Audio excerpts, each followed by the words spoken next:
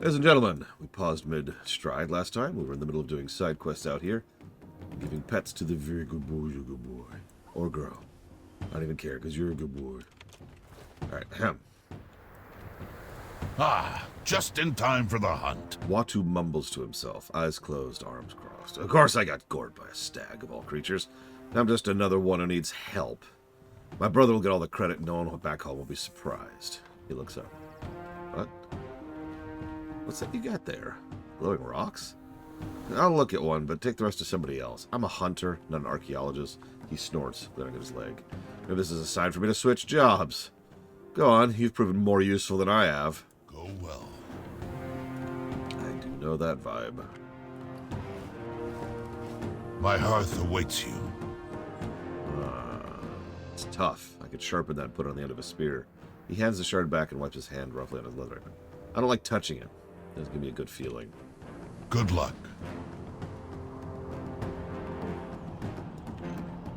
How is your hunting? Sorry, my specialty's foodstuffs. Though you say this grew in an animal? That's a natural. I'd burn it and bury it. Get some rest. That's a good sign. What roads have you traveled? Haven't seen anything like this from my travels, nor from my travelers. Certainly not from the plains. Trust your eagle eye. You heard him. You okay there, Scarlet? Hold your dog. What roads have you Watu traveled? stares in shock at his leg, newly bloody and pierced with the shard. What? Off with you then. He stands up easily, as if his injury is gone. I stuck the shard into myself. Nothing hurts anymore. I feel good. Great. Immense. Oleg still isn't back. Something must have gone awry. He never should have gone without me. Stay sharp. We have to find him. Now.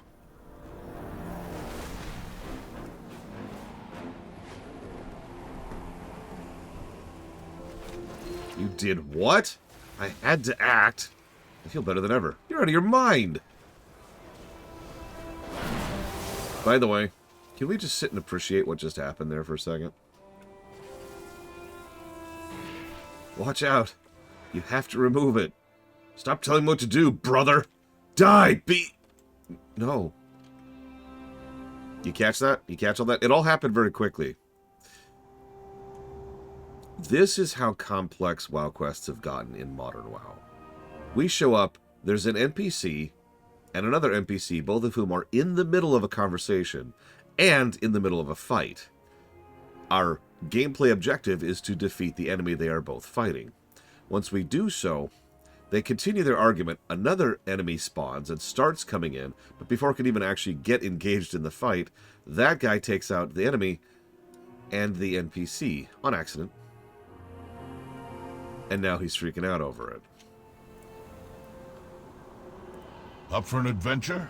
That is tight quest design right there, on both axes. Take care which burrows He you rips search. the shard out and gasps for air. I completely lost control. Oleg was right. This terrible magic has to be the Primalists doing. Please stop them. I have to get my brother back to camp. Trust your eagle eye. Oleg, can you stand? Urgh. Lean on me. Come on. And you notice how the only things at stake here is one random NPC we met like 10 minutes ago and his brother. And I love it.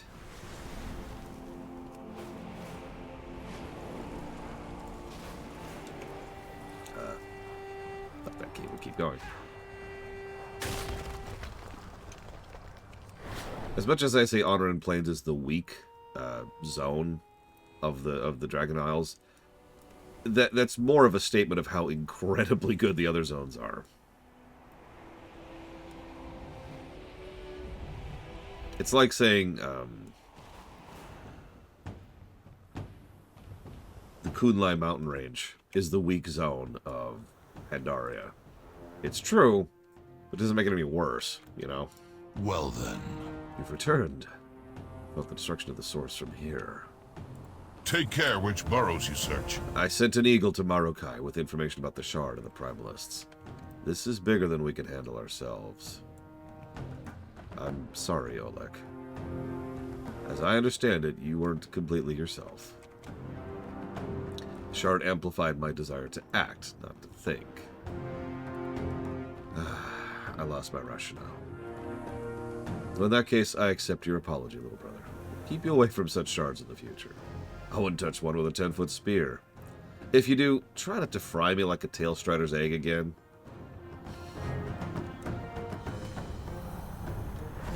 I guess. Listen, Valerian, you're gonna have to do what I tell you, or else I swear!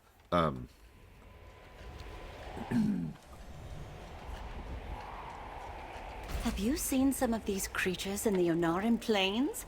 Adorable. So, okay. Hold on. Where's the stupid thing? Where's the raft? Where's the raft? For real, where is it? I don't see it. Am I blind? Hold on. Let's stop moving for a second.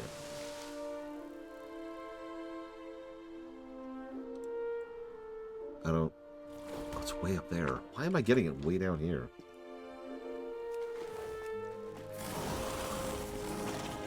You are dead.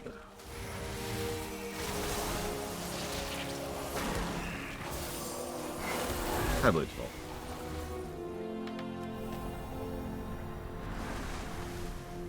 Oh, and to clarify my statement, Mr. Rid, I like the Ohn'ahran blades, too.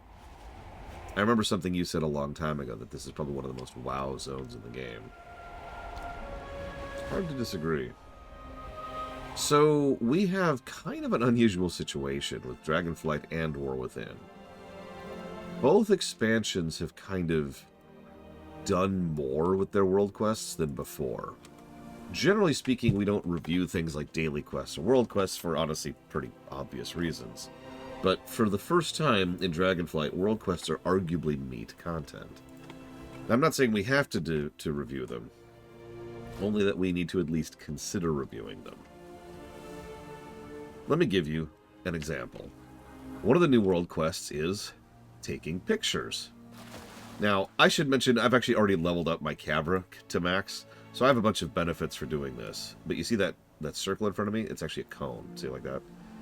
So the way it works is you light up something and you see how it kind of highlights like that? That's what's in your shot. So you take a shot like that. Yeah, the camera has levels. Here, I'll actually demonstrate because I actually have a benefit I can show you in just a second. So we have, what, 6 shots left in a roll. So we'll go ahead and do that, and then that. We'll just take a whole bunch of random shots of, like, the air. Really demonstrate something. Big picture of that guy. You notice I have 6 shots, first of all, which is more than, you start off with. You'll notice occasionally it's not using up a film. That's one of the other benefits I have. You also notice it looks like it's regenning. So I'm having trouble even running out of film here. But when I... See? But when I finally run out of film, it actually reloads automatically. Boop, just like that. And quickly. So, as you level up the camera, it becomes a lot more about just trying to get the right shot.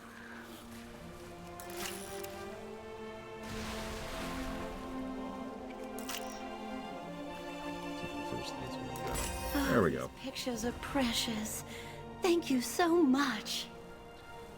I actually very unironically enjoy several of the world quests in Dragonflight, and I freely admit that the one we just did is one of them. It's very indicative of the kind of quest design that WoW has gotten into, because technically speaking, what I just did was just another X of Y. But you could see how usage and clever creative usage of mechanics and extensive vehicle sequence, which has its own upgrade track, kind of changes the nature of what the X of Y actually is. This is actually something I've thought of for quite a while, because back during the FF14 run, Dragonflight was already out. I think. It might have been the second FF14 run when we were doing the Patchwalker stream. But either way, one of the FF14 streams, people were asking, how can quests be meat content? And I used both the camera quest and the climbing quests as examples of how they can get creative with what you can do with what is essentially your basic X and Y. I'll try to show off a climbing quest as soon as I can, but there's also a third one, which is, of course, the dragon flying quests, which are fantastic. Looks like there's no climbing quest here right now. Hang on. There it is. Since we're already showing it off, let's go ahead and show off a climbing quest. Now, I have also leveled up my climbing gear fully.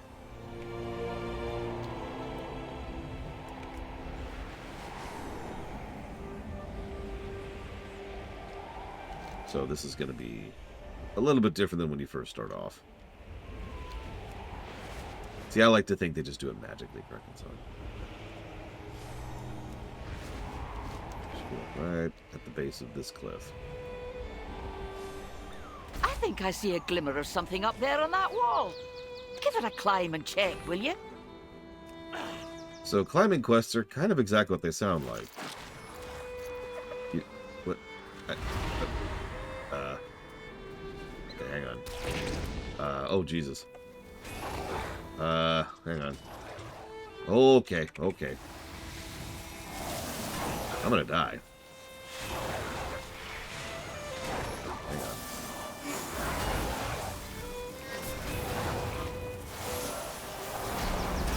Where did this come from? Jesus, he's an elite, too.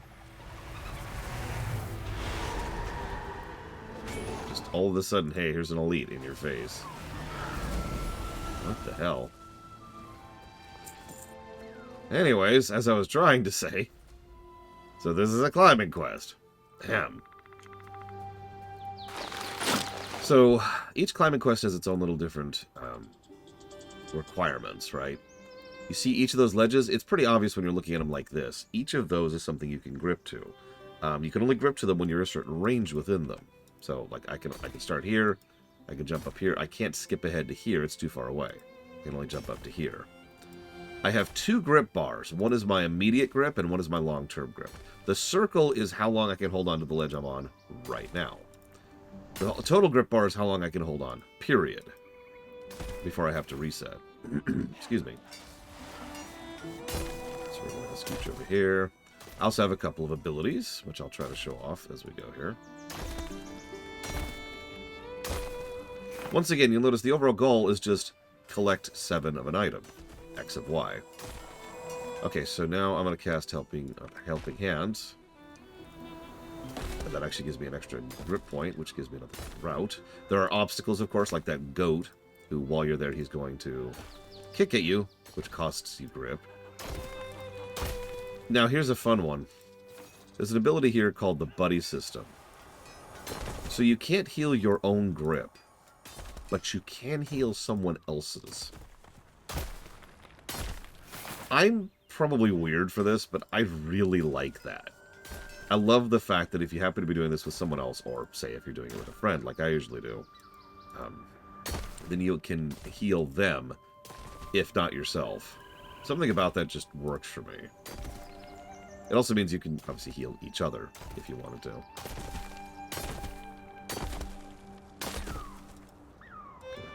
Go here, over here. Dodge this stupid goat. This. Another stupid goat. And we're done. Boop. Ah, the things you find when you put yourself in mortal danger. Great job up there. Thanks, Toddy. Those are actually nice trinkets. Hello, Magister. So, the third type of World Quest is one I've been kind of excited to show off. Let's just go ahead and do this one. It's right here. Like, I could think of a really strong argument that the third type of World Quest really should be considered content for review. I am willing to hear arguments, as I always am.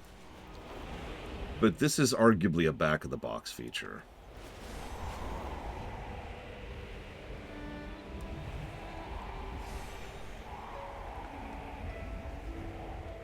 It is a bright day with exceptionally favorable winds.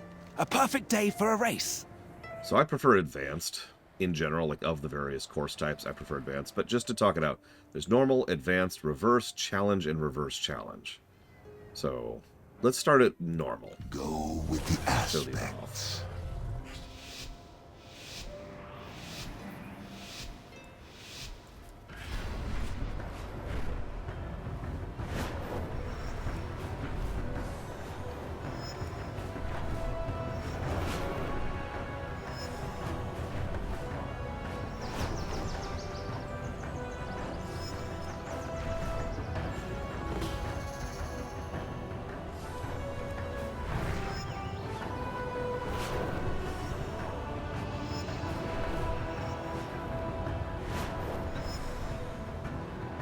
Well, they haven't so far, Xavion, which is sort of the point I'm trying to bring up here.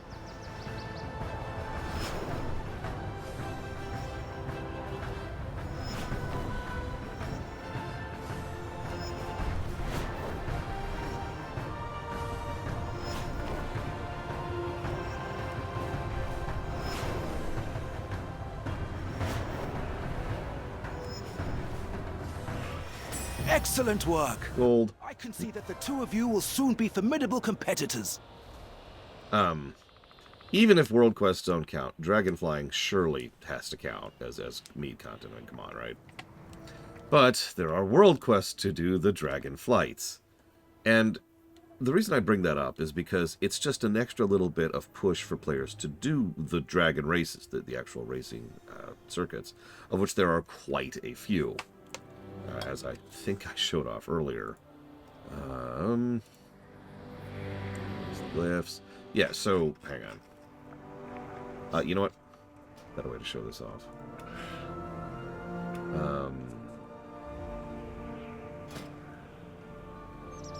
So, here's some of the races in the game. There's a couple. Most of them have, again, normal, advanced, reverse challenge.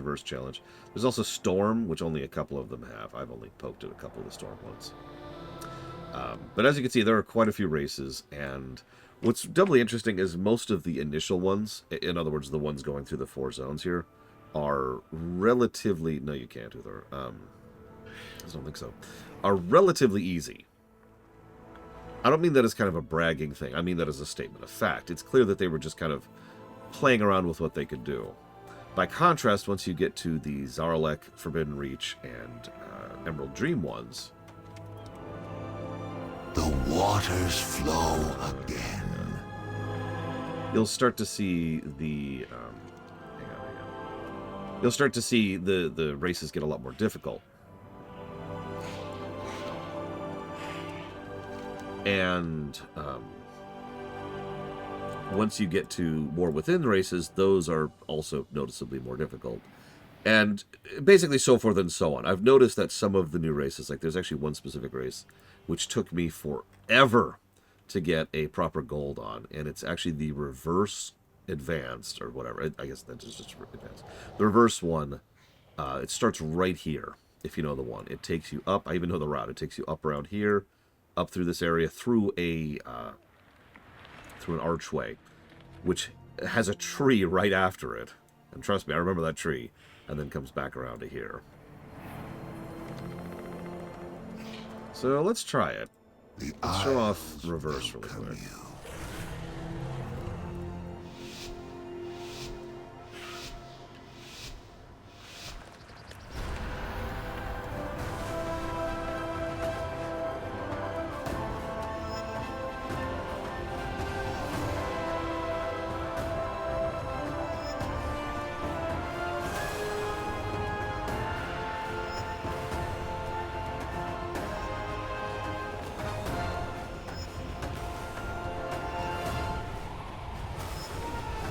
Good afternoon, J. Palmer.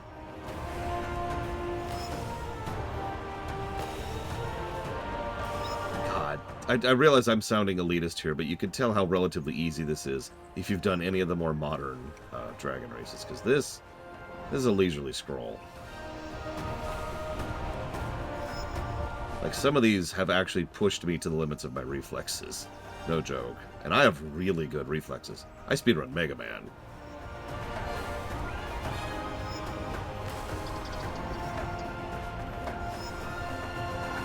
Hey, Junk Garage, one moment, please. I apparently only got silver. Wow, I sucked. Thank you, Junk Garage. Always appreciate. Give me a moment. I'll jot that down. For 3 long games. Oh, the Emerald Dream has a couple of pretty mean ones, yeah. Cyberpunk. FF7R1, FF7R2, you got it. Yeah, the soar probably literally cost me some time here. I never gave up hope. I just want to see something real quick. I'm actually not going to soar this time. I need to switch which mount I'm using at some point.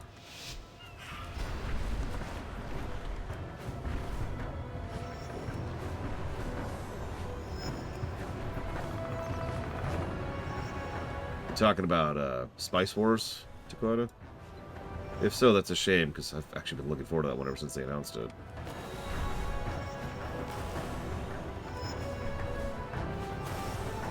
I noticed they're still pushing out expansions for it, so obviously it's making some kind of money. Whoa, I was close.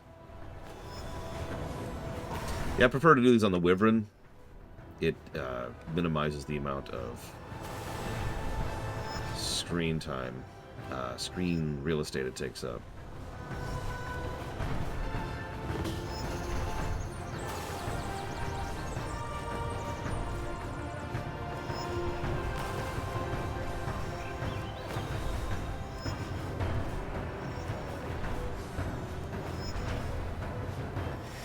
There's gold. Sheesh. We serve once more. So, okay, sorry. Let's actually talk about the dragon races. So first of all, they're awesome. Let's scroll down to gameplay.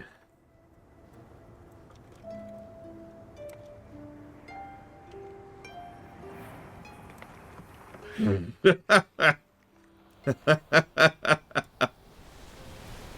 mean, that would be a hell of a hard mode, J. Palmer.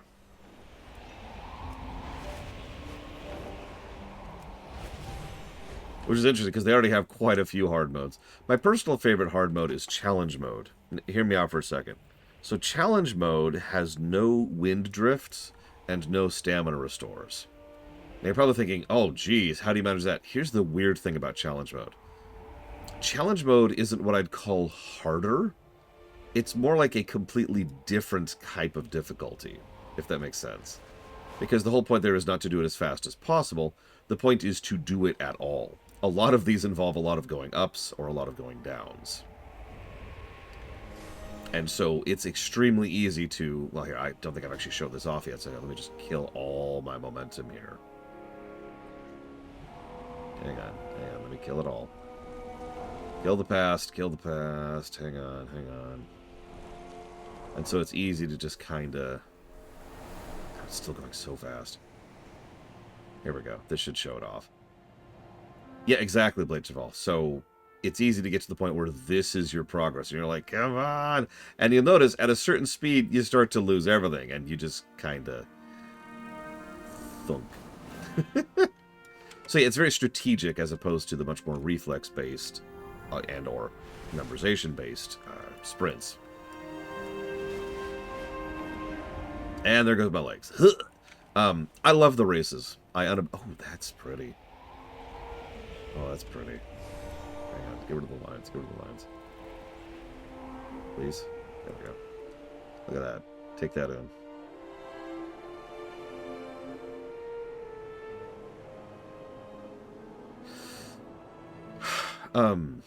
One of our foragers spotted food. Shut up. See what you can gather. But let's debate it. Obviously, dragon races are a feature regardless of world quests. Cool. Because dragon races have...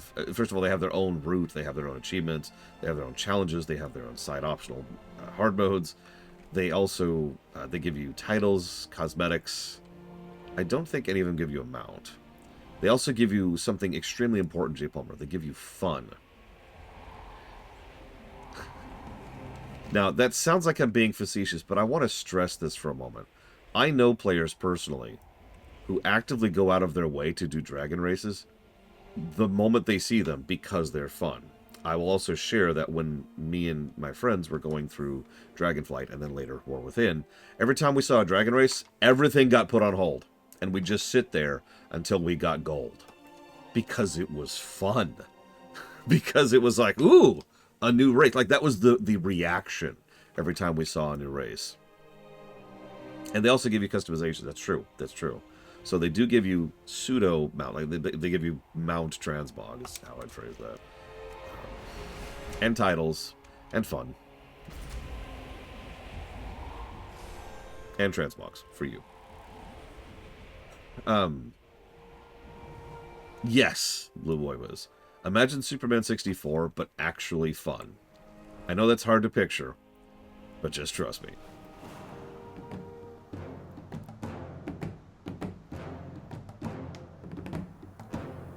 I mean, no, that makes perfect sense, Valerian. It really does. It's worth noting that the races are pretty well designed, too. The one I just showed you is honestly pretty vanilla. Let me cheat for a second here.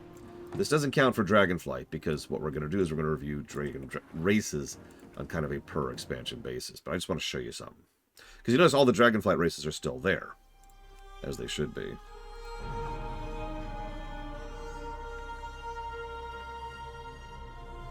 And yeah, that is an evergreen feature. It's going to be there. Love of gods. Stop getting rid of content. Yeah, I need to get that. Xavier. Okay, so let's pop this. So it's actually a relatively new buzzword, but the concept has existed for a long time. MMOs in general, any kind of long-standing game, has two types of feature. Nowadays, we have new terms for them. We call those borrowed power or evergreen, which is funny because, again, this concept goes back to like EverQuest and Asheron's Call, but let's ignore that for a second. Evergreen is something that's going to stay around. Evergreen is something that is going to be relevant and pertinent and is still something you actually want to do years down the road. Artifacts are the opposite of that. For example, when you pop into Legion right now, sure, you get your artifact and you can still slot gems into it, but it's functionally useless. It is not an evergreen feature.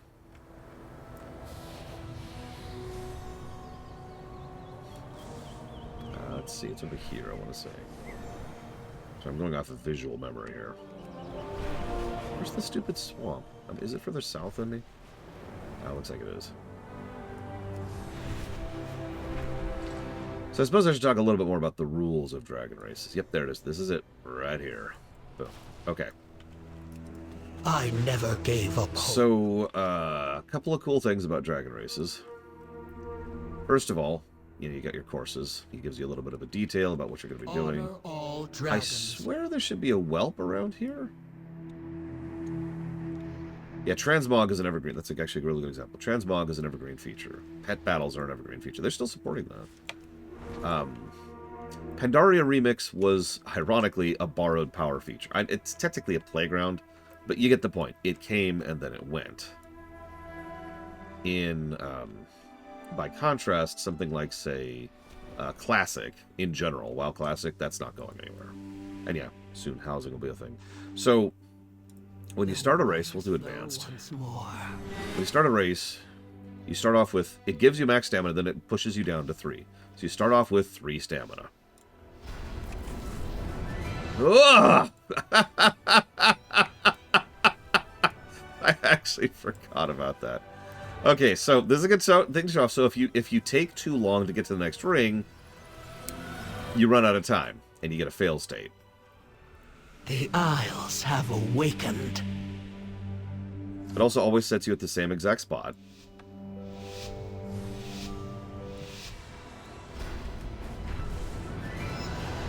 Okay, I'm gonna actually concentrate for a second, because I remember this one being kind of mean. Oh, yep.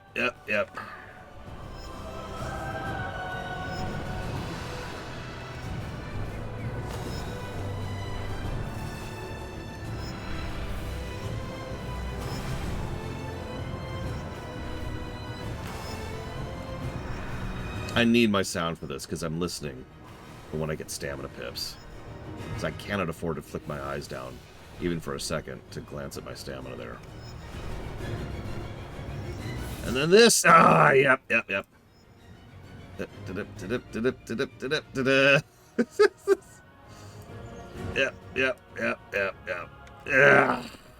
Yep. This is a great one. I actually rather unironically like some of the harder races, like this one. But yeah, we were here for like half an hour when we were playing. Oh, Jesus. When we were playing War Within. We just stalled here. Because we were having issues with that one. Terrible.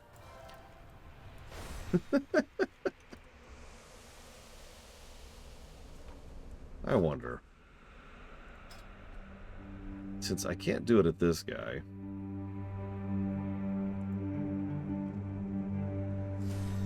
Oh, some of my favorites were actually in Northrend, believe it or not. I'm sorry, Blade Jamal. I will immediately stop doing races for you. Oh yeah, no, like let's do kind of a lazy mode of what we were just doing. A Ramolith has one directive: to eat. So, obviously those archways are kind of mean, right? Here's my favorite thing to screw up on that race on. Oh, it's not hitting it now. Those ropes have collision. These ropes here, I swear they have collision. I swear these ropes have collision. Maybe they only do on the race? Oh, maybe I'm an idiot. I swear I've hit those ropes before.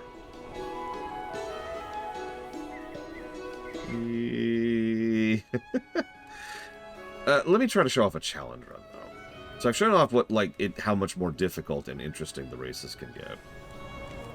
Yeah, there's actually an option. I don't like it, but we can find... Where is it? Accessibility... mounts, I think. Here we go. I think we can get rid of those. Maybe? Yeah, so we can actually get rid of the contrails. As you can see.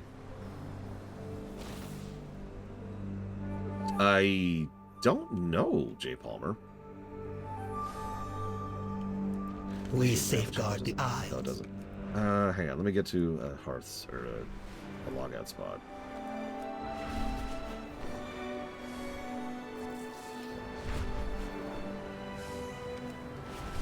Yeah, that ironically gives me motion sickness, turning on the motion sickness settings.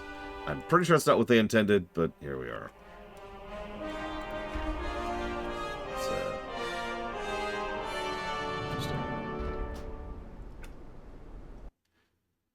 You probably could get bronze if you could do that.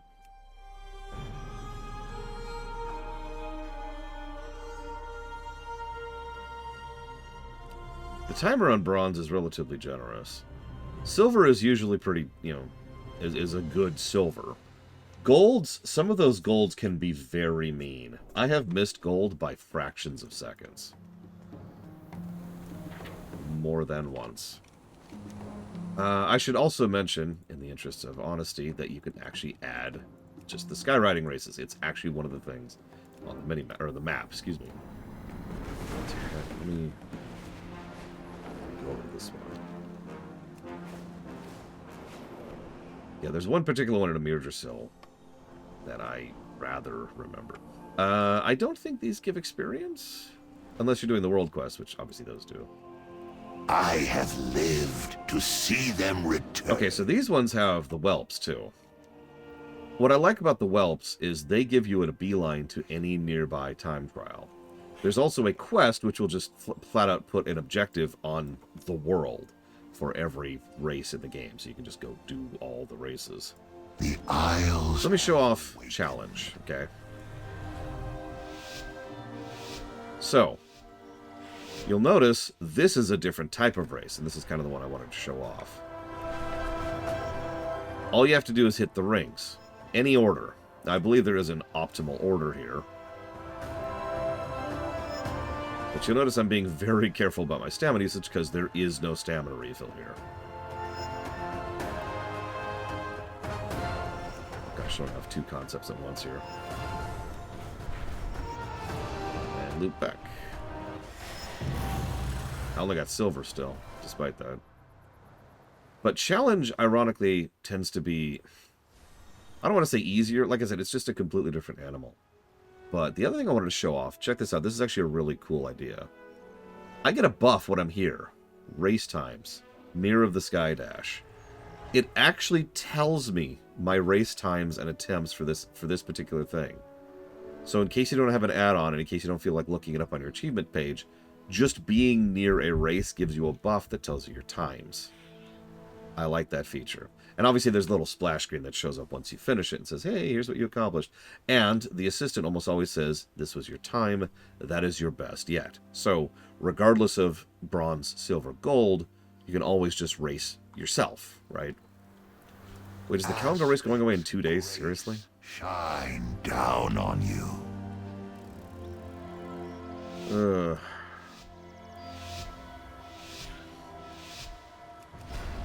Guess we'll move up first. Oh yeah, I haven't even shown off obstacles yet. Some of these races on the harder modes have obstacles. Because of course they do.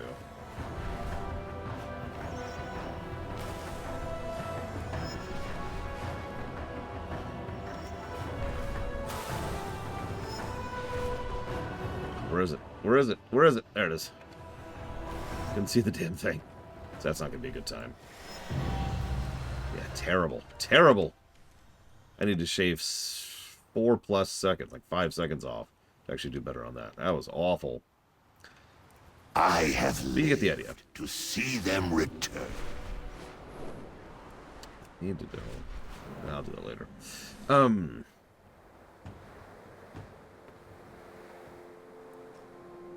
While I'm here, since we're talking about races, does Guild Wars 2 have mount races?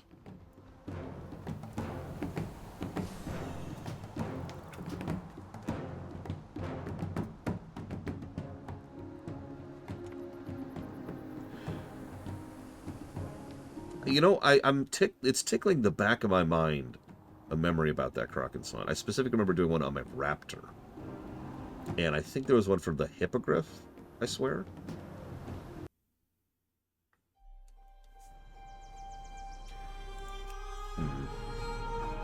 But I don't have a concrete memory there. Unfortunately, I'm just not as familiar with Guild Wars 2. Not off the top of my head.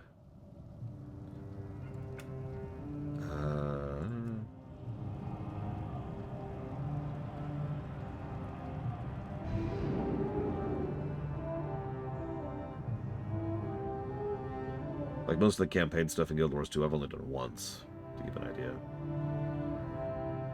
Might do it a second time with a friend, and then eventually a second or third time on camera.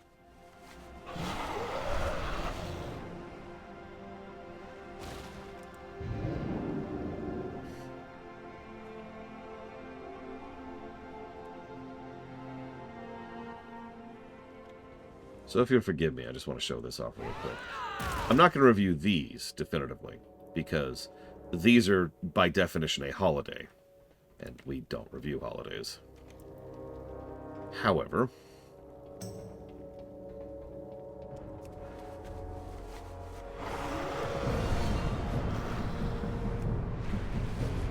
good morning, Ismail. Yeah, well, Magister. As with every MMO we've ever covered, the first expansion, that is to say the vanilla experience, is not going to score well in Guild Wars 2.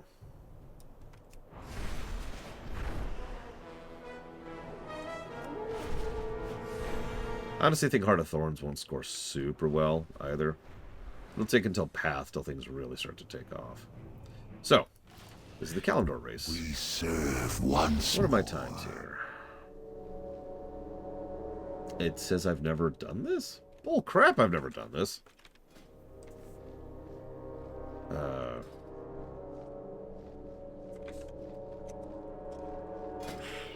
Where's Kalimdor? Might be on this character, yeah. Or I did it on Frozen, that's why I switched to her. Yeah, I have all gold on normal. Oh, yep, I did it on Zalash. There it is, yep, I see it. Yeah, the cups need to just be a feature. I don't like the fact that these are timed. It's especially worth noting because while the Kalimdor Cup is fine and the Eastern Kingdom Cup is good, the Outland Cup is great and the Northrend Cup is fantastic. They need to just be there, you know? I also like the names they come up with for some of these. What is this one? I never gave up hope. Duratar Tour. Interesting. So I've apparently done advanced and... Oh no, I'm sorry. I have not done advanced. Let's try advanced. Isles have awakened. Let's show this off. Yeah, we can Dragon Ride anywhere now. So just let us do it. Sorry, don't look, Blade Travel. Don't look. Oh, Jesus.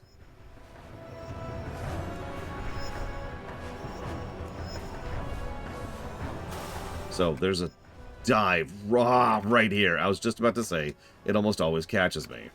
So that's going to be a terrible time. Ah! There's actually another dive right there. Ah! Yeah, this one's mean. That's why I wanted to show this one off specifically. I remember this one.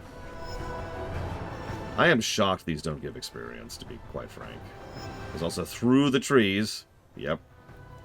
Ah! Oh god, get this. This is gonna be like bronze. Oh, I'm way too far down. Look at this. Oh. Oh. You see what I mean? Oh, Jesus. Tree! Tree! Tree! You see what I mean when I say that they get much meaner than the default Dragonflight ones. It's very obvious that what happened was the Dragonflight ones were prototypes, right? They were testing how to make these and, you know, seeing if people would be interested in them. And the response was a very resounding yes. And so then they started getting meaner. Because pretty much all of the races, other than the default 4 zones ones, are much more difficult. Oh, terrible. Absolutely terrible. 12 seconds off of silver. Terribleness. Anyways. So races are awesome, is what I'm trying to say. There is, to my knowledge, not actually a limit for bronze. I mean, there is technically a limit, because there's actually a maximum amount of time a race can take without you being disqualified. So if you take the maximum amount of time per branch, then yeah, you will eventually run out of time, and then you'll fail. So, like, whatever the maximum amount of time is, that's pretty much the limit for bronze, because at that point you're disqualified.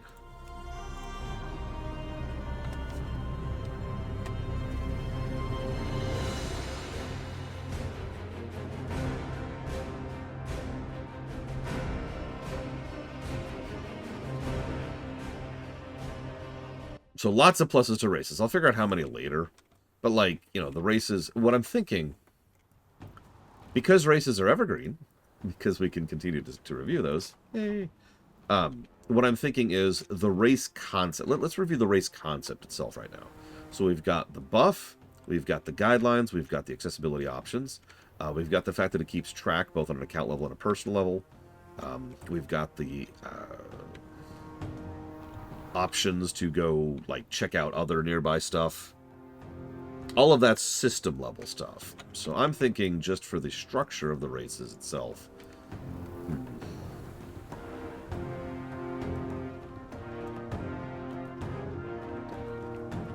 It does encourage exploration.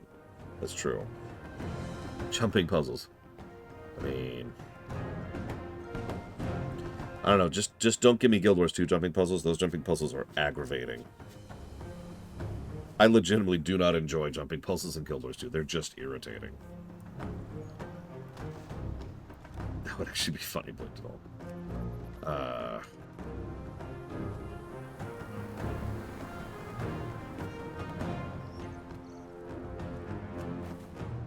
don't know, I don't feel like the system... Oh, it is, Mr. Red. And they suck.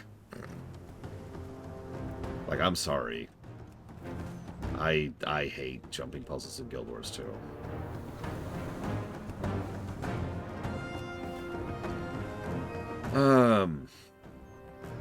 I should probably mention when I'm saying jumping puzzles, I mean modern jumping puzzles. You know, the ones that are insanely, brutally mean and involve you going through a place that doesn't actually look like it's walkable terrain, but it happens to be, and you'd only know it is if you watched a guide. Also, make sure you turn off the double tap roll option if you're doing jumping puzzles, because it's really, really easy to be, like, micro-optimizing your movement and accidentally tap a button twice and go flying off the ledge. Also, mid-mission checkpoints, nope, screw you, none of those are there. So you have to do, like, this 5-minute jumping puzzle. Like, there's one where you have to go up this gigantic tower. It's in the patch content for Path, I want to say. Path of Fire. And I have done that puzzle. I have done that jumping puzzle. It sucked. It really, really sucked. There's another one we have to go through a cave. This is also Path of Fire era. Oh my god. Anyways. I feel like I feel like we're just going to give one positive for the race stuff. It's some decent quality of life. But I think for just the concept of races, we're only going to give the one positive. They don't do too much on a system or interface or whatever level to qualify for anything other than just, this is good. Actually, I am Mr. Red. Yeah, it's a fun side thing to do. Now, here's the fun part. What we're actually going to do is we're going to rate races on kind of a per zone / per expansion basis. And that is where we're going to get some positive for races.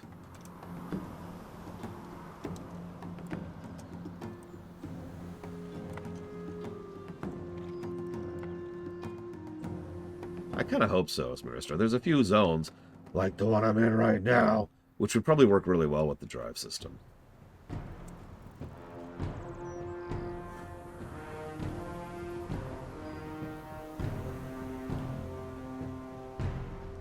Yeah, see, that just sounds like hell to me.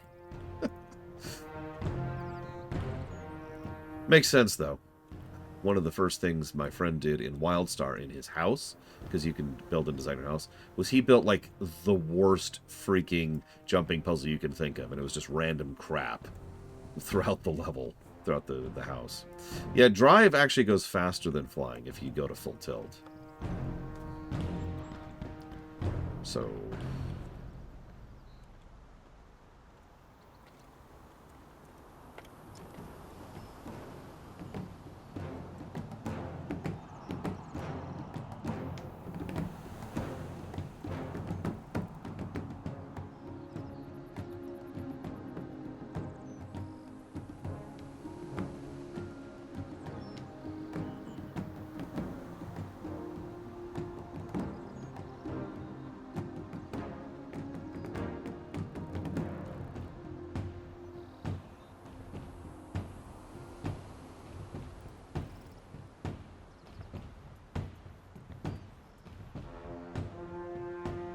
I would say no, Blue Boy Wiz, with a couple of exceptions. Every now and again it's been like, where do I go next? Like, there's this volcano, also Path of Fire, where the big question was, where the hell am I supposed to go next? Because it wasn't very obvious.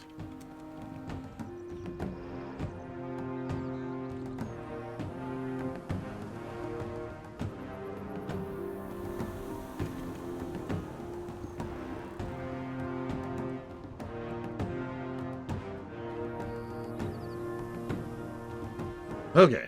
Sorry for the delay.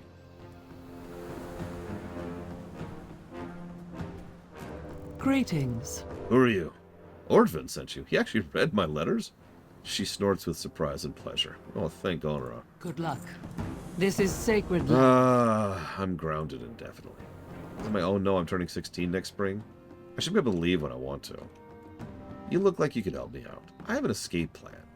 By channeling these totems, I'll concentrate the air and create a stir. But I can't go around placing them because I'm under maximum wind watch. Even Togo won't help me. With your help, please, I'll show you something cool. Go well. Sorry, why are you grounded? Do I look like a criminal to you? I just wanted to see my friend. I didn't even travel that far. I can still see the geysers. Everyone's so strict since the Nukud declared war. Ohn'ahran doesn't let me do anything. Ugh. You gonna help me or not? See you soon.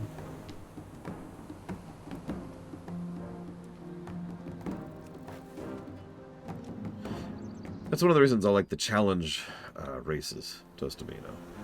Because the challenge races are much more designed around someone who just does not have those kind of reflexes. I don't disagree with your overall point, though.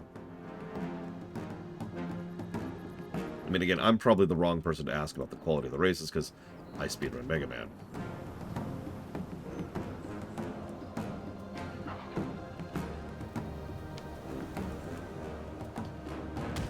See you around, Luke. Have a good day at work. Let's...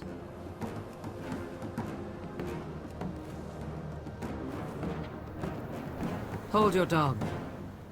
Stay sharp. Where did that come from? It worked. Let's hoof it. Back.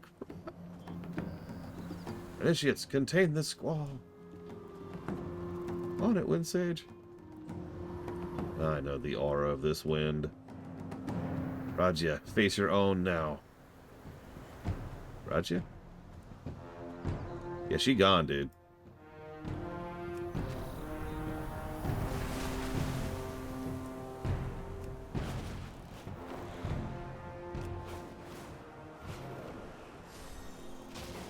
What roads have you Ugh, traveled? thank you. Freedom. Farewell. Mr. Training is so boring. Watching water be wet half my days. My brother's already out in the wild hunting drakes and primalists and making a difference in the world. Anyway, I promised I'd show you something cool. Do you know that mudstompers love bush fruit? It grows nearby amongst the geysers. Go pick some. Where will the wind take you? Okay.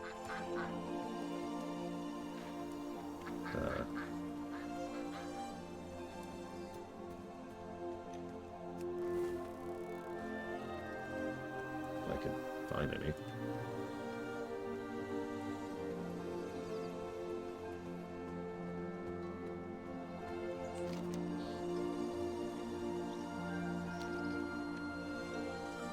Let's get back over there, isn't it?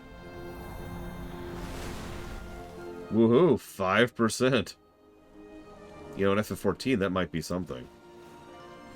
And wow, that's pathetic.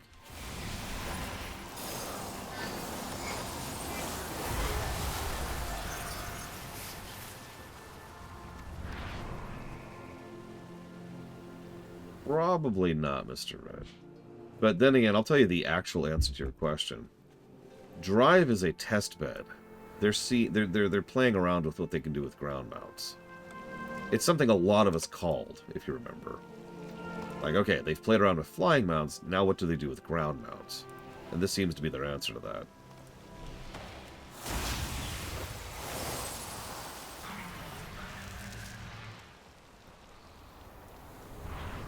I guarantee you there are people paying very careful attention to what they're doing with, to what the players, excuse me, what we are doing with Drive, and how we're playing it, and how we're working with it, and how the races work, and how the system works, and what else they can do. Because, yeah, it's very clear they want to push what the mount systems can do, which makes perfect sense. A, Guild Wars 2, and B, it's a good evergreen feature.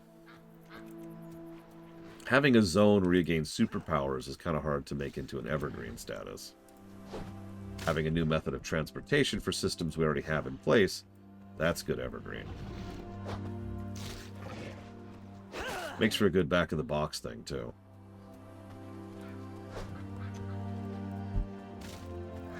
My hearth awaits you. Seems like they like you. Or just the fruit. That's okay, too. Off with you, then. The animals are comfortable around you. That's a good indicator of your spirit. Ma'am, I'm a dragon. Actually, can you keep a secret? I want to introduce my friend. Nobody else knows about her. You have to promise you'll keep this between us. My own would exile me if she found out. Where will the wind take you? Farewell. I was not J. Palmer, no.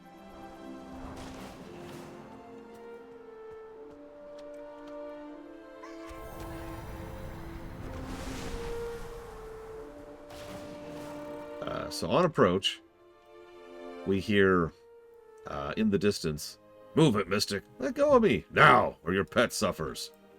And we get here, and she's not here. She glares at you.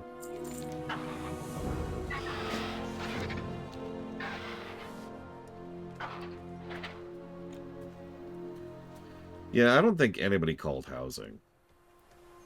There's only one thing Blizzard has ever announced that has surprised me more than the announcement that they're actually getting into housing.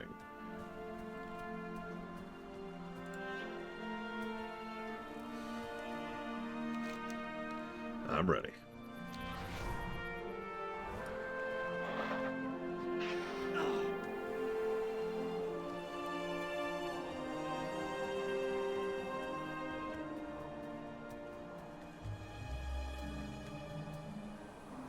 No, it was the Warcraft 1 remaster. That came out of absolutely nowhere. There was no build-up, there was no anything, it was just, hey, we're remastering Guild Wars, or Warcraft 1, and it's just like, what? What?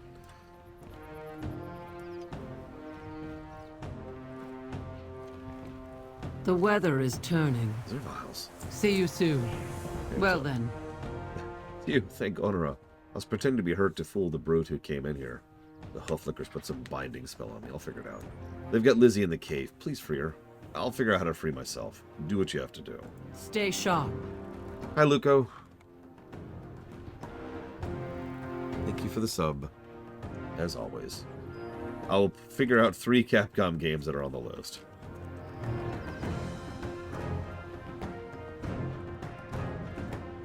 I'm not sure we have 3 Capcom games on the list. No, we might, because we got Breath of Fire 4. The Resident Evil block.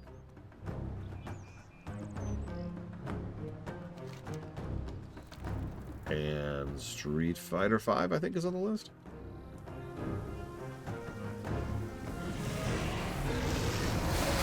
Yes, Magistrate. What's the difference between a sub and a redeem, Luca? Oh, you mean it was a point thing. Yeah, no, all things are triples. All of them. Everything's a triple. If you want to pick your own 3 things, you are more than welcome to.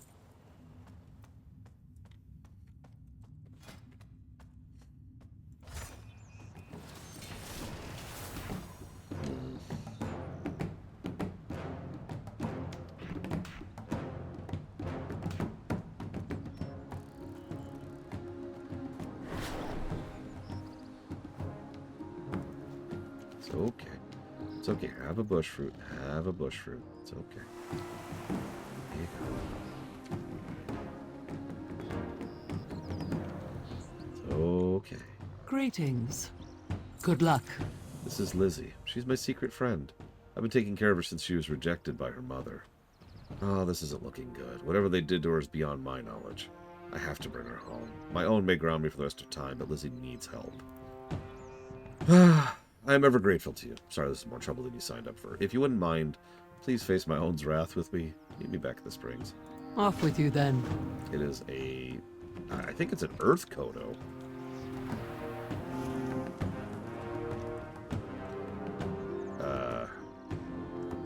I have this mount. Does anyone know what this mount is called? Because I bothered to do this chain.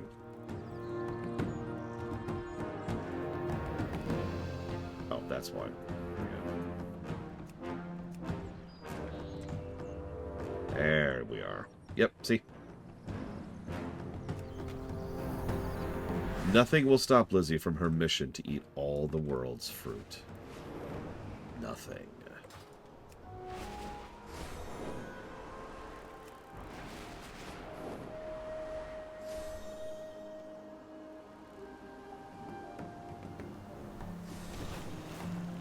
This is sacred land.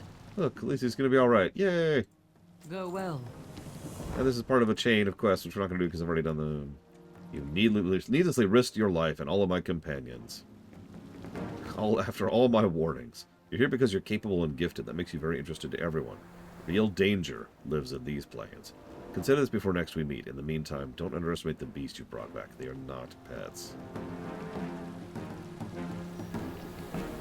Name is Lizzie.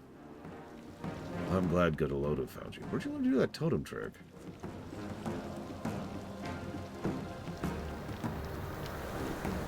Ah. That costs mysterious fragments, which I do not have. I snuck into your class. Well, call me Sky Blue. Don't stay mad at your own. She wouldn't admit it, but she was worried sick while you were gone. Look, Lizzie likes the warm water of the springs. Yeah, she'll recover with time. I'll leave you 2B to do your chain of quests, which we're not doing on camera.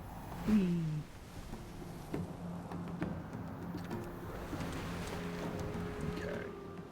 I believe that's all of the side quests of substance in this zone, which means it's MSQ time. Yeah, I'm just going to admire the view for a second.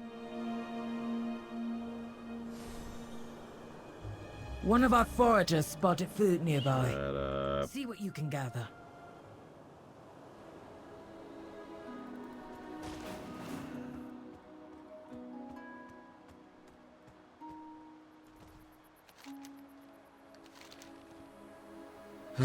Clan Tirai is the clan of Arcana Matra, our direct connection to the Maruk ancestors.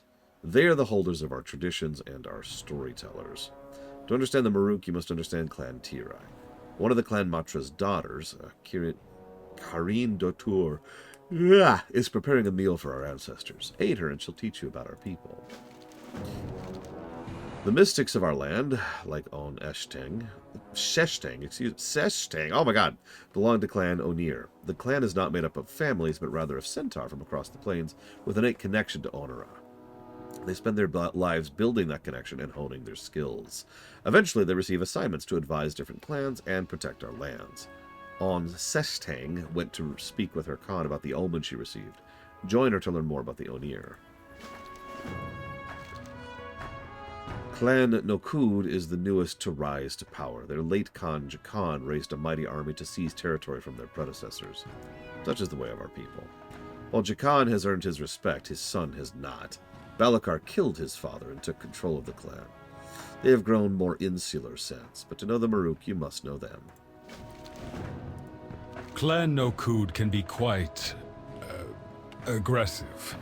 Tomul, accompany our friend to make their introductions. Yes, my Khan. First, I get stuck being your keeper. And now I have to introduce you to the Nokud? You're testing my limits, 2-foot. Nice lady. The Maruk as a people are not staunchly against outsiders, but we do not require any potential allies. We do require potential allies to prove their worth. As you meet the clans and aid in your ventures, word will spread. Yeah, okay, so here's the rep.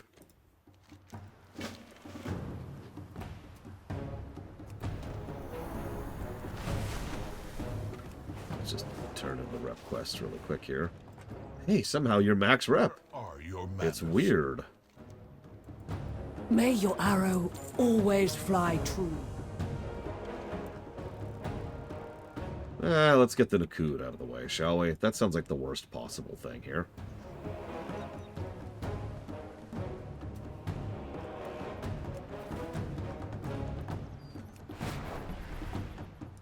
Go play with your birds, Shakar. I am not here by choice. We should just get this over with. Yeah, I know. It's like, oh, hey, here's our bad guy faction of the zone. What?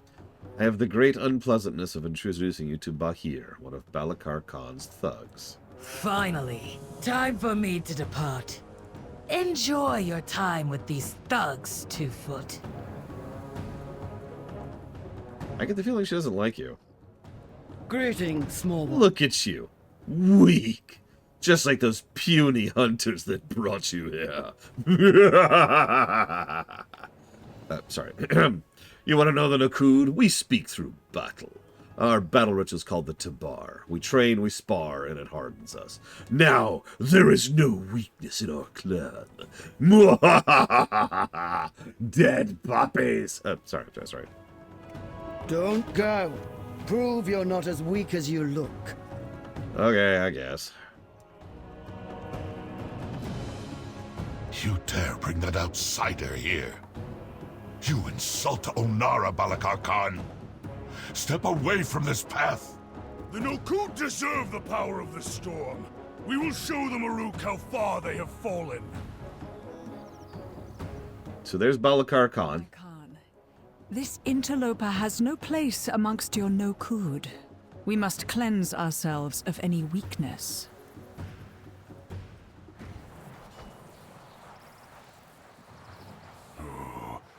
Let the storm envelop you, Wind Sage. Okay, so let me walk through that in case you missed that. So this is Balakar Khan. He's the guy who murdered his own father in order to claim power on the clan. Okay. This is obviously a primalist. Everything about her screams primalist, including the literal lightning coming out of her eyes. This is a Wind Sage. If you've been paying any kind of attention, Clan Ohn'ahran and the Wind Sages, I'm going to grab the talisman here, have been, they're the neutral clan. They don't have any political factions. They're just here to advise and take care of all centaurs, regardless of clan. When the Wind Sage says, please stop this evil, insane task, his response was to murder him. In broad daylight, in front of everybody. This is one of the things that drags this particular zone down a little bit, because this is a little bit crazy how overt this is. Even by WoW standards, that's a bit much. Welcome. And this is a game that has a faction of people whose main purpose in life is to be evil.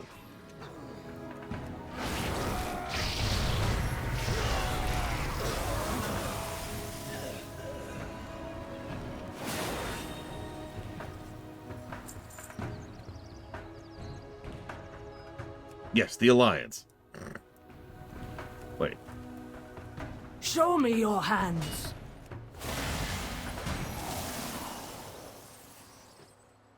I love how each one of them we beat, they're like, "Humph, go back to playing with your Shikar," or "You're lucky I have to hold back," or "You don't belong here," or "You're wasting my time." And it's like, guys.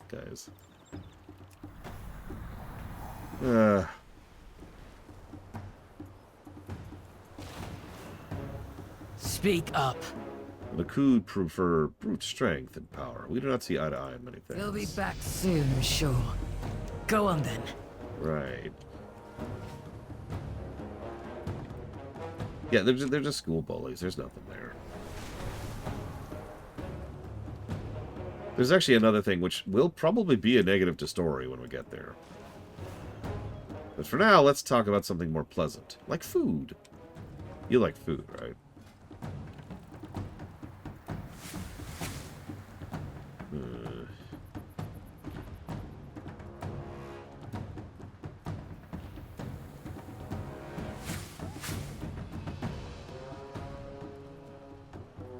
You don't like food?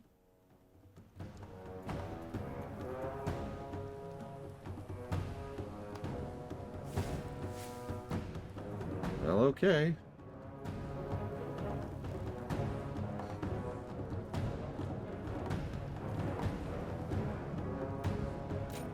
Let's go with that. Be welcome. What does Dotur mean in your name? I am of Tira's bloodline, a daughter of Kana Matra Serest herself. You may find among us the clan Tirai, dedicating our lives to upkeeping traditions and serving the Maruk in many ways. When a Kana Matra passes, a new one is chosen from her daughters and granddaughters. Thus the bloodline follows as we continue Tira's legacy. Ancestors protect you. Oh yeah, no, the Nakud are absolutely the local threat. They will not be relevant outside of this zone. And like one dungeon. The Jarden at least have a little bit of presence in the raids, but yeah. I will say one other idea that popped into my head when it came to the Centaur and how extraordinarily nonsensical it is that they're just here and haven't adjusted or moved forward in 10 millennia. It's a vague idea, so I don't have it really fleshed out, but the idea is that something is enforcing it upon them. Like there's actually a Titan facility nearby, or there's some kind of curse, or maybe Ohn'ahran herself, the Loa, is kind of keeping them down anytime anyone tries to develop a progress, boop. You know, and essentially an externally enforced stasis. Forcing the entire people to keep spinning their wheels for 10 millennia. Now, the problem with that is we'd have to then probably deal with that as our zone quest, as our zone chain, rather than dealing with the local high school bullies. And that's just unacceptable. Where are we going to put the high school bullies if we do that?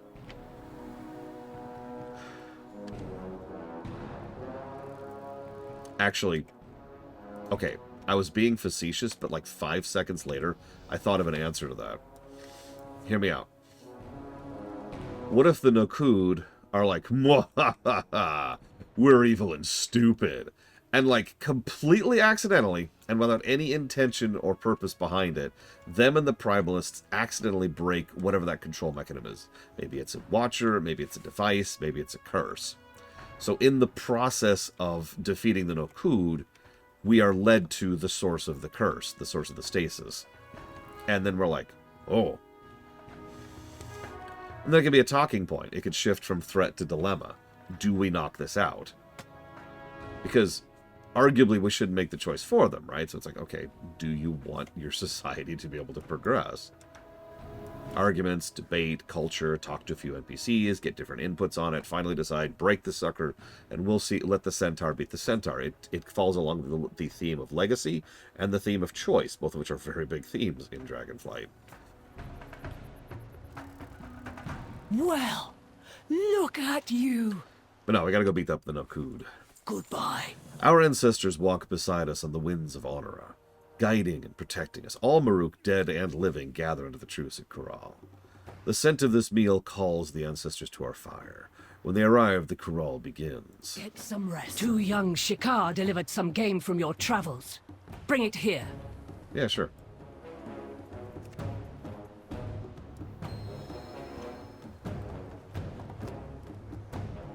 Now we must season the meat. Grab some spice from our stores. Okay.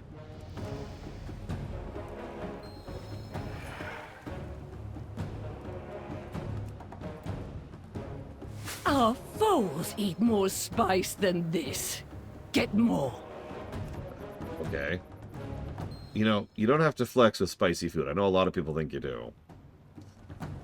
It tastes better, but I can still feel my tongue.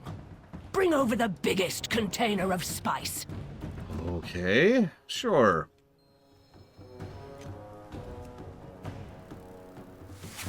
Well done. Now that's enough spice to bring Maruk and Tira to the fire. You have the honor of charring the roast. Do not remove it from the fire until it is past blackened. Past black. Okay. Remind me never to eat centaur food, okay?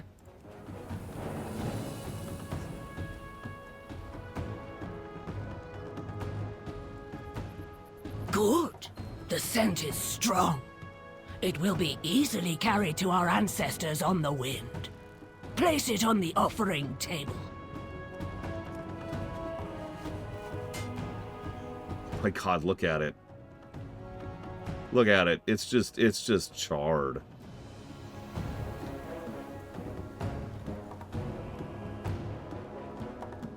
Yeah, that's just ash. Are you good? Why do we have to burn the meat? Ohn'ahran winds carry our scent to those who... a scent of our offering to our ancestors, who live amongst her sky. The stronger the scent, the more likely it is to reach them. By over-spicing and over-charring, we make sure the smoke is strong and our ancestors find their way home. Honor the mother. Farewell, then. May your arrow always fly true. I actually like that, by the way. It's a very small little subversion. In other words, she was mostly playing around. They don't want their food that spicy. It has to be over-spiced and overcooked to make sure that it reaches the literal dead.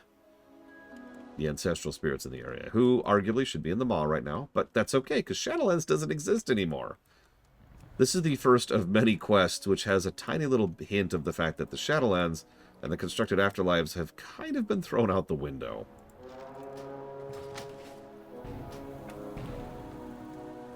That's my job, Melkor. Keeping you awake. And now we're going to discuss the mating habits of rhinos. Chapter 13. True, Blade Travell. But I say the maw. I mean the constructed afterlives is what I mean. I really wasn't joking. The only one of the constructed afterlives which has any presence outside of Shadowlands is Ardenweald.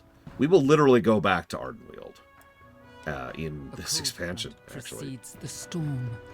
The chill seeps into my bones. We cannot stop the wind, Seshtang, nor reverse its course.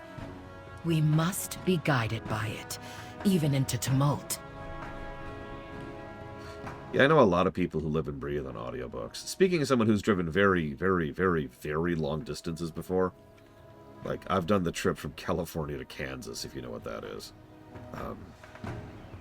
I did that before audiobooks existed in any reasonable format, except for cassette tapes.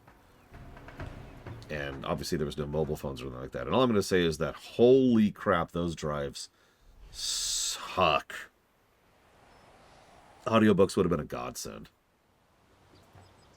Like, you can listen to music, but that music, like, you know what I mean, right? After a while, you get sick of listening to music. Your brain needs something to engage itself. Who has the wind brought today? Go with Ohn'ahran's blessing. I shared with Tigari Khan the omen we received before entering Marukai. She expressed her concern, as the wind felt cold to her as well. We cultivate certain flowers here, blooms that can be ground and burned to elicit a trance-like effect. They're used to deepen our connection to an omen. I request you collect some so we can make incense to burn. With my Khan's help, maybe we can learn more of Ohn'ahran's plight. Off to your next adventure? Yeah, exactly, Xavion. After a while, the music just becomes noise.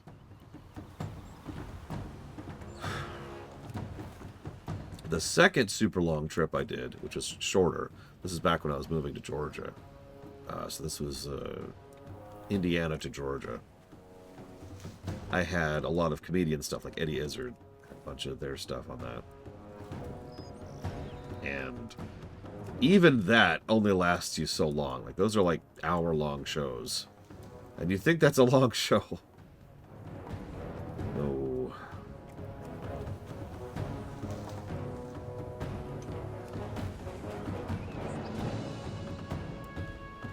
I mean, there's not much difference there as Miristar if we're getting down to it.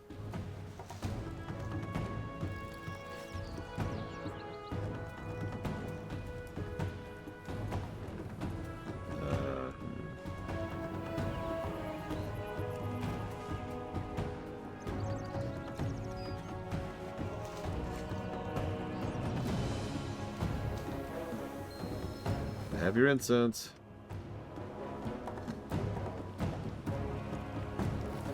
I honestly hope they don't exist anymore. Except for, you know, Ardenweald. I really do. They really serve no purpose in this setting, and they make the setting worse, quite literally, by just existing.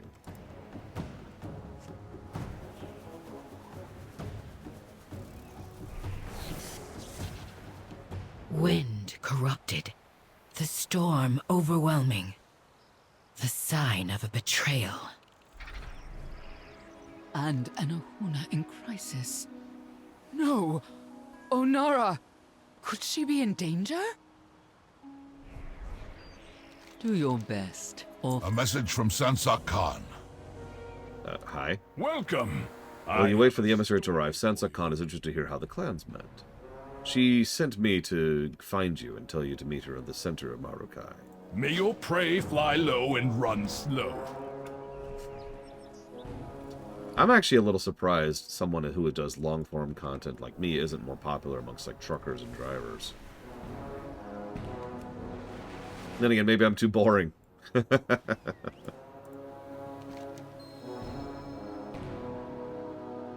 Which clan upholds our ancestors' traditions? It's Ohn'ahran. Incorrect. Try again. What? No, that... okay. I mean, obviously I would say no, I don't think that was a good idea, Verlictum, but I do agree with your secondary statement. It being there was guaranteed to light a spark, you know what I mean? In that case, it has to be Tirai. Yep, okay. Which clan is made up of Centaur from across the... Okay, so that's Ohn'ahran. Newest to rise to power remains the largest standing military force, Nokud. And that would be Shikar. While there are many clans of various sizes throughout the plains, Shikar, Tirai, Ohn'ahran, and Nokud hold the most power.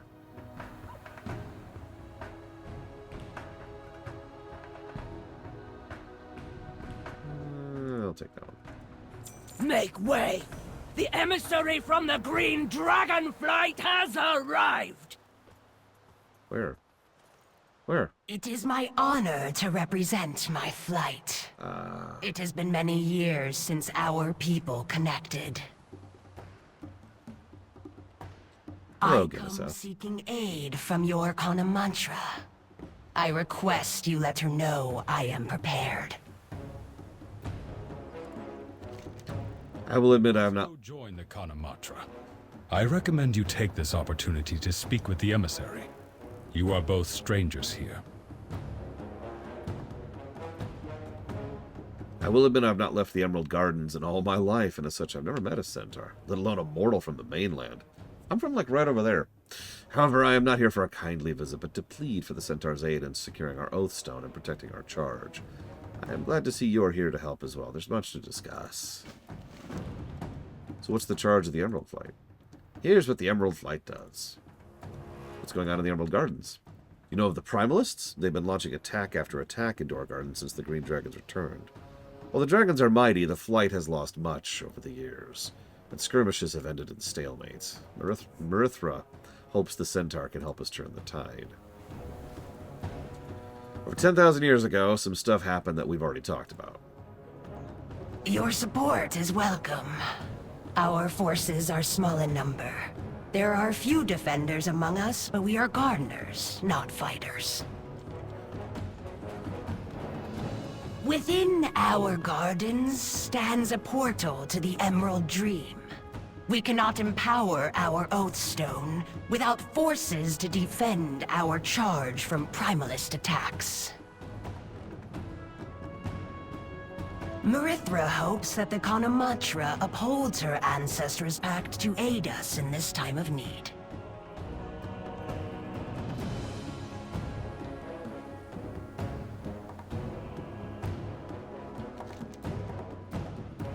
More friendly faces are welcome indeed. I cannot linger in Centaur lands. I must return to the gardens as soon as I'm able. The Ohn'ahran has agreed to hear our plea for aid. She awaits a negative to story. I must speak with the Ohn'ahran. I implore you to join us when you are able. Me too, actually, as Maristar.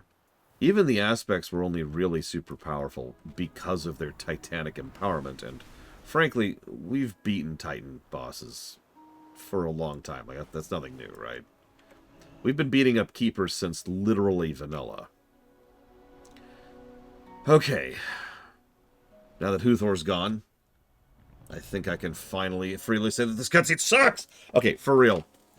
This cutscene pissed me off so much that I was actually using this as an example of how not to do writing for a main character that's powerful over in the Endwalker quest we were doing at that time, stream-wise.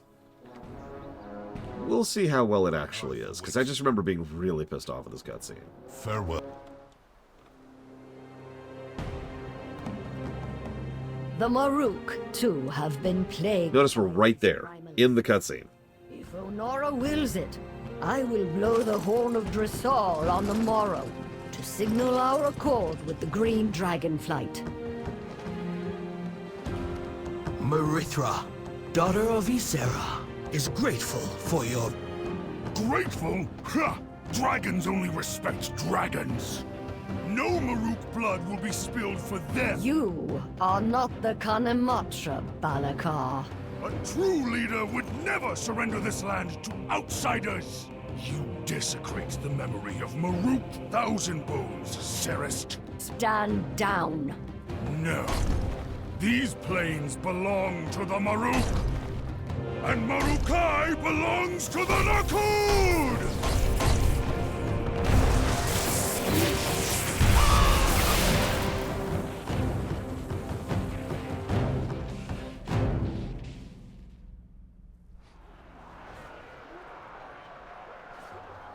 Okay. Sorry, Gemisath. My legs were really, really heavy. Like, someone bolted me to the ground. I couldn't move in the cutscene. I'm sorry. So yeah, that is a textbook example of cutscene incompetence. But also, it's a little bit ridiculous how long that was allowed to get on. I guess in some cases it's not as bad as it could be, but imagine doing this on your Demon Hunter, who is a veteran from Legion and BFA and Shadowlands, and you see some random-ass dude show up, and he's like, I'm a centaur with lightning powers! Ha ha ha ha! And then he uses a lightning bolt to kill one dragon. And then we let him leave? You'll notice he's not here. Yeah, as a Demon Hunter, I've actually killed Kil'jaeden. Oh, that's right, and a Titan. With help. But yeah, keep in mind, I'm an evoker. I am literally a bred and built super soldier.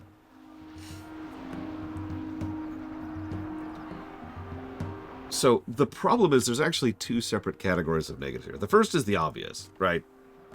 Cutscene incompetence. Okay, cool. So negative for cutscene incompetence. Let's get that out of the way. But the other, I'm not sure what to call it. Because really think about this sequence of events, okay? Okay, so he's here. He's standing right here. Mwahaha! I'm dumb and evil. Murder an emissary in a room filled with people. Okay, then we have a fade to black. And then we're out here with everyone else. Where is he? If you ever want to know the amount of thought someone puts into story sequencing, think about what happens in between the events that you are allowed to see. Like, really put yourself in the mind. It would probably be funny. Like, he's like, ha ha ha ha, and then he murders Gemiseth, right? And then he looks around and is like, okay, I'm gonna go now. And he just kind of slowly walks out of the room. Don't kill me while my back is turned, okay? Okay, bye. And meanwhile, the entire group of people who are gathered here, which I feel like I need to reemphasize includes us, just kind of watches him as he walks out like, what's he doing? And we just let him walk out of the room. And, like, I'm not even sure. How do you get down from here? I guess there's the ramp over here. So he has to go, and he just has to go all the way down this stupid ramp, all the way out there. It had to have taken, like, a couple of minutes for him to actually leave the building. And then we're like, okay, let's gather and talk about this. It's the Captain America thing from Endgame, right? They just kind of gloss over. It's like, and he does this stuff. But really think about what that sequence of events would have looked like.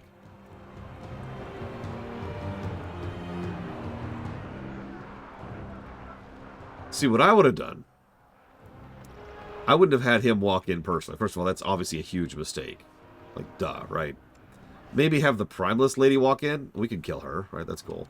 And she's like, I bring a message from the great and powerful Khan, whatever his stupid name is. Behold! And she lightning bolts and kills Gemiseth before anyone can react. Oh my god. And then she starts giving her speech, and everyone, like, swarms her and kills her. In the cutscene. We don't even need to be involved. Just, ah. And then someone's like, oh my god, what's that noise? Fade to black. And then we fade in, and now we're here and looking out at the battle that started around the Marukai. Okay, cool. No cutscene incompetence, and no weird sequencing. He's not even present. He's off there, leading his forces. But no. Oh yeah, maybe he was a mirror image. They keep doing this storm magic thing. Maybe have him appear, like, as a storm effigy, you know? Essentially a magical hologram who isn't here. Something like that. There's plenty of things I could do. But no, instead he's just like, hey!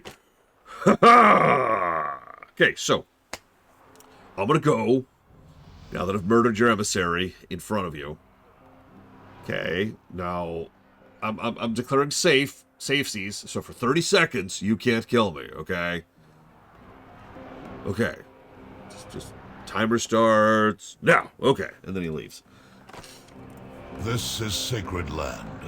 Clearly not. It will care for you. Oh yeah, maybe he teleports. Actually, if I'm being honest, the teleport out would have irritated me. But partially because teleporting in lore is supposed to be a big deal. And it always irritates me when they kind of bypass that. Cough, cough. Warcraft 3, cough, cough. Balakar disgraces his clan. He leads them into the storm, blinded by his lust for power. Whoops. And also hitting the wrong button. That's important. There we go. Kill Tendaku. See, I can do that. You pathetic excuses for Centaur are beneath me. Hey, Captain Zeus. Take care of these weaklings. Tufut. The Naku drool over war stories of our kind's ancient past. In truth, they are weak, play-acting children. The game said it, not me. With one strike of lightning, they have severed their connection to Ohn'ahran. Well, if they'll walk the path of corruption to seek war, we will indulge them. Of course, Bahir was left in command to cover his escape. Her blood will soon stare the ground. You remember Bahir, right? She was the twit who was like, you're weak. Go fight people. I am not your keeper. So, we get to kill her, so that's nice, you know. It's all over the place, Xavier. If you ever pay attention, Warcraft 3 has this really bad habit of making characters just teleport away whenever they don't need to be in the scene. It's actually understandable why. It's because it's literally easier to program than having them walk off in a path. More like the same age, Captain Zeus. I actually looked that up just to clarify for myself. So during the War of the Ancients, most of the centaurs in Kalimdor, well, excuse me, in the Pangaea, had actually joined the Burning Legion, which, if I'm being honest, yeah, that makes absolutely perfect sense. So these the various centaurs, not a clan, they actually weren't a clan yet, but basically any centaur who was like, you know, I don't feel like joining the demons, sailed off and were found by Aloha, that's Ohn'ahran, who sailed them across the sea to an island. Remember, the Dragon Isles were always an isle, even back then.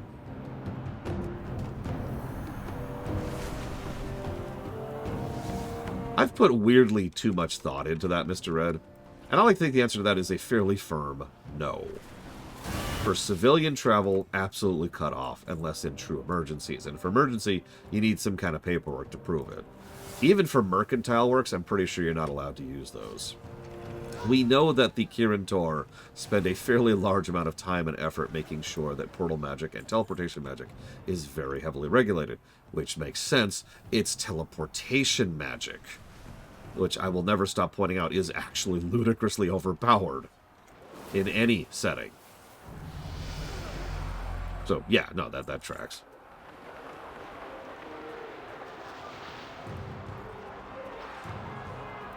What I imagine more is like, oh, I don't know. Imagine you're at a university, for example, and you're studying magic, and you get to have a day of, okay, we're going to go visit the portal room today. And they have to, like, set that up in advance, get notification and paperwork, who's going to be there, at what point in time, and why. It's pretty much the exact same thing that'll happen if you've ever been on a tour as a school to a government building.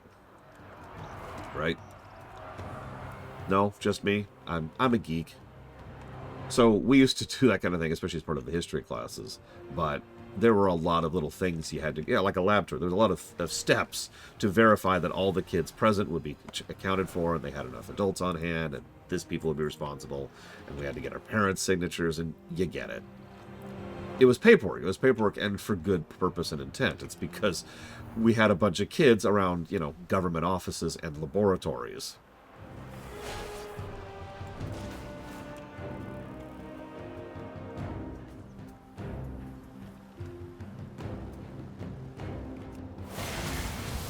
I'll enjoy killing you. I'm so evil. So incredible. Oh my god, that hurt me in the face. Oh, I'm actually shocked you reached me. Oh, you're dead now.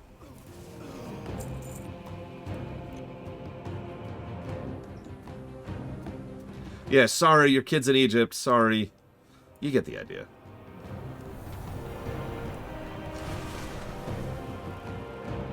But yeah, sorry, to go back to what Kira White Noise says. If a mage shows up and teleports away, sure. There's a couple other question marks. Actually, yeah, exactly, Kenix Cow. I have visited several Capitol buildings in my life. Hell, I've been to Congress. And the White House. I'm not even sure they allow that anymore. I actually got to see Congress in session. It was really boring. Fascinating in its own way. How many of you knew this? A lot of you probably do. But at the time, I had no idea. Hang on one second. What do I want here? I don't want the bubble. Oh, recall. That's exactly the button I wanted earlier. So you have a senator, and they're talking right in front of a camera, right? And they're giving some big speech or something. And there's like 2 other people in the room. Not counting the cameraman. They're giving a speech as if they're giving it to a full assembly. They're just talking into the camera. Nobody else is there. It was the most surreal looking thing. Because you watch that stuff on CSPN or whatever, and it's like, oh yeah. Yeah, you got it. Exactly. It has to be part of record. They have to. There's procedures for that kind of thing.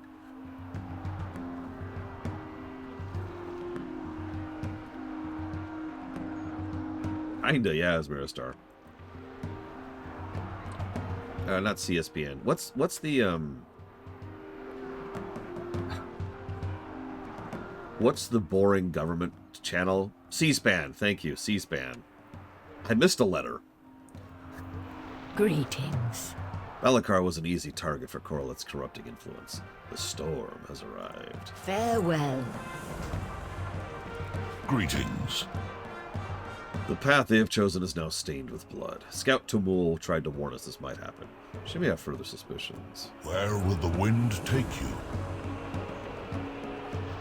Clan Nakud's army is taking Maruka. Let us discuss our next move in the Khan chambers. We must keep the Maruks safe. Come back in one piece. Clan Nokud has made their choice. They betray the Maruk for power. The storm crests the horizon. It grows dark. My promise to the emissary stands. It seems the Maruk and the dragons need each other once again. Have you eaten? Onward. Balikar will marshal his forces. Ready your clans for war. Outsider. You must be the dragon seeker Sansok Khan told me about. If you aim to help the dragons, you can help us.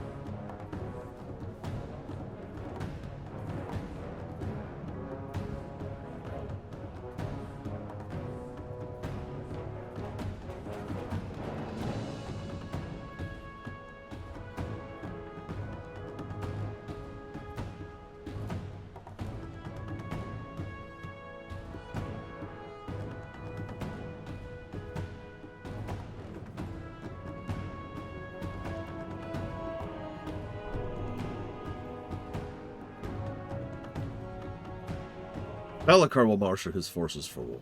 I will do the same, but we are outnumbered. The dragons have asked for aid, and we can use their help to even the odds. To answer their call for an alliance, I must blow the horn of Drusal, but I need Ohn'ahran's blessing. Will you help me? Go to Tirakai and deliver my declaration of war to my lieutenant Jibotai. He will marshal my forces and direct you to the mystics who can find Ohn'ahran. Take some. Make haste. We must rally our forces and find Ohn'ahran before Balikar can bring his army to bear. And I like how the corpse is just still there, just to remind us. Hey, this person's dead. Just so you know. And yeah, how many of our various heroes at this point in time have a more or less literal army they could call on if they had to here? And yeah, reminder, the Unseen Path not only already have a presence here, but have a vested interest in here because their patron Loa is the patron Loa of this region.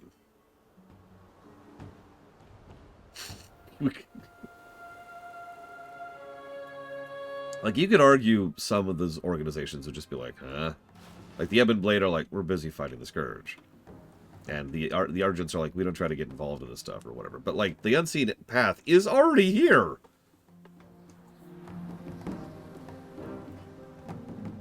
Wait, what's that quest? What roads have you traveled? The Nakud and Nikel clans have overtaken the Eternal Kurgans. Their purpose can only be malign. Our most esteemed ancestors are buried there. I sent Initiate Zorig to investigate. He still has not returned. See you soon. Okay.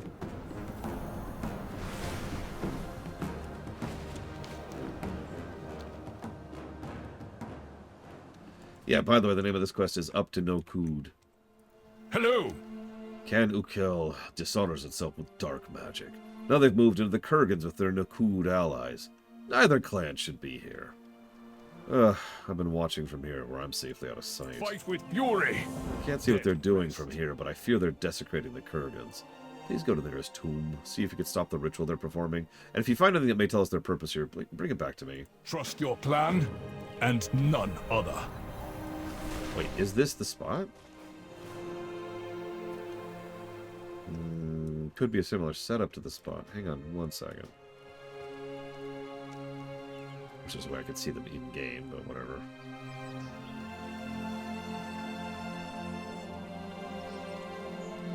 It's definitely same or similar doodad usage.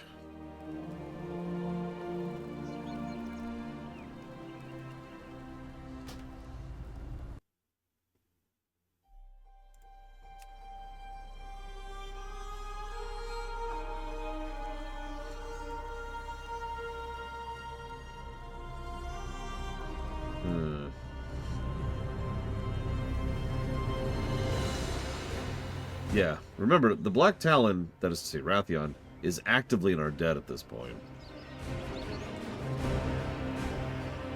I don't think it's the exact same spot. This tree is in the wrong position, and that lake doesn't have the same shape. I don't think those waterfalls are there, but it's definitely based on the same terrain.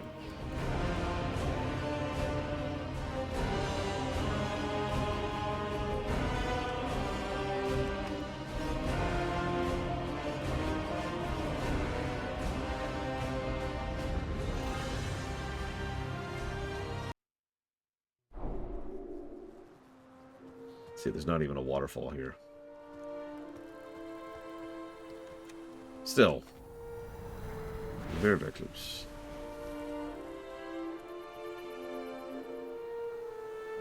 Hi. Rise and fight for the Ukel. Never I serve Clan Shikar! You cannot stop us. Death is temporary. So, yes, that's right. They're turning to necromancy.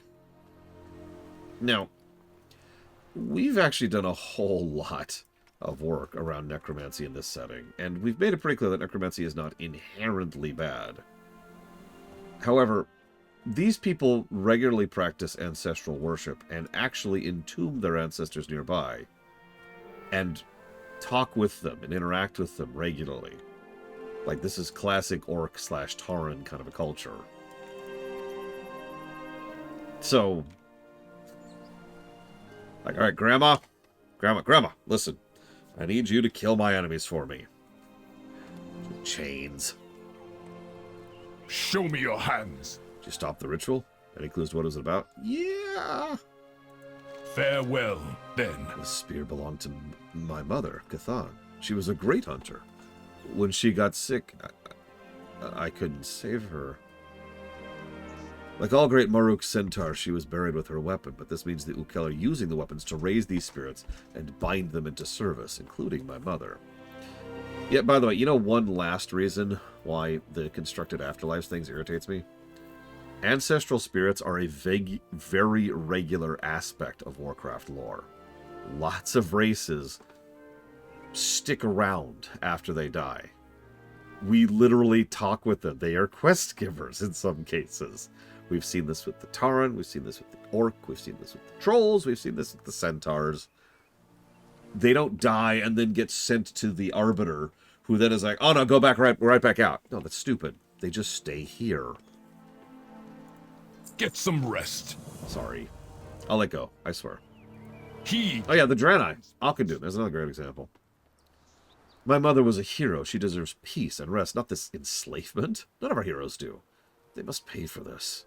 And our ancestors must rest once more with their weapons with honor. Take the weapons back from the desecrators. May your arrow always lie true. I fear the spirits, Proto-Dragon, will be unable to find their tombs, even if we release them from the Ukel's grip. The Ukel also are raising the ancestors' animal companions who guided and protected them in life. Bring me the skulls of those animals and the sacred soils disturbed by the enemies. Okay. Goodbye. I'll make my way to the other side. The other side? No, the other side. Aw. No more Bwonsandi.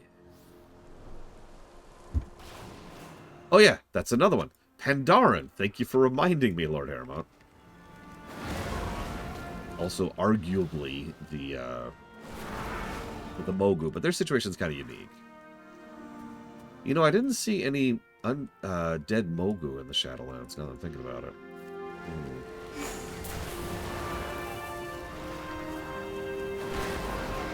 Either way, to my knowledge, the answer to that is, of course, yes. But, like, again, that's not how it's portrayed, because dumb. I'm just going to call it that. Gloves are off, metaphorically speaking. They're literally called grave stirrers. They're literally called grave stirrers.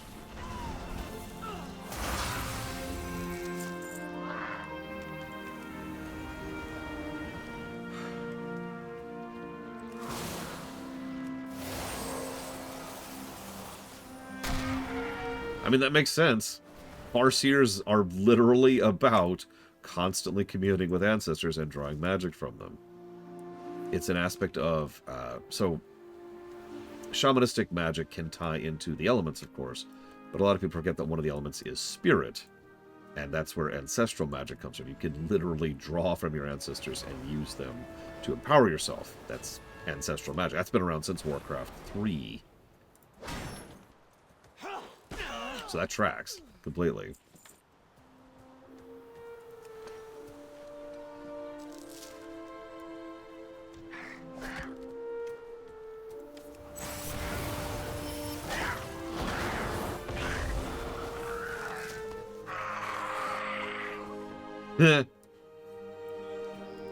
Who has the bigger lawyer team to go to? Be an interesting question. Lord knows Games Workshop probably has more experience.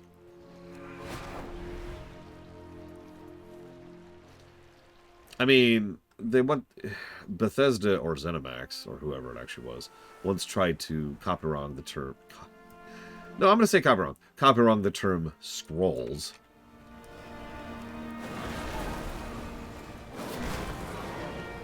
Like every time a company tries to copyright a word, it's like, guys... Guys.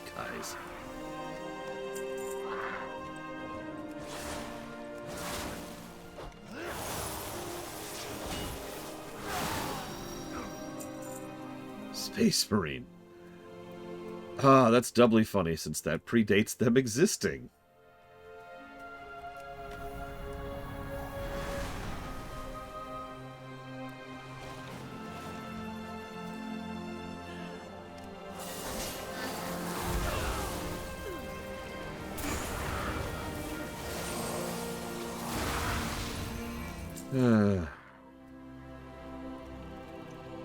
My favorite thing is the excuse they always use, and they always do. It's always the exact same excuse. Well, we don't want people to get confused. We don't want people to be playing No Man's Sky thinking they're going to be watching Sky Television. It's so ludicrously nonsensical. There's no validity. There's actually a legal term for that. It's called spurious.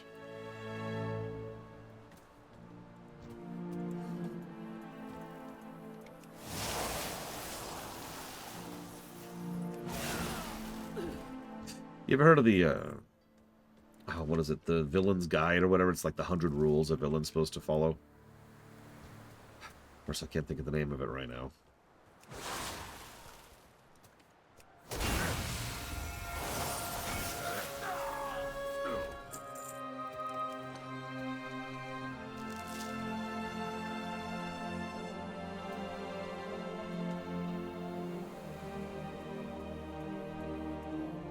That's it, thank you. The Evil Overlord list. One of the rules I've always remembered is, my group of advisors will include one 5-year-old child. Any flaws in my plan they're able to point out will immediately be rethought. I feel like we need a similar rule for spurious lawsuits, or any lawsuits, really. Like, okay, hang on. These people are suing over the usage of the word sky. Turn to the 5-year-old. What do you think? Okay, 5-year-old says that's dumb.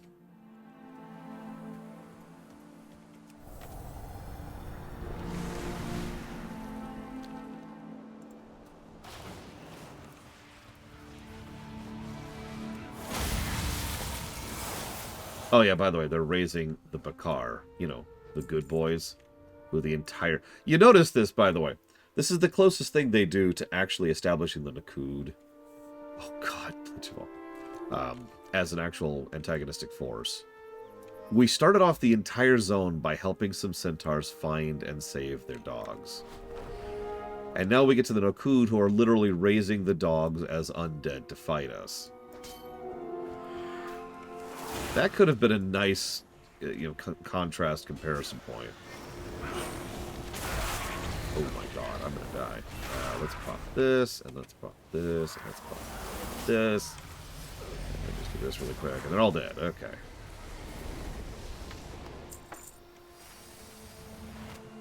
And yeah, these are obviously Dark Shamans, so this tracks, right? Are you good? No. Farewell. I am evil. Me evil. Me kill. Fight with fury. Then. You have the reagents? We must free the ancestors before Clan Ukel takes them away from the Kurgan. Trust your clan, and none other. But I have no clan. I trust no one.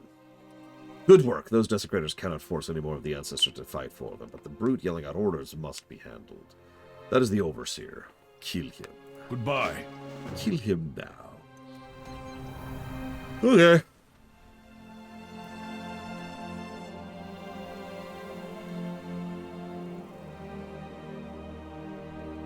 I guess. Excuse me, I have to kill you. Why? I mean, I don't really need a reason. I have a quest, dude. Doesn't that sound kind of amoral? You're raising puppies to fight for you. And your own grandmothers. That's not even me being facetious. That's just what's happening.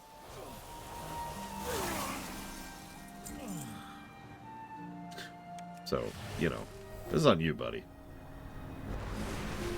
And yeah, did you notice the spirals, by the way? I like that little bit of coding. It kind of helps to indicate this place is just a little bit connected to, the other side. But also to the Emerald Dream, which is pretty much right here. Interesting enough, we don't see a lot of those spirals here. But if we went out there, we would. But that's later. We'll get to that. We'll get to that.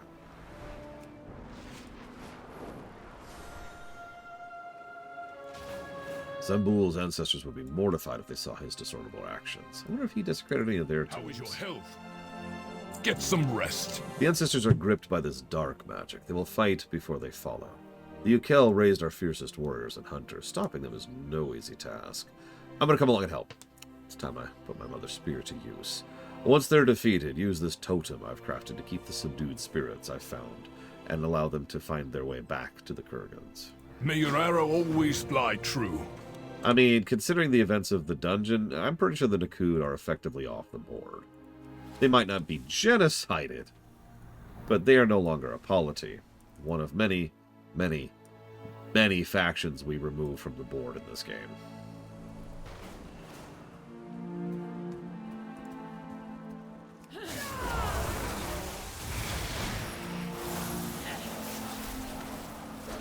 Will not fight my son. You always did the right thing, no matter how difficult. So will I, mother. So will I.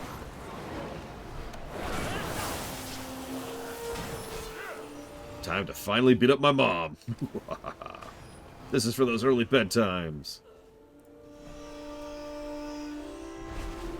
You've given me yet another reason to be proud of you, Zorig. Aww.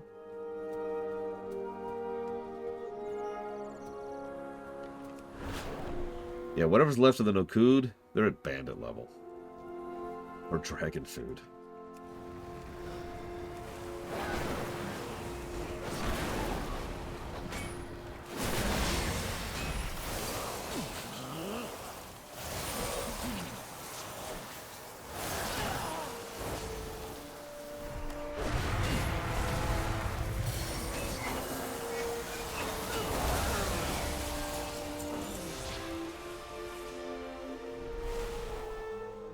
Our children tell stories around the campfires about all the battles that Zephyr won. Oops, wrong button. There we go. What about the battle he just lost? Heyo! Sorry. Respectful. It's very sad that we have to kill these people. Again.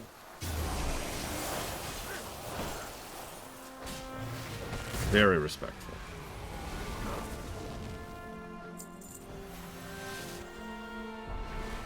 Every initiate learns the 6 insights of Ganmat. What an honor to lend him aid. I'm not sure if that qualifies as lending aid, but I'm not here to question it.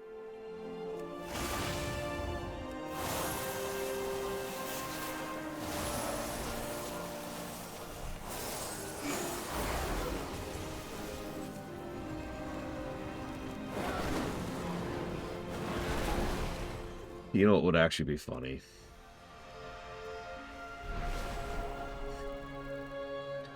Imagine if, the Nakud are like, wahahaha. And then, we knock them over.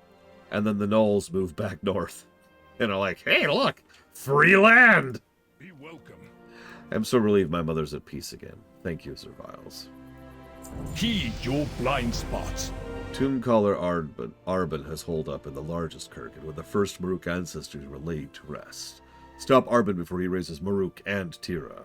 Fight with fury, then rest. Oh, we just got bloodlust. Where is it? Right there it is.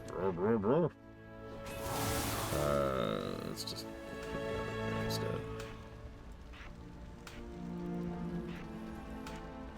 There we go. Thank you for the sub, D20. Always appreciate you. And I will dealer's choice that up. Ah, crap.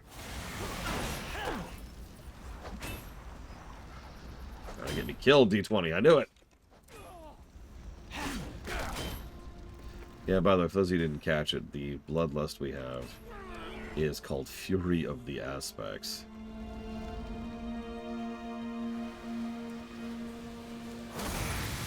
You should be more afraid of the one who commands death. Dude, I have fought the Lich King.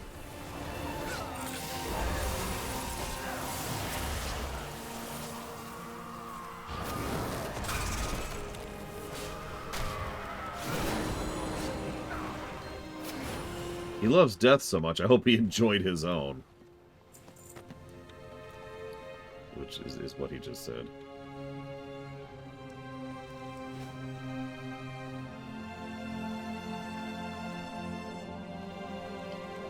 Tira's tomb has been desecrated. Quickly, check Maruk's.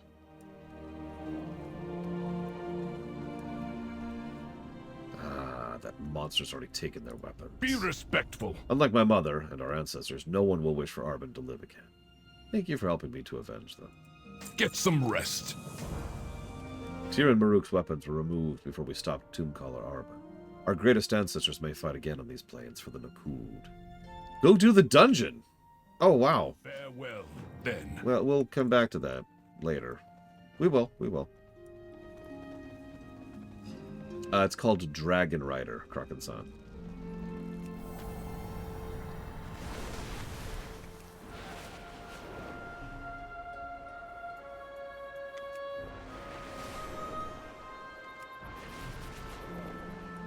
Well, like I said, we'll come back to that. First, we have to continue the MSQ. Really sudden dungeon quests. I was actually wondering, because I've done that dungeon, and yeah, those are bosses in there. Just kind of out of nowhere. Hey! Hey!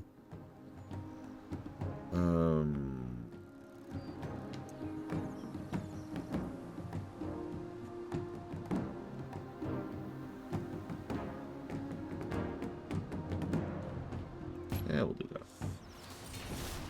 Oh yeah, also, I got a new ability I kind of want to show off really quick. That would be...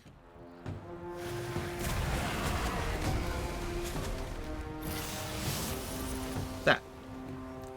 You probably didn't even catch it because I did the camera wrong, but we actually just recalled to where we started rather than ending up over there.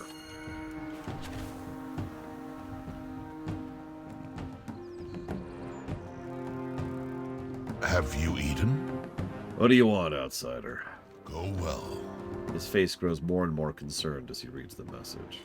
May your family be blessed with daughters. Nice fight. The Nakud are powerful and have many allies. It'll take all we have to withstand them, and to do the dungeon. Zerviles, you have the Kanamatra's trust. Her orders were to rally our friends, prepare our people. I need your help. Seek Hojin to mobilize the remaining Khonsguard. Alert Scout Kenyug for possible Nakud incursions. Inform Ogura to expect wounded. Tell Gensai prepare provisions. As for the Mystics, I believe they left recently. I'll see if any remain. Well, the Maruk have not seen such a massive conflict for generations. This war will spread across the entire plains. Wait! I can't wait to crush them like a freaking bug! Thank you, Ten-Headed Hydra. Always appreciate you. Give me a moment.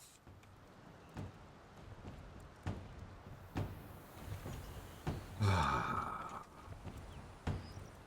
me a second.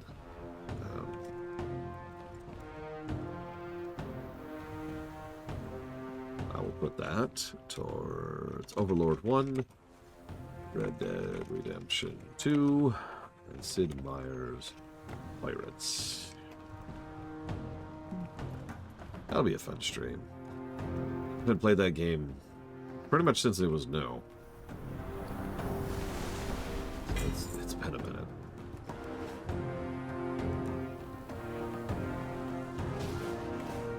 Where's that crate of bushfruit? It's you. War? Why? Are we safe here? Doing alright, Father? Trouble on the roads. Best we stay in Tirakai for a while. Interesting response to that.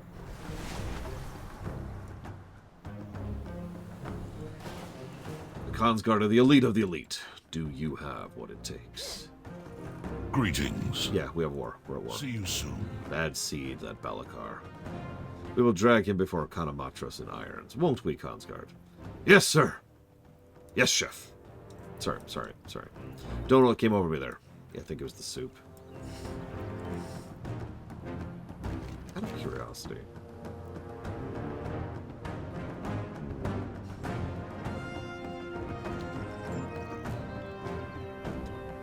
So, we have to establish precedence in Dragonflight, and it will be relevant for War Within and for Guild Wars 2, so I welcome any insight on this. We have to decide if we review events. Have you eaten? Go well. Why must our beautiful plains be soaked in blood? Blood is a wonderful fertilizer.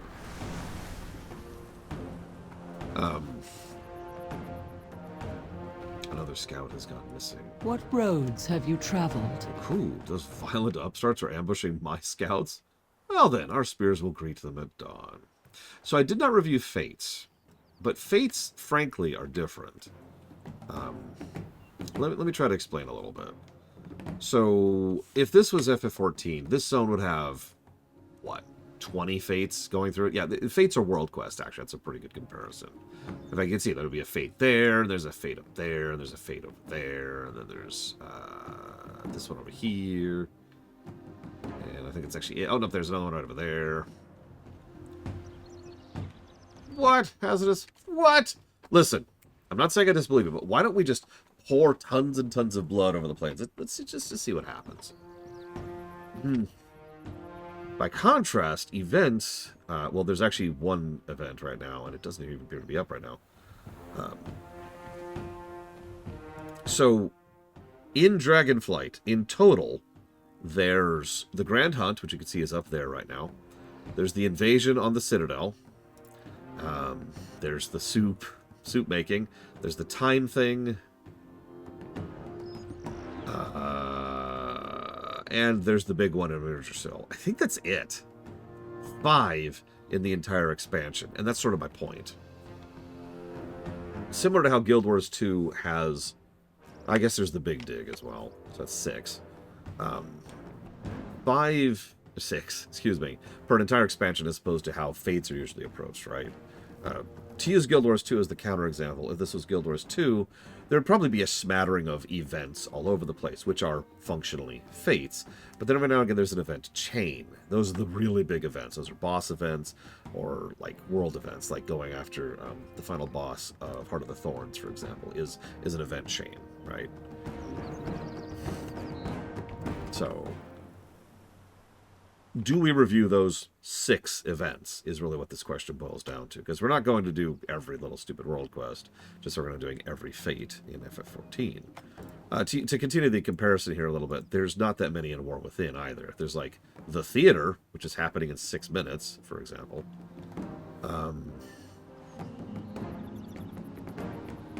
There's the nighttime thing in the 3rd zone in Halifal. And I'm sure there's another one. There's actually a timer thing, but it appears I can't see it when I'm here. Probably because I'm not hating. Hang on a sec. Actually, to AFK really quick. I apologize. Here, let me just give me that.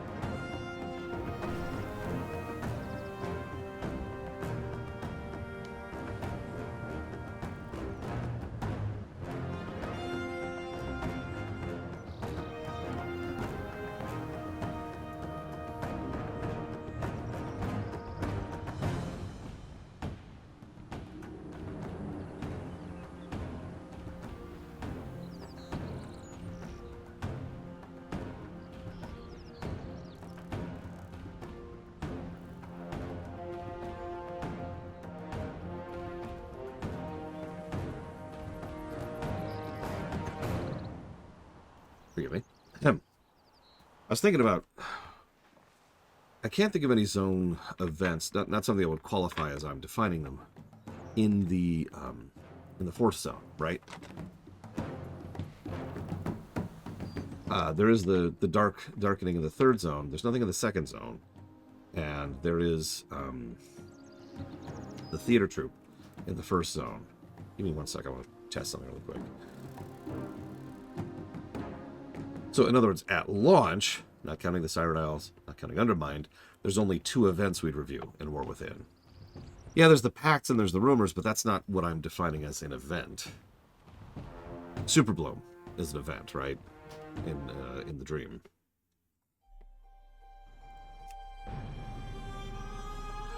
Super Bloom,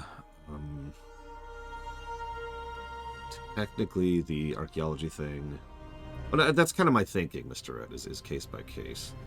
Because in my head, it's actually a really clear and clear-cut definition between, you know, what I am calling events, something that is worthy of being reviewed, and something that isn't. There it is. So, this is new as of this patch. There's the theater troupe. There's surge pricing, apparently. Theater troupe, surge pricing, theater troupe pricing. It looks like that's it here. I'm wondering if that's because I'm out here. I wonder if that only shows Khazalgar because I'm in Khazalgar. There's Awakening the Machine, but that doesn't count, and there's Spreading the Light, but that... I don't know if that actually counts either. This is a great feature, though. By the way, this is the same thing Guild Wars 2 has on its website, and I've been saying for years they need to just bake into the game. Having this in the game, this is probably going to get some positive thing. And yeah, I can see it's Undermined, so yeah, it's... yeah, it even tells you which specific play they're doing, which is kind of neat. Because there's several. As a curiosity, I'm going to head to the Dragon Isles really quick and see if it pops up for there. And whether it does or doesn't, I'm going to try something else really quick. Forgive me.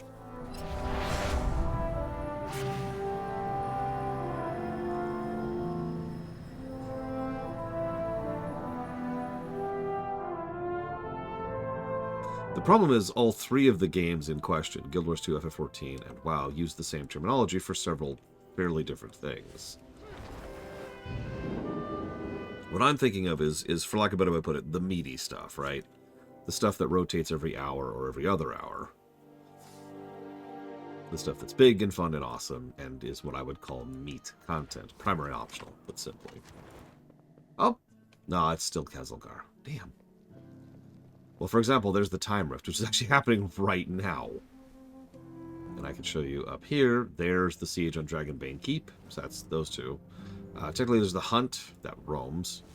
And Soup is not even close to happening right now. And there's the Big Dig.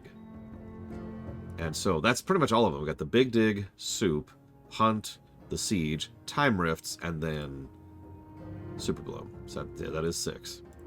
There's technically something in here as well, but honestly, I don't really feel like it counts. It's an event for this stuff right here, and it's kind of weird how it works. I think we could skip over, though, without really losing anything.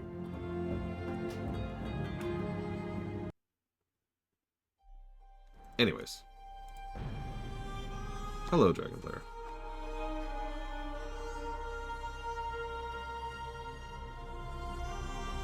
Yeah, Zarlek's event was buggy, irritating, and unfortunately, near mandatory for pushing that renown.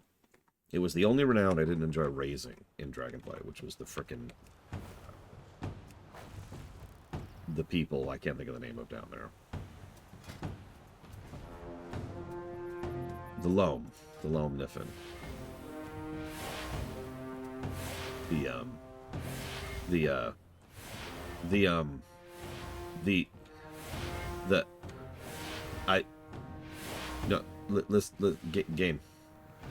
Game, you don't have to... Okay, I get... Oh my god.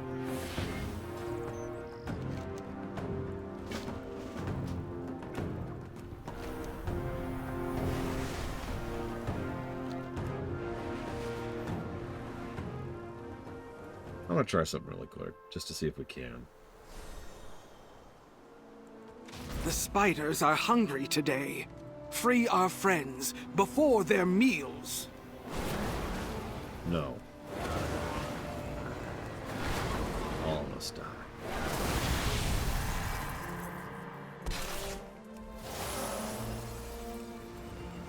Yeah, ignore the random Tuskar here. Let's see if we can take a pseudo-elite, shall we? How did you get so close? Okay. Let's do...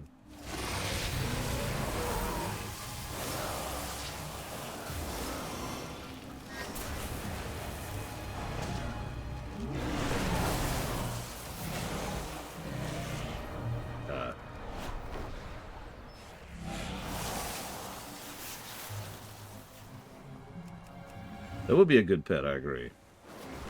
And even better food. Delicious sentient creatures.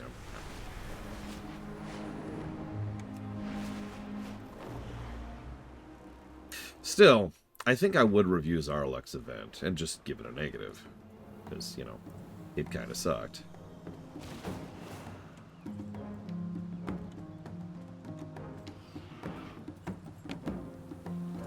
Be respectful. Farewell, then. Okay. Honor the mother.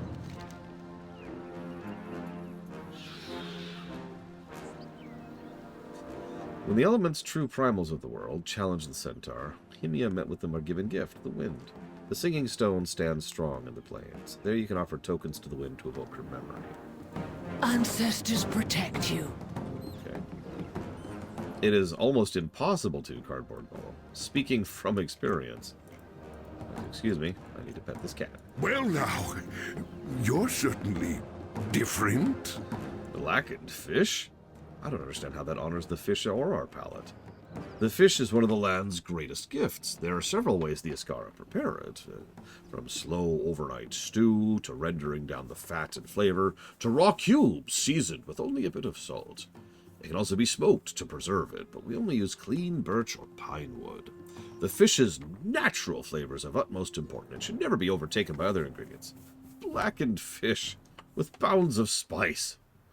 We might as well eat ash. Bring more tales when next we meet. Welcome, welcome. Don't let either of them, because I might get thrown up into the water, but I like both the fish soup and the roast fish. Good food is good food. I'll pass your story along. We Tirai do enjoy a hearty fish stew, but there's nothing better than a roasting.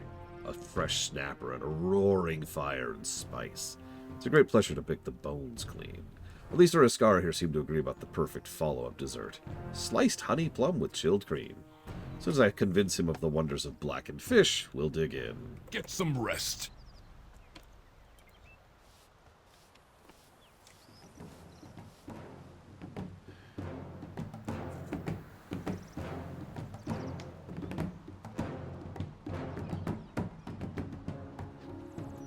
I wouldn't be surprised if they bring Yes Chef back.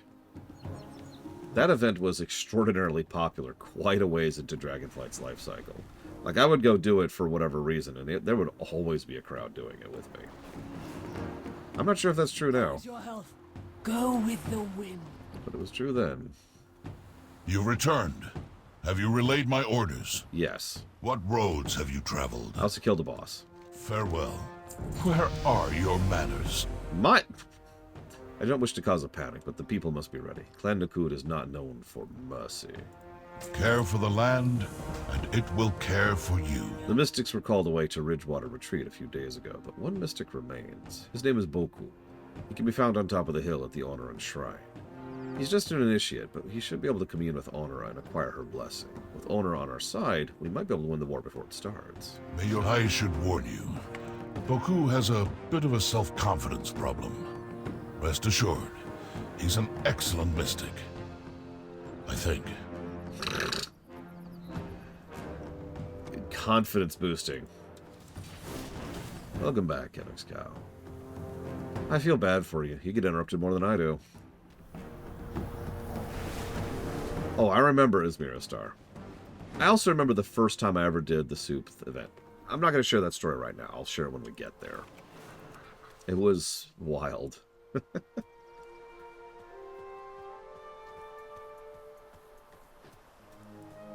you okay? You are welcome at my fire. I'm not paranoid, I'm just hyper aware of everything all the time. Wait, is that a duckling? Please tell me it wasn't a duckling! Next time, perhaps.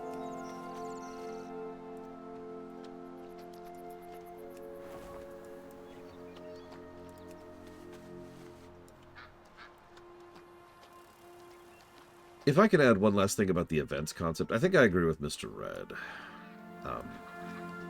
I think that we should probably review this on a case-by-case basis.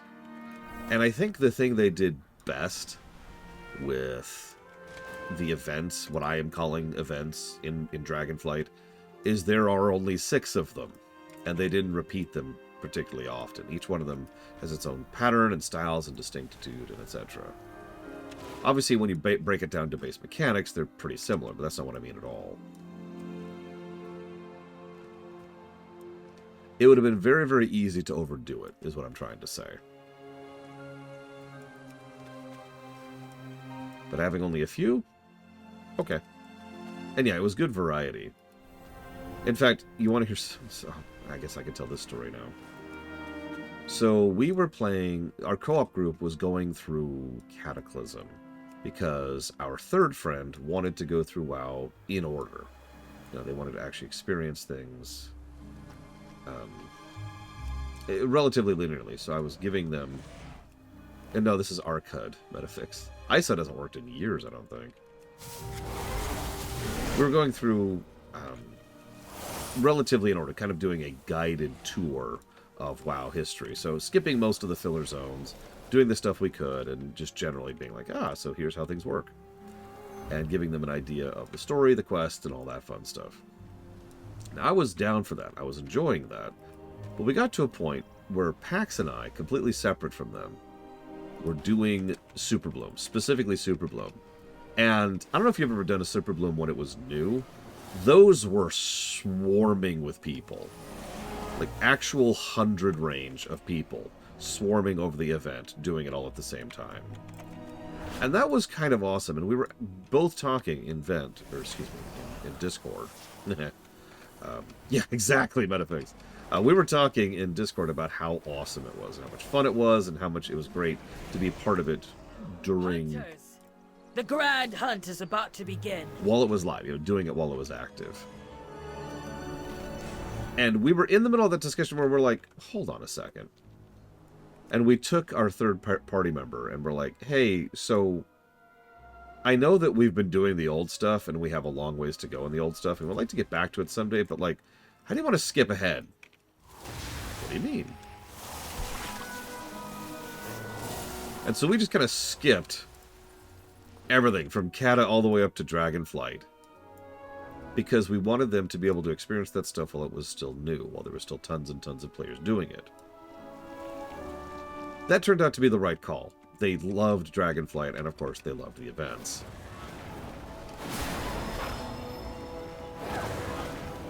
And yes, Soup and Super Bloom are probably their 2 best, although we did like the time one as well. The only thing I didn't like about the time one is several of the achievements for it are a little bit too random. You need certain things for some of those achievements, and which ones pop up is random. But that's not really the event's fault. I can't hold it against the event. Or can I? I do like playing Catch the Time Sand in the Time Rifts. Not gonna lie. The funny thing is, you're probably thinking, well, hang on, Laura, you keep talking about these events in Guild Wars 2, but you've been talking about it in the sense of experiencing it while it's new. So, how exactly are you going to experience the events in Guild Wars 2? It's a fun fact. Guild Wars 2 is structured weird when it comes to rewards. Put simply, there's still reason to do the events from vanilla now. So, generally speaking, when one of those major events shows up, when one of the big events shows up in Guild Wars 2, there's usually people doing it, because there's usually a reason to do it.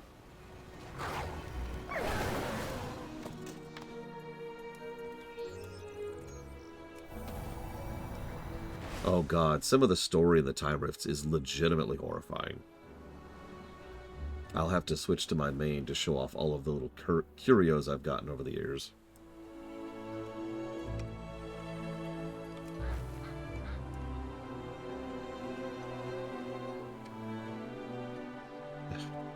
Okay, I can't just leave these people to be eaten by spiders. I'm sorry, I can't.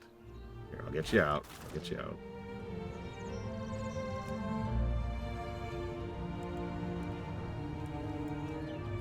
My main is a demon hunter. Here. I don't have one in Guild Wars 2.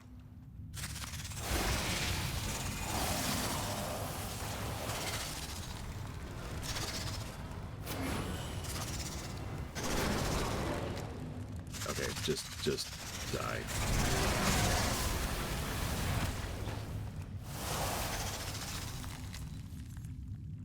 I know, I'm being stupid, but I can't just leave these people to get eaten by spiders. Come on. These poor Tuskar.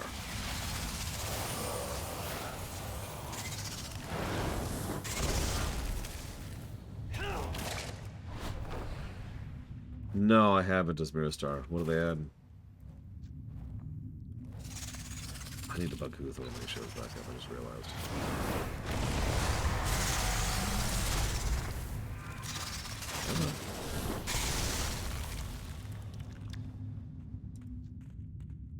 Well done. When we next feast, those you saved will remember how the spiders lost their supper. That's... Yeah. Yeah, that's pretty horrific.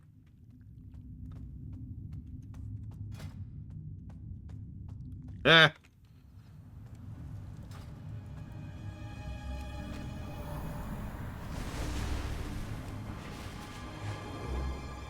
Oh gosh darn it. Is that actually what I need? It is. Ah! I didn't realize my actual quest went through here.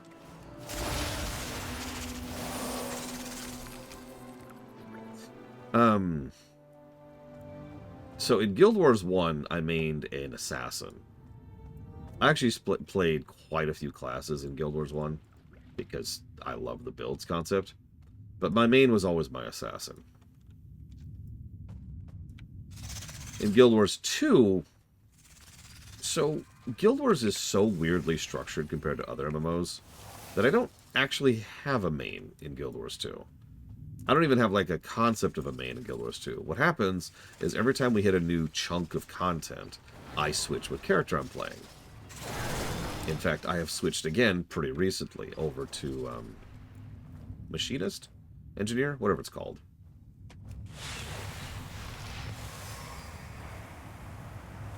So I played, oh gosh, I've had a Necromancer, I've had a Warrior, I've had a Mesmer. I tried Elementalist, hated it, deleted it. Guardian, I've played a Guardian. I feel like I'm missing some, to be quite honest with you.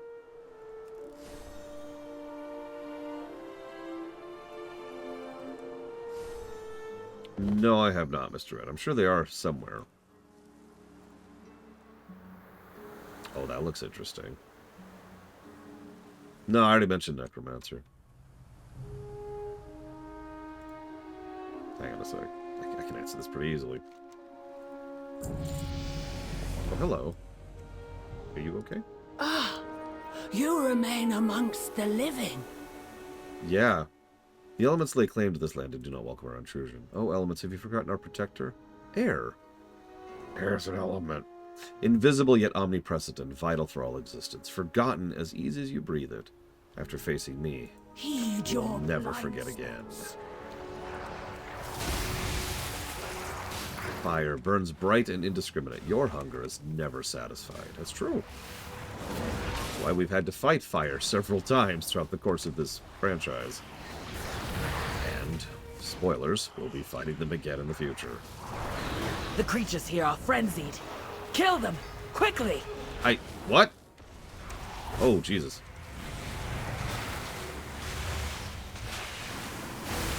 Water jealously watches over all that you've given life to. Well,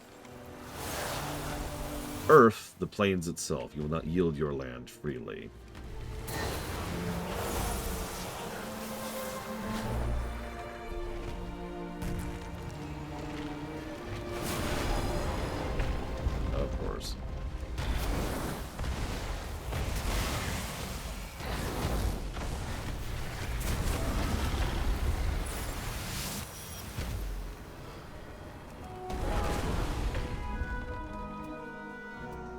good.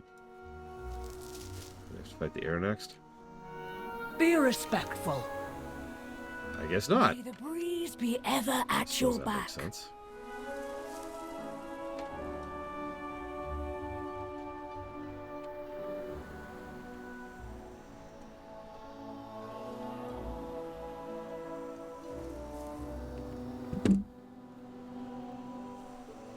Help the land renew by nurturing these young.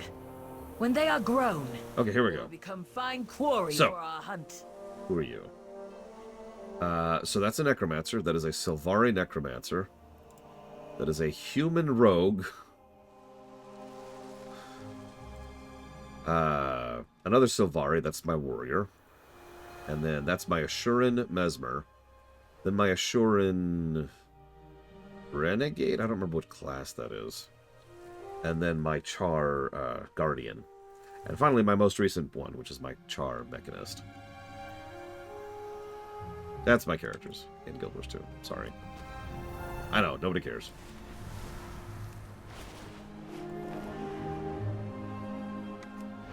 I just can't remember all of them. Yeah, the rogue is who I quit the game over. I don't like Norn. Norn don't look cool to me. They look weird and off. So no, I'll never make a Norn. My family greets your family. Get some rest. Goodbye. Bring your offerings to the central den. You may witness the legend of Relin, the Learned. Gave Centaur our livelihood as we know it. May your arrow always fly true. I should mention that I am only beginning Machinist. It's for the latest expansion, the stuff after the End of Dragons. And I haven't done much of that yet. So.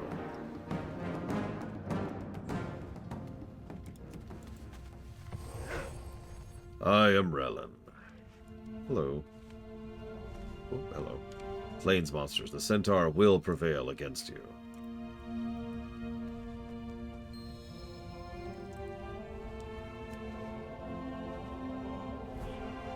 I set fire to your traps. Be gone into the land's crevices where you belong.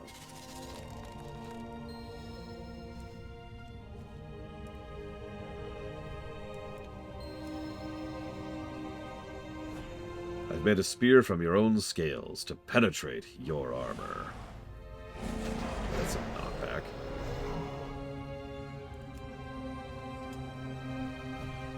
The Centaur cannot fly, but will stand our ground. Now the Centaur are learned. We are your worthy rivals, and you will share the land with us. Yeah, Guild Wars 2 isn't super cheap, although they recently made it a lot cheaper.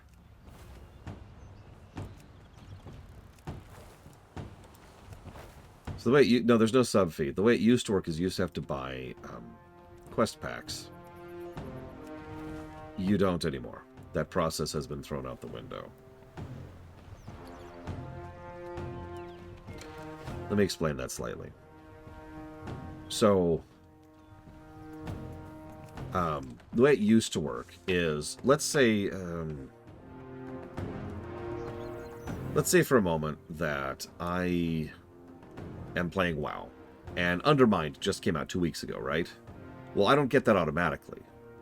However, if I fire up the game when Undermined comes out, like right as it's launching and for like a few weeks after, simply by virtue of having logged in, I gain access to it for free. However, if I log in after that window, I have to go back and pay for it. There are a lot of Living World chunks in Guild Wars 2, so it was really expensive having to buy all of the quest packs. Now again, that was past tense. That has been they've done away with that. Thank God. But that was Guild Wars 2 for a very long time. I think they transitioned away from it because they were making plenty of money off of their cosmetics store, which makes, it's worth noting, a crap ton of money. Are you good? I hate their store, by the way. It's possibly the worst of the in-game stores out there. At least of the big ones. Honor the mother. Oh hey, here's another quest to go do the dungeon. Kill Balakar, leader of Nakud, son of Nun. Farewell. Okay. Pretty sure, Magister. Don't actually quote me on that. It's hard for me to test it because obviously I was logging in over the while and I kept, you know, doing it.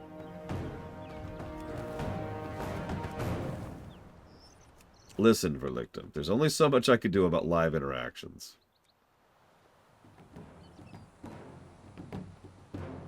Let's see.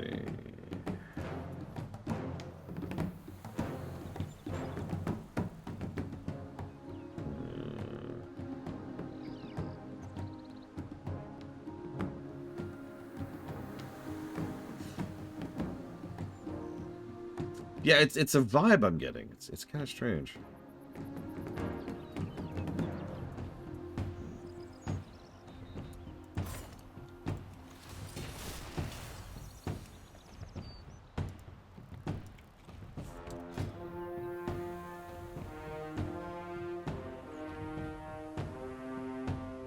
Source of magic.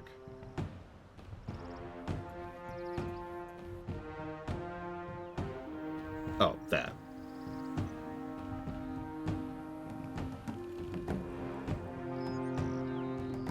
That's interesting.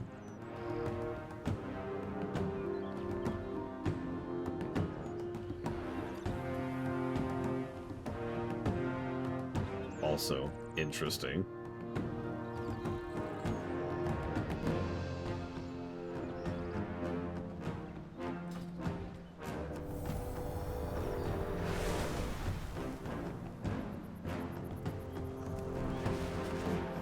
Ohn'ahran, where is your song? Calm heart, clear vision, fair skies, friend. Is that Gideon Emery? Or dragons? You need me to contact Ohn'ahran? I can't. I can't hear Ohn'ahran at all. I'm just an initiator. It seems like Ohn'ahran has withdrawn her blessings from me. Maybe I'm not good enough. He starts digging through his satchel. When my mentor assigned me to this clan, she gifted me with these totems. She said they empowered me if I doubted myself. Will you help me place them? I'll try to call upon Ohn'ahran one more time. Place the totems, while I try again to commune with Ohn'ahran. That is Gideon Emery. Ohn'ahran, heed me! Your people need you! Have I offended you, Wind Mother? I am just a lowly initiate. I need your guidance. I hear nothing. I am not fit to be a mystic. Your name is whispered on the wind. I'm sorry. I failed to commune with Ohn'ahran. Whatever, I don't even care. You will need someone else to fulfill the Kanamatra's request. Several days ago, my fellow mystics were called to Ridgewater Retreat on an urgent request from Tigarakan. They should still be there. Meet me outside town. Least I can do is show you the way. Go where the wind takes you. Meet me outside Tirakai when you are ready. I will guide you to Ridgewater Retreat.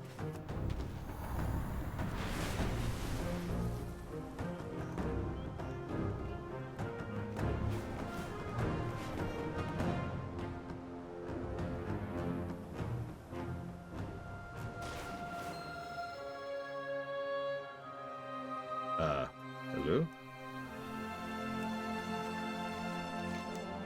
Boku's belongings are strewn about the area. There are more hoofprints nearby.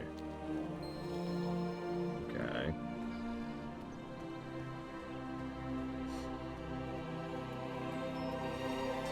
The problem is, once you nerf a support build, you start to run into dangerous territory. Support kind of has to be good, because otherwise there's not a lot of reason to play it. I know that sounds strange, but you know what I mean, right? Like, players need a little extra bit of oomph to play support, because it's support. By definition, you are not doing much. You're making other people do more. It's one of the reasons why games like Guild Wars 1 moved most of the support stuff over into the heroes and henches, so a player wouldn't have to do it.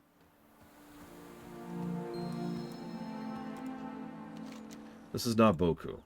Some of the centaur's wounds look like they're inflicted by magic. Maybe he's one of Boku's attackers? He's clutching an object. Let's pry it loose here. Ugh. This outsider's aiding the Kanamatra. Yeah. She was nice, polite, kind, and asked me if I had enough food. You showed up and were like, we're gonna kill you. In exactly that tone of voice. What are they expecting? Yeah, Abathur is actually a really good example of what support can and should be like. There's actually a few support builds in Heroes of the Storm. And yeah, I'm with it.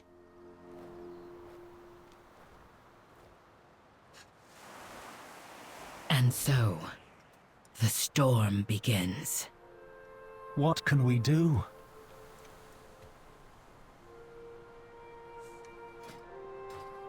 See what others cannot. Oh, thank you, Ohn'ahran. Well, these are my totems. Bless you. I barely escaped that ambush with my life. I'm afraid my fellow mystics weren't so lucky.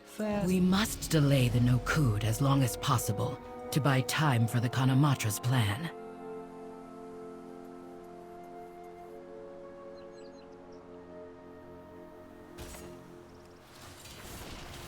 Shall we then? Some Ohn'ahran are blessed by the Wind Mother. We call them children of Ohn'ahran. When a mystic passes on, if they are worthy, a child of Ohn'ahran soars down from the heavens, and the Ohn'ahran take the mystic spirits to Windsong Rise, where they become one with the wind of the sky. A child of Ohn'ahran is normally a rare sight, but today... We are depending on you. Boku asked why I sent a message calling all mystics to Ridgewater Retreat. I sent no such message. Balakar purposefully drew my mystics into a trap to cripple Cannoneer. There must be a second reason. The Nokud are gathering mystic totems, as many as they can find. These are blessed by Ohn'ahran. The Nokud motives are unclear, but we can't allow them to take Onara's gifts.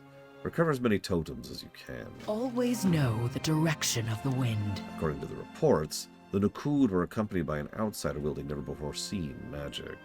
This outsider tore through our ranks like a tempest. If the Nokud have allies who can wreak this much havoc, we must find out as much about them as we can. I have sent my Ohn'ahran, Alton, to find this outsider. She has not flown back, and I am concerned. Can you search for clues about the outsider, see what became of Alton? Go now. My Khan, I have failed as a mystic. I cannot commune with Ohn'ahran, and the Kanamatra needs her help. We cannot hear the Wind Mother's song either. The storm has cast a cloud over her. It is not your fault, Boku. Good morning, Evo. I do hope this day is finding you well. Because if it isn't... Oh, you're playing D&D, aren't you, today? I hope that goes well, too. If however that's gonna go.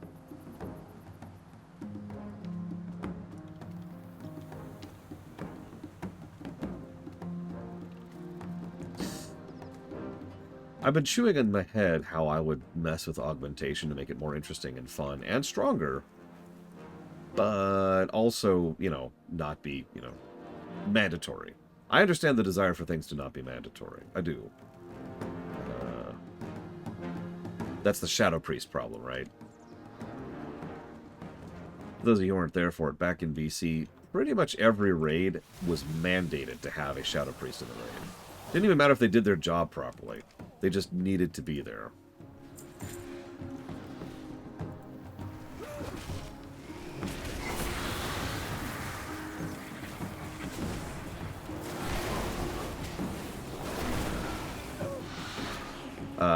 Last I checked, there was no forcing in any kind, Traxie, so I don't know how to answer that.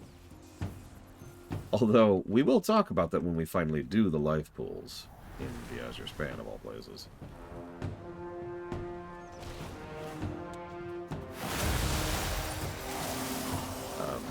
So here's my random thought. One of the biggest problems is that WoW has competitive gameplay, especially Mythic Pluses and the Mythic Seasons. So, the easy answer is the answer it always has been ever since PvP first came into existence.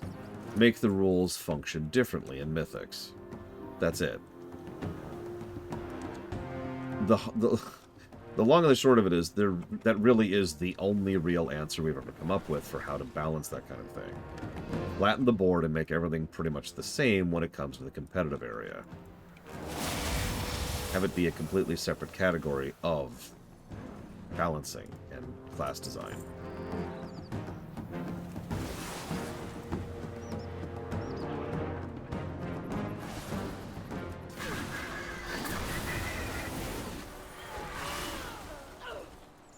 No, of course you should go play, Evo.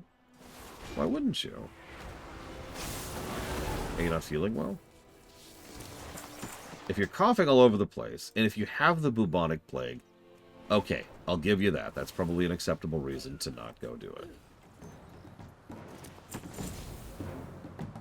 But yeah, it's the PvP answer.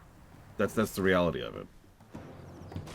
PvP was shackled for years upon years with being the same classes and the same design as everything else. Eventually, both FF14 and WoW, and arguably Guild Wars 2, walked away from that conceit. They were like, yep, this was a dumb idea. Because it was. And locked it into its own world. So, you know, we have the PvP talents, and certain abilities and concepts and even debuffs and buffs just operate differently when you are in PvP. It's a relatively easy switch to just be like, cool.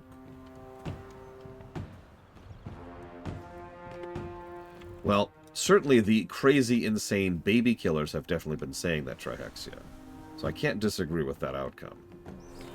I am unworthy of this task. Should it not fall to you? I must rally Clan O'Neill. You, Boku, must find Ohn'ahran. And then, of course, there's FF14, which has completely different classes. And I do mean complete. Let me turn to that person. There, got him. Just barely. Oh, no, I didn't get them. No, I failed. Completely different classes that function completely differently in PvP areas, which, yeah, that is the correct call. There really is nothing else to how that works.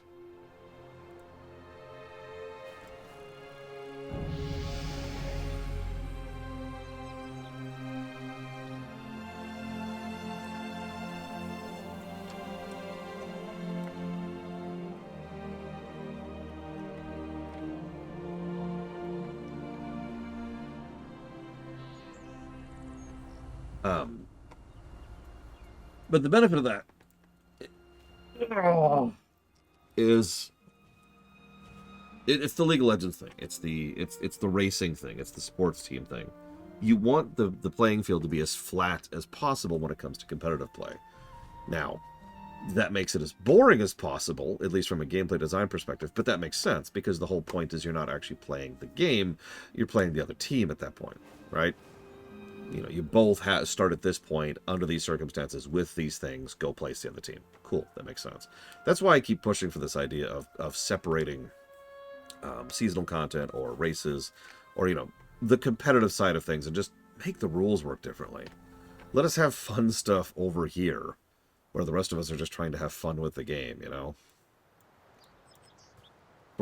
Forgive me for being so dismissive about this, but for literal years, WoW would be constantly nerfing PvP for PvE and vice versa. And both groups were sick of it. Both groups were sick and tired of having to constantly deal with the other side.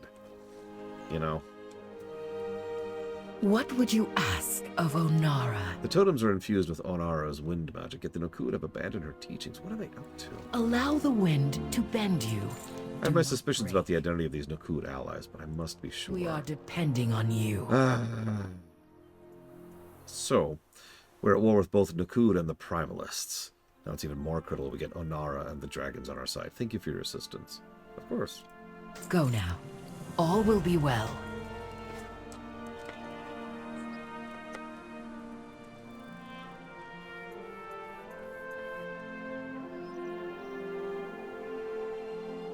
The Nokud are collecting totems, the Primalists are capturing Ohn'ahran, and Ohn'ahran is silent. Whatever the Nokud plans are, we must foil them. You and Boku must travel to Windsong Rise. Our enemies are likely to already be there. And then there's the Delves. They're just having fun. Search for Ohn'ahran there. If her children are in danger, she will undoubtedly go through them, and we must help. The Wind Mother is powerful, but I fear what these Primalists are capable of. Allow the wind to bend you. By your leave, my Khan. I will find Ohn'ahran. I have faith in you, Boku. We all do.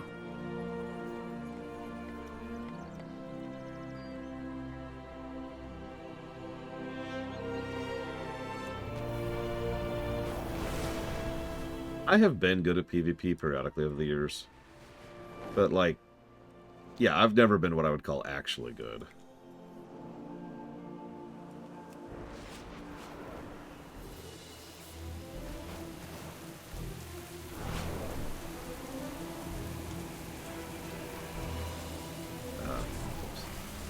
This cannot be. Even Balakar would not dare. Are you sure, dude?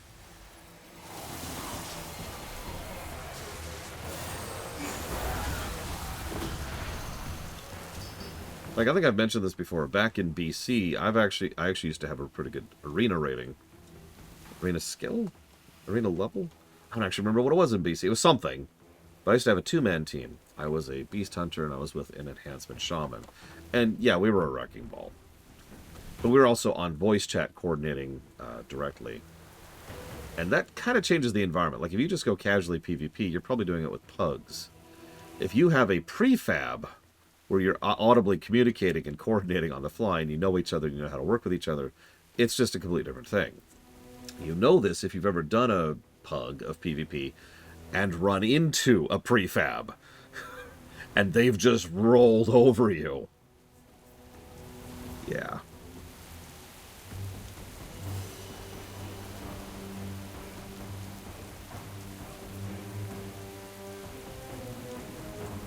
One second, I need to talk to a friend really quick. Forgive me.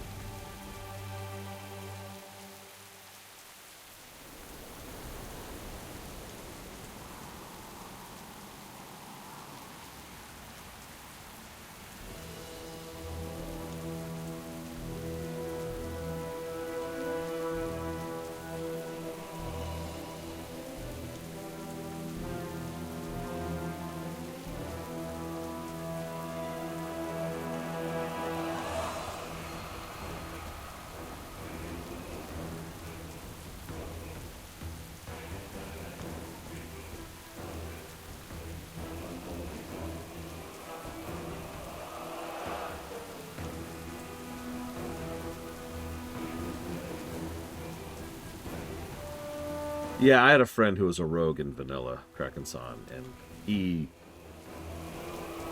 Yeah. You could just kind of stun lock, interrupt, stun lock, vanish, stun lock, interrupt. Actually, winning was kind of hard, especially if the other player knew what they were doing. In fact, not to brag again, but the one and only thing I was good at in PvP in vanilla, very specifically vanilla, was killing rogues. I was on my warrior. And warriors, especially the way I had them built back in vanilla, were really good at breaking rogues. Just cracking them in half. So, I actually did, I think I've told you this, I've had a prefab. I did have a prefab, this is when I got Lieutenant Commander rank. I did have a prefab back in vanilla. And one of my main jobs was killing rogues. If the enemy team had a rogue, that's my job. If they didn't, my job is to run around trying to garner as much attention on myself as possible. Literally running around jumping and shouting in chat that I am a distraction.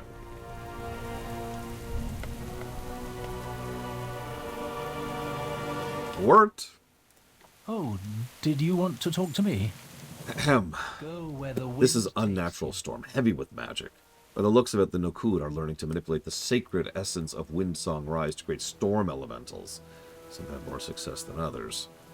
Boku gestures to the unfortunate Nokud initiate nearby, still smoking from lightning burns.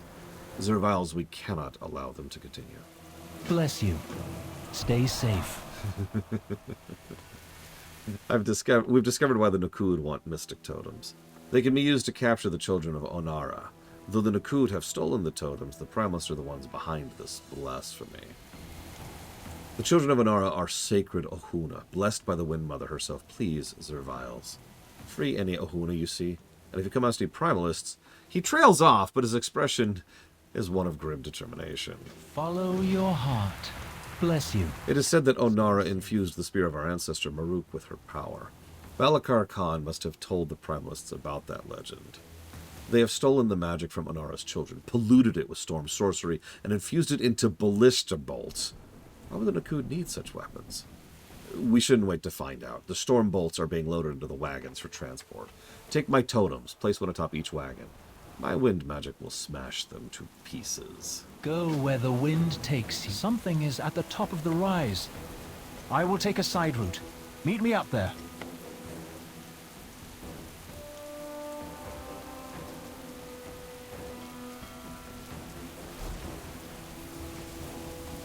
Be free. I'm almost positive this is one of those world quests, too. Quests turned into world quests. Whatever the term is for that.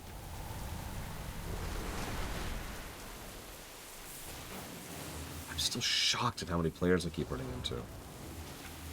Also, I just noticed that Fire Breath is our destructible interaction. Like, you know how every class has an animation they do when they're destroying something? Ours is Fire Breath. Appropriate. I was hoping it would be Disintegrate, but you know, I can live with it. Whoops. No, wait. Damn it, I was too far away. The range. The range limit. Good morning, Ross. Oh yeah, as a fresh reminder, tomorrow, that is to say tonight, is Daylight Savings Time, which continues to be terrible, as it always has been for most of human existence. Barely exaggerating.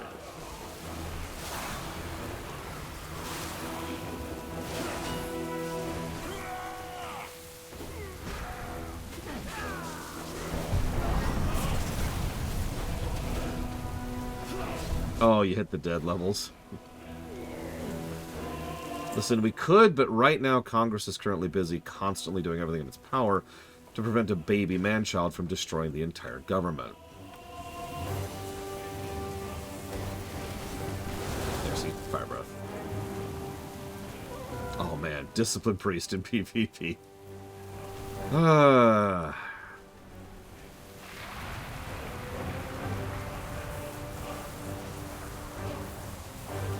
Yeah, they've got other... Oh, I know, Ross. About 51 of them.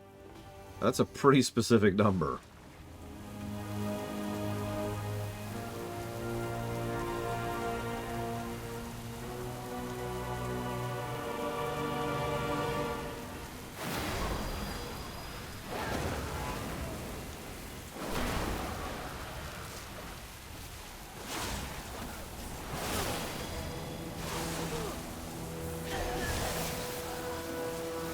I'll accept that.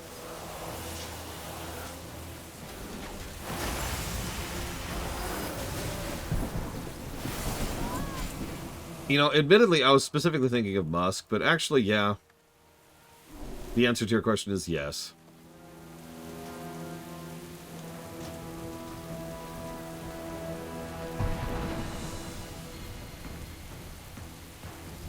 Yeah, we have reached the point. Like, there's not even politics involved. We have reached the point where there really is no fundamental reason to keep doing this.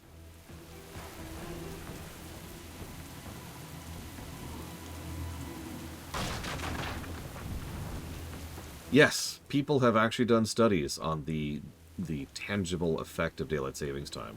It's bad. I honestly recommend you look into it yourself if you're ever curious. It is not good. Let me, just to give you a little bit of an idea, look into the rate of car accidents the couple days after daylight savings time. Just to name one example.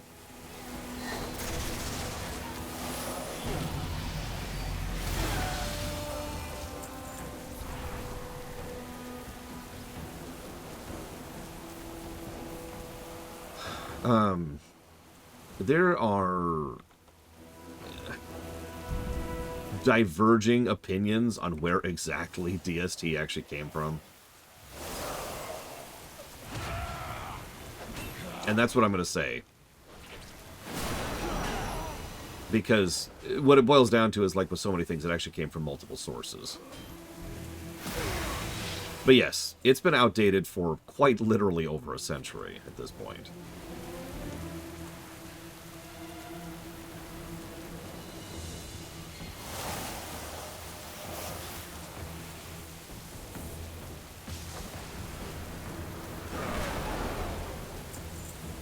god, frickin' Google. Speaking of encrapification, Discord got a little bit worse recently. How many of you noticed that? Everyone in chat. In what way? Yeah. So, the way it used to work is you could click, and there would be, like, someone links an image. You could actually click the image to get a slightly larger view, but then underneath that there would be a little button that says Open Link. And you could click that, and it would open it up in a browser, and you could see the full size of the image, which you can then use to save or edit or crop or whatever. That's actually gone. Now, you do have the ability to do that still. It's just now you have to right-click and hit the Open Link button in the right-click menu. Really, really minor little tidbit, really minor touch, but strangely frustrating, especially given the fact that, for those who are not aware, Discord's open image thing is weirdly laggy and non-responsive. Like, it's actually coded in a non-optimized manner, is what I'm going to describe that as. So, when you click the image to open it, it's kind of stutters, and sometimes it doesn't quite take the input, you know? Yeah, it's just pointless tinkering. It's the same thing that happens to every program ever. It's the same reason Twitch gets worse with every iteration, because they have to do something, right? They have to change something, otherwise they can't justify their paycheck. I've talked about this for years. This goes back to the 90s. And yeah, Discord wants to go IPO, which is always, 100% of the time, a bad thing. So, I have, as you might imagine, already been looking into alternatives to Discord because, well, I've been on the internet before. I remember ICQ. I remember IRC. I remember MIRC. I remember AOL. Then I remember AIM. Then I remember that MSN thing I can't remember the name of, so I guess I don't remember that. And then there's Skype, which was actually one of the most recent ones. They have captured Ohn'ahran herself.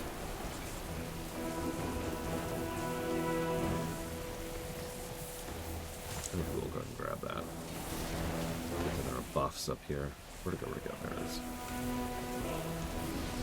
Calm heart, clear vision.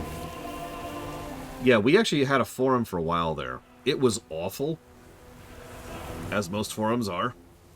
I know, right, Greywolf? That's Ohn'ahran. You know, the patron Loa of the hunters. Literally. What's wrong with Skype? Nothing, except for the fact that it's gone. I don't think it's actually gone now, but they are literally pulling the plug on Skype.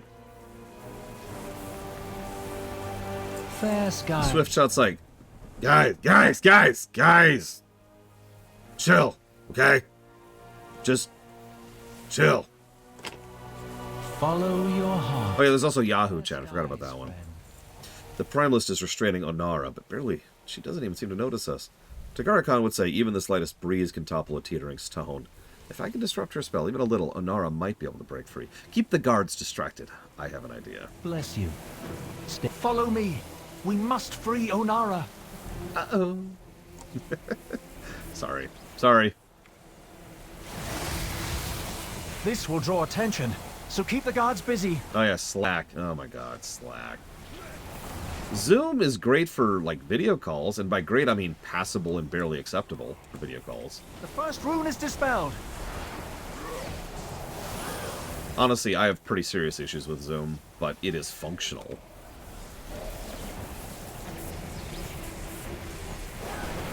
Oh, Jesus, TeamSpeak.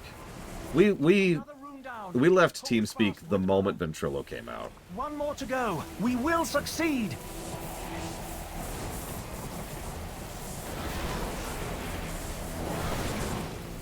Actual worst chat program I've ever used.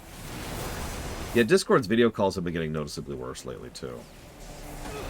More blips, more stutters, more dropped inputs. So that's cool.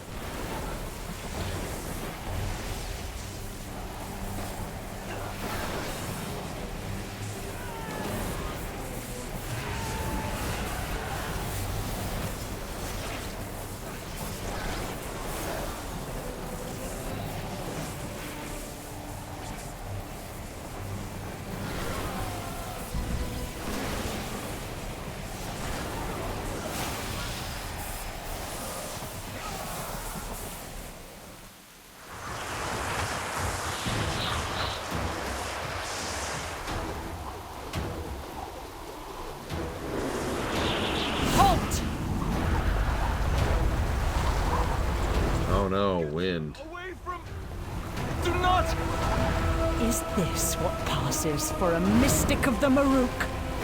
Oh, Nara! I am sorry. Pathetic.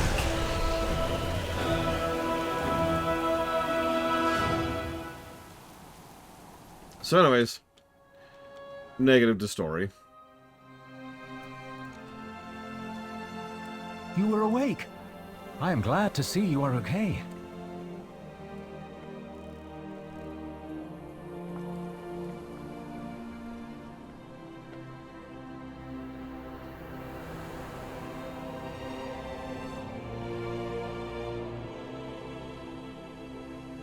I mean, it's still going to be a net positive by quite a margin.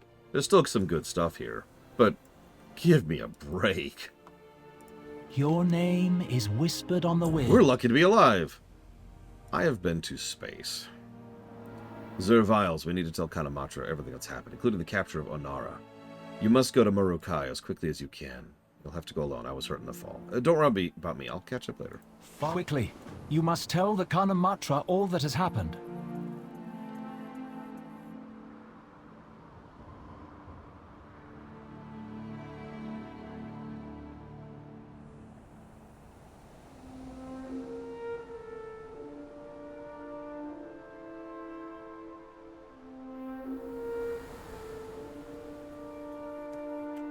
Actually, it does, Umbral Magnus.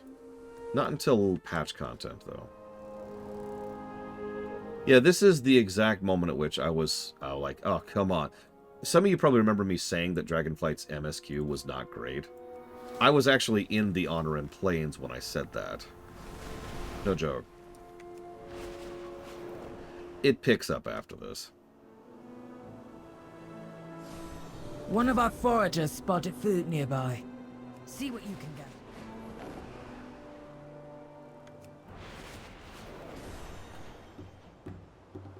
Welcome back to Marukai. What news? Your presence is even outnumbered. And without Ohn'ahran, we will fight on. We cannot surrender to Balakar, and we will not bow to his primalist masters.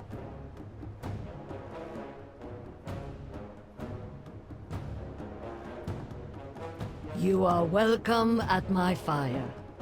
Good luck. We must take a moment to pause and consider strategy.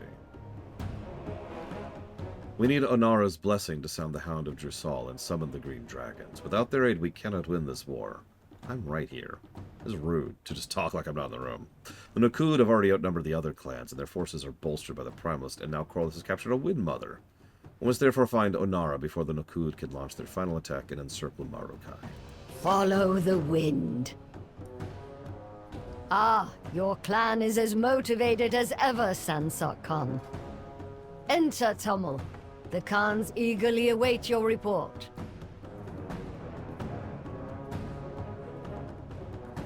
Honored Khans, we have spotted a war band of Nokud, headed toward the Horn of Drusal.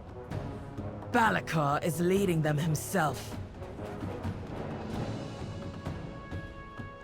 How large is the warband? We should be wary. This might be a diversion. Enough to overwhelm the village at the base of the hill, but far from all their forces. What of Corleth? Have you seen her? Or Ohn'ahran? No, not yet. We are still looking for them. We must assume the Nokud want to destroy the Horn, to prevent us from calling the Green Dragons. Sansok is correct. This may be a diversion. We cannot commit all of our forces, even if it is to defend our most sacred artifact. I will take the Khan's guard and confront Balakar myself. Tummel, outsider, you will come with me. Sigari Khan, Sansok Khan, gather your clans and prepare for battle. Once Ohn'ahran has been found and the Green Dragons have been called, we will march on Nokoden Hold. I mean, if you want to summon the Greens, I can just fly over there. Remember, canonically, we have dragon flying by this point. So, in lore, we have a fast mount that can fly. I point that out because in most of the previous zones, canonically, we actually couldn't fly. And so in lore, we were, incapable of flight. So I can understand that. But from this point onwards, the game and the story is considering the fact that we have access to that. There will be even quests that acknowledge this as we go. Well met. May your ancestors guide you well.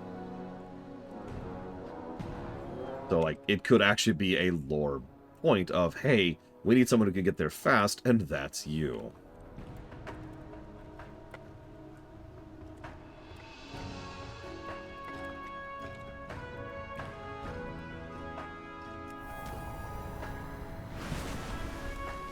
Alright, we can also ride Tyvon.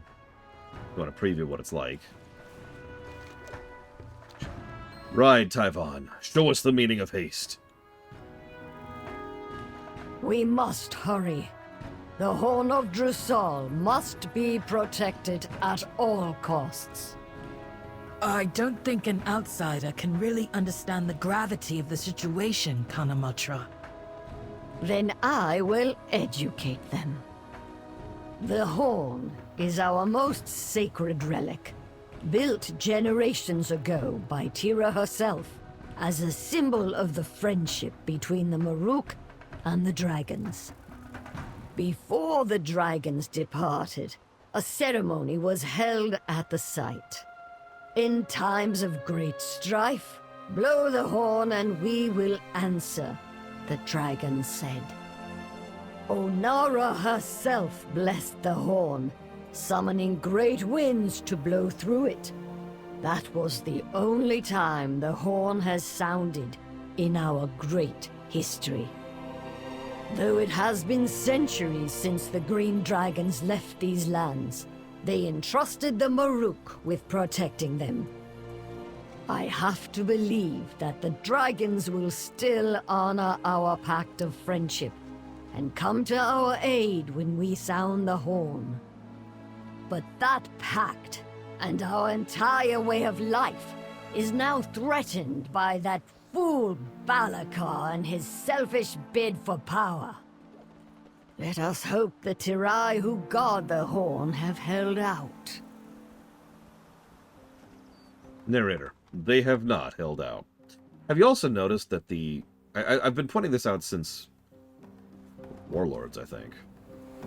But the quantity of voice acting never stops going up. Even War Within has more voice acting than Dragonflight, which has more voice acting than Shadowlands, etc., etc., etc.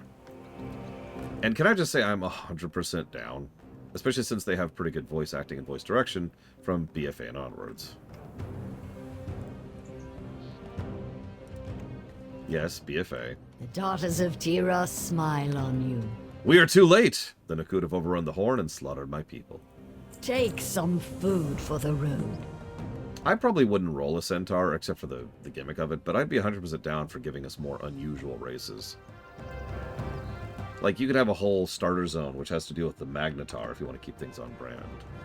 Oh, I know, Ross. God, BC was killing me. But yeah, I want Nerubians, I want Centaur, I want Naga, I want Ogres. Make them playable! Even if it's just cosmetic, just let me play them. For thousands of years, the Tirai have guarded the Horn of Drusal, our most sacred relic. By sacking this village, Balakar has betrayed everything it means to be Maruk. There can be no redemption for him now. You must take the horn before Balakar can destroy it and rescue any Tirai who yet live. I'm going with you personally to bring the false Khan to justice. The Nakud will know the wrath of Kanamatra. Khan's guard, I am entering the village with the outsider. Stay and defend this position as we advance. This is nowhere near the full forces of Clan Nakud. I actively don't want playable Nerubians, but the reason why is because I'm afraid that if we get that, we won't get playable Nerubians. Having said that, if they do both, no issues.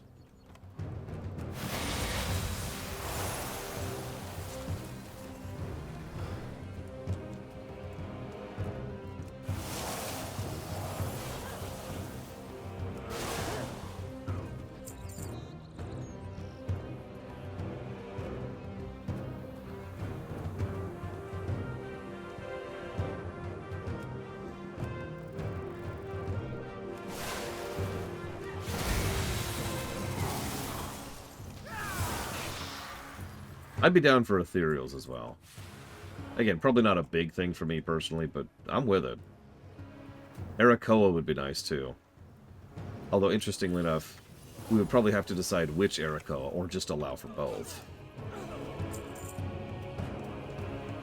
Which, again, I'm down for.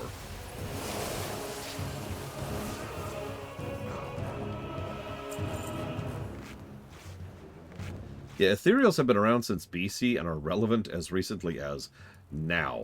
So, yeah, I'm with it.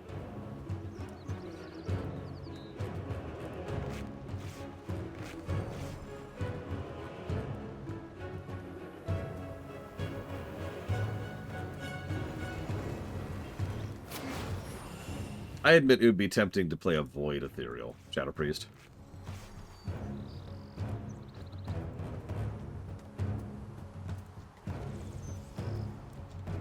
But no, I like the idea of playing a mage instead.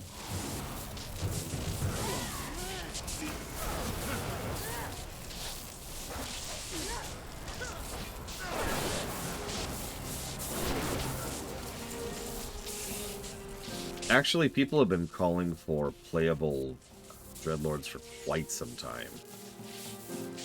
So, back in the early days of WoW, when it was still a lot more Wild West and nobody knew the structure of what WoW would be, one of the more common assumptions was that eventually all the hero classes from Warcraft 3 would be playable.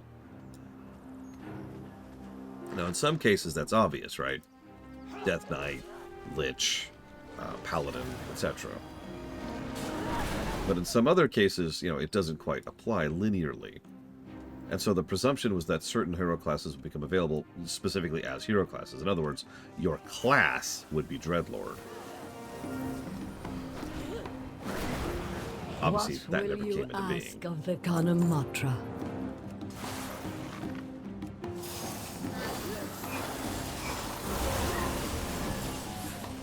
Oh, that's funny, as Mira Star. Yeah, Pit Lord. Another good example. Or, all the heroes. We have saved who we can. We must get through Balakar's lieutenant, Karad, to reach the horn. Come and try it, little Ohn'ahran! The Primalists have made me strong! Ooh, that's an elite. Okay, I'll treat you seriously then. You're welcome. I still think cosmetic classes is a great idea that they should lean into. I really do. Good riddance. Wait, what is that up ahead? It is Ohn'ahran. Like, I don't think anybody's going to talk me down from how much I think that's a good idea, because I think it's a good idea. I firmly believe that too many classes is a real problem and gets to be more and more of a problem as time goes on. Cosmetic classes neatly solves that. New class, but ultimately it's just cosmetic. However, there's no such thing as just cosmetic in an MMO, let alone WoW, which has many, many systems designed around that, right? Yeah, exactly. You're playing a Death Knight. The class isn't different mechanically. Same abilities. But all of your abilities look like they're channeling the light and fire and, like, that just sounds really cool, right? Exactly as Avion. Like, they're already one step into the door on this, really, with the new hero talents. Ah, my tie. There we go. And frankly, allow me to play a Void Paladin. They exist in lore. Well met. What are they doing to Ohn'ahran? Balakar and Corleth will answer dearly for this. Come back in one piece. How they have brought Ohn'ahran here? Unless... Oh no, I don't think Balakar intends to destroy the horn. I think this is a trap. Quickly! Farewell.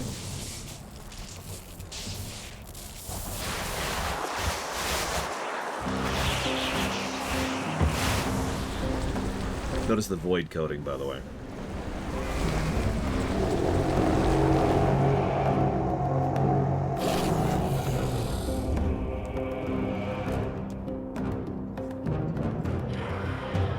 Almost there. Now! This is extremely messed up, yeah. Like, this is actually messed. Let the winds carry us onward. The Emerald Gardens will fall! Like, I've talked more than a few times about how bad it is to fake a distress signal as a trap and why that's such a terrible thing to do. This is pretty much that. We call for aid so we can kill you! Yeah, no, that's awful. The daughters of Tira smile on you. Yeah, I noticed the tree is just... Anyways, yeah, no, the Primalists are the good guys. I will not rest until Balikar answers for the crimes he has committed today. The slaughter of my people, the blasphemy against Ohn'ahran, the treachery against our ancient ally. Vengeance will have to wait. There are more pressing matters. We must help the Greens. May your ancestors... The dragons went down over the plains to the west. We must get to them before the Nakud do. Onward. Kanamatra! Was that the Horn of Drassul? It was loud enough to wake the dead. Yes, Koraleth forced Ohn'ahran to bless Balikar. He blew the horn to lure the dragons into a trap. Tommel, return to Marakai and inform the Khans. Rally our forces and begin the march towards the Emerald Gardens. It is time to prove our allegiance to the dragons, or both of our people will perish. At once, Kanamatra. The winds have abated. You can reach the dragons quickly by riding your drake from a high point nearby. Oh, hey, look. I will meet you there. Go with haste. There's a quest which in lore acknowledges that we're going to get there faster because we can freaking fly.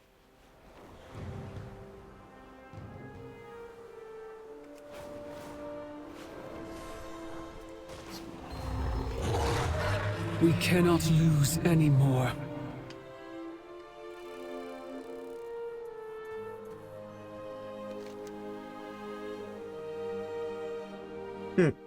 I'd heard stories about the ancient dragons, but to see them up close, they are truly magnificent creatures. But first, we must untangle this mess Balikar's put us in.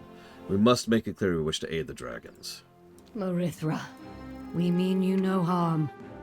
The death of your brethren saddens our hearts as much as the death of our own kind.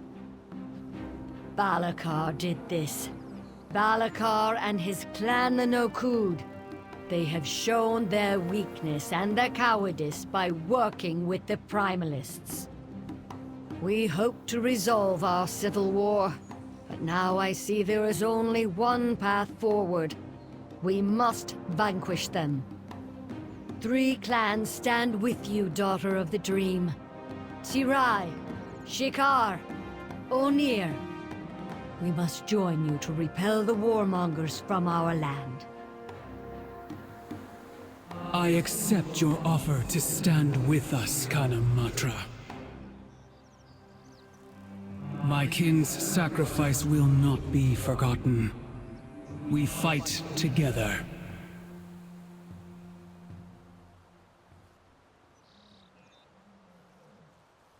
I mean, I would probably disagree with that, Captain Zeus. Like, the Twilight's Hammer as a polity is gone. What we have left is squabblers and stragglers, you know what I mean? Like, BFA was actually a perfect example of that. They were so pathetic and so ground down that, like, the guy under the guy under the guy under the guy, I think that's right, was the one who was the big threat. And he just happened to be the largest Twilight Hammer cultist that Xal'atath could even find. And the moment she found out, she's like, oh, thank God, get me out of here, please. Like, yeah, of course there's remnants of the Twilight's Hammer around, just like there's remnants of the Ottoman Empire around, you know what I mean? Doesn't mean the Ottoman Empire still exists. What will you ask of the Kanamatra? It's like the Scarlet Crusade, that's another good example. The Scarlet Crusade is gone. They've been gone since Wrath. Our ancestors said the green dragons were tempered and wise. We are fortunate they restrained their anger long enough to hear our side of the story. Now that we know the Primalists and Nakud are our common enemy, it is time to take them down. Good luck. Hi, Marithra. We haven't seen you in a while. Tell me of your dream. So the Primalists have recruited Clan Nakud as allies. We have held off the Primalists until now, but the Nakud have brought a new weapon, Dragon Killer Ballista. I fear Solithus will not be the last dragon to fall to its foul storm magic. Come, I'll take you to the Dragon's Haven. You can tell me what you know of the Nakud while Kanamatra gathers her forces. Is it time to go already? Find anything interesting? What, so they suffer even more for Lictum? I didn't know you were into torture. My goodness. Shortly after we returned to our ancient grove to the west, the Primalists attacked. We destroyed them time and again. The Primalists knew they needed the Centaur on their side to defeat us. Clan Nokud's Dragon Killer Ballista is the key to their victory. The Nakud are relentless. With their help, Koroleth's Primalist army has found a way to break our defenses. The barrier to the ancient bow must not fall. Within it lies our portal to the Emerald Dream. I shudder to think what they wish to do to it.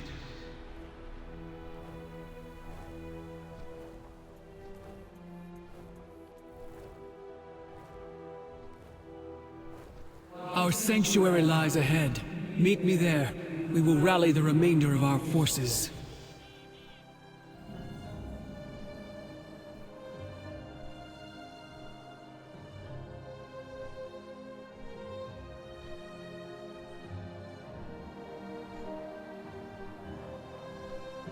Yeah, I like how Koroleth is this interesting, fascinating character. Except she totally isn't. She's a nothing burger. She essentially has the same characterization as the jailer. Hi, I'm here. Okay, bye. Young Drakthir, I could use your help. I have raised generations of life here. None more my favorite than the ducklings, but my body has grown old and weak. Still, that does not stop the cycle. I need you to catch the food for my brood.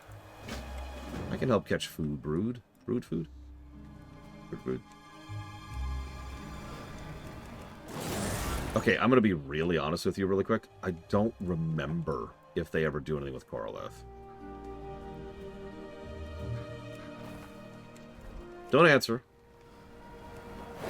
But I like, there's just an empty slot there in my memory. It's like, oh, gee, how did that happen, Verlictum? Oh, no.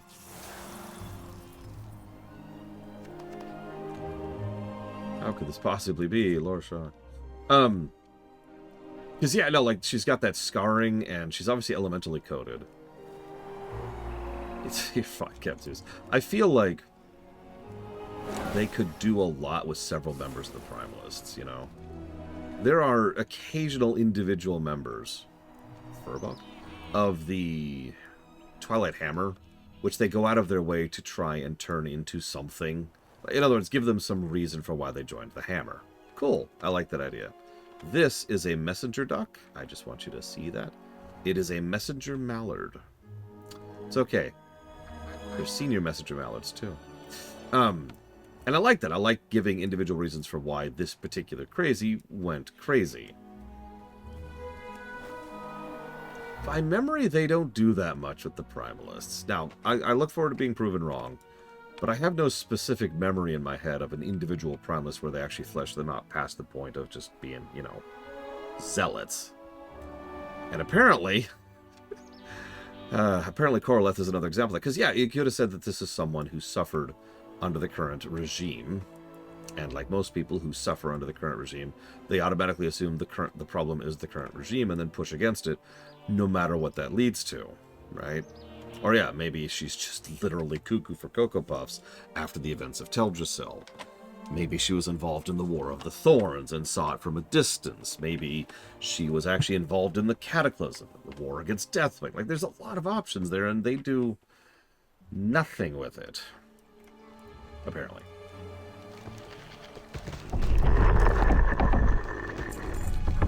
How old are you? My age? Young one, I no longer remember when I was born. I remember sunsets and sunrises. I remember the young life that I have watched become old and wither. I have lived long enough to appreciate the gifts of life. My days grew shorter. Still, my duties are not done. The brood should all lie by the creek. I leave them there, hoping they will grow more independent. Soon they'll have to fend for themselves. Today they rely on you. Please bring them the food you caught, and then the ducklings to me. Dwarf pilot. She's always jumping off something. That looked interesting. You know, I'm not actually sure, Magister, off the top of my head.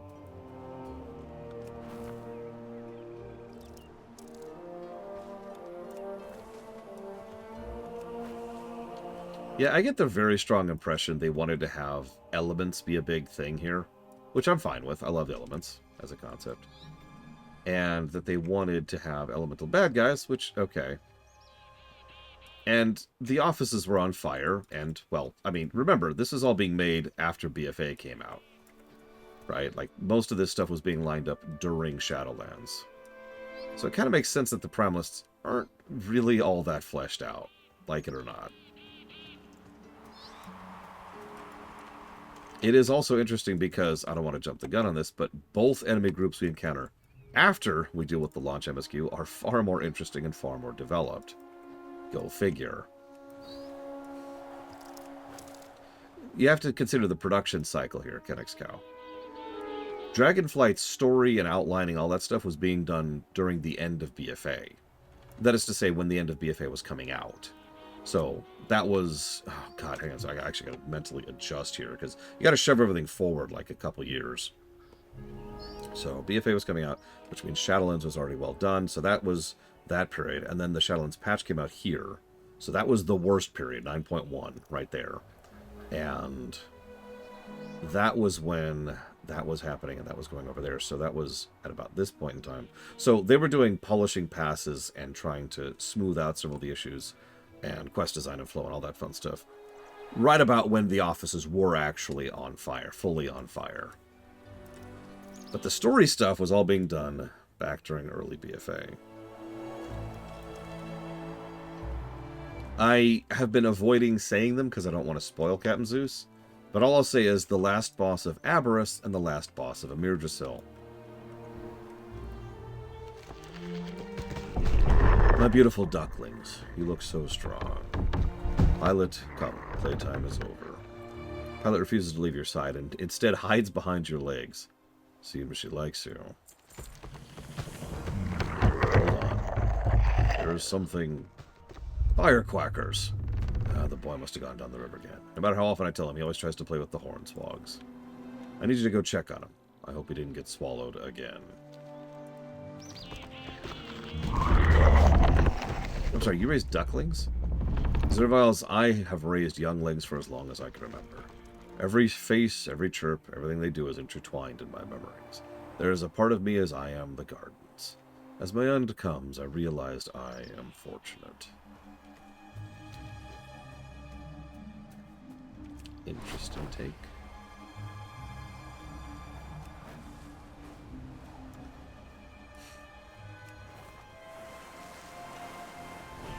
But yes, the first time... So obviously, some of the fires were being put out when they were putting on the finishing touches of Dragonflight.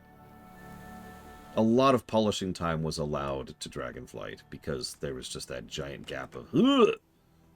during the end of Shadowlands. Remember, the last patch of Shadowlands and then the gap between that and Dragonflight was huge. But the first content we can say, which definitively, no really, was happening after the fires had been put out, is 10.1. Or 10.05 or whatever. The first content patch of Dragonflight.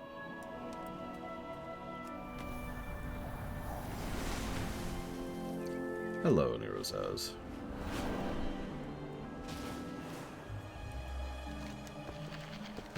He was swallowed...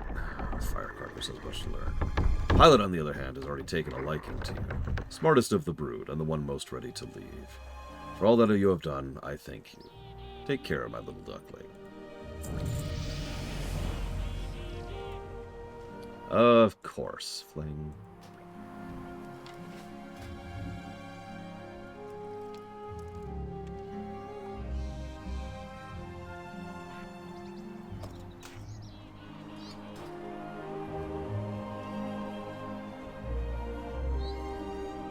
And yes, there's a duck on his head. Don't think I can... Yeah, I can't mouse over it, so I can't tell which duck. But there's a duck on his head. Yes, Umbral Magnus. Vacationing is easier than living. There's a lot of places I'd want to visit in WoW. Hey, Huthor. Quick question for you if you got a moment.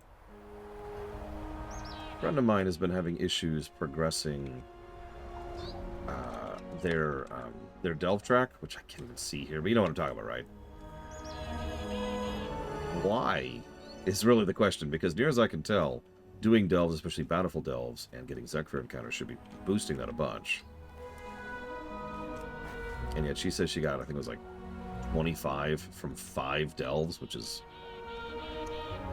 really, really low.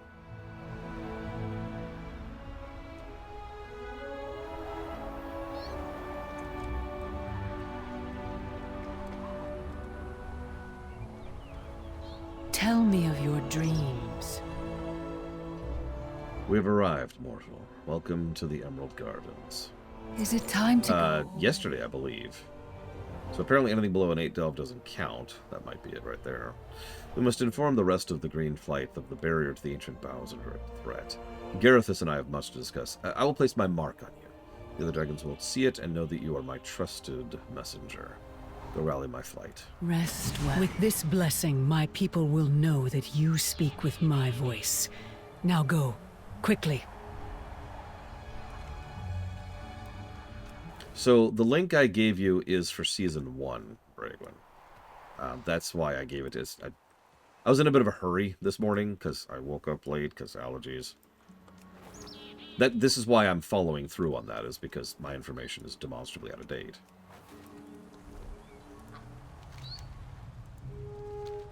Your message will reach the swiftest wings...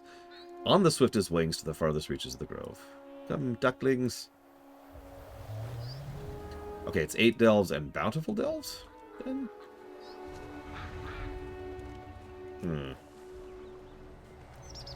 Either way, my answer is I'm not sure, which is why I was trying to seek other information. I didn't even finish track 1 back in Season 1.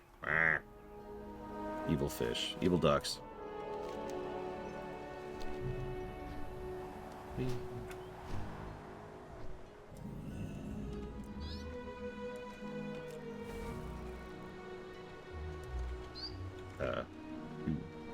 Void ducks. Gotta have void ducks.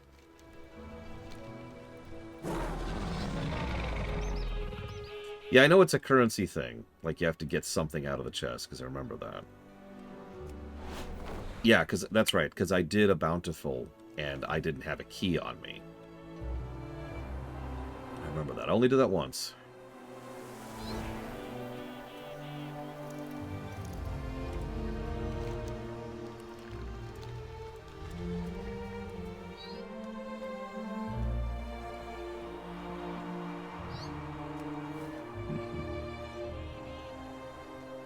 For the glory of the dragons!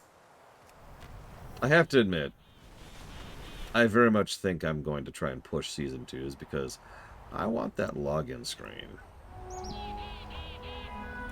Hello, champion. Oh, ha! May your dreams be peaceful. Kanamatra. Are you enjoying it, Uthor? The Kanamatra sent word that she and her forces have arrived in the Emerald Gardens. They've located Koroleth in her prime list. It appears a massive enemy invasion is gathering on a beach to the north. Wisely, she has several scouts watching strategic locations around the battlefield. Go collect their reports. Is it time to go already? And then there's the spider tank mount, which I kind of want, I'm not going to lie. Anyone remember what that thing's called?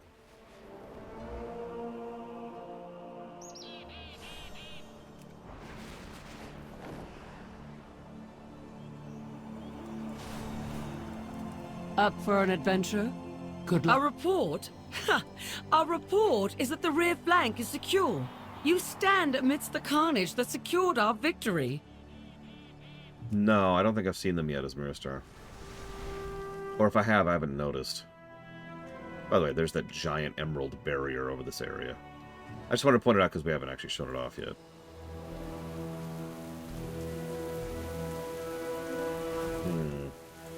Oh, did you want to talk to me? See those stone pillars? They are part of a barrier that keeps anyone from approaching. We must protect them, or the island's defenses will fall. I mean, I've said for years that the standardization of FF14's telegraphs was a good move. Now, I still think WoW should do its own thing. Like, I think WoW should not standardize its boss design, is how I want to phrase that. WoW is known for having wild, crazy, fun, and interesting boss designs. It should keep doing that. That's kind of its niche, you know. But it does occasionally reuse mechanics, and for those reused mechanics, yeah, let's have some standardized telegraphs.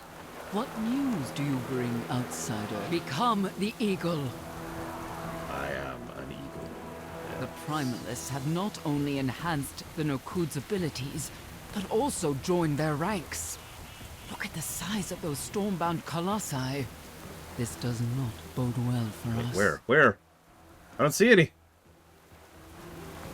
That portal must lead to where the Primalist reinforcements await. I wonder if slaying those summoners would disrupt it. Perhaps it would collapse. Quickly, Avara.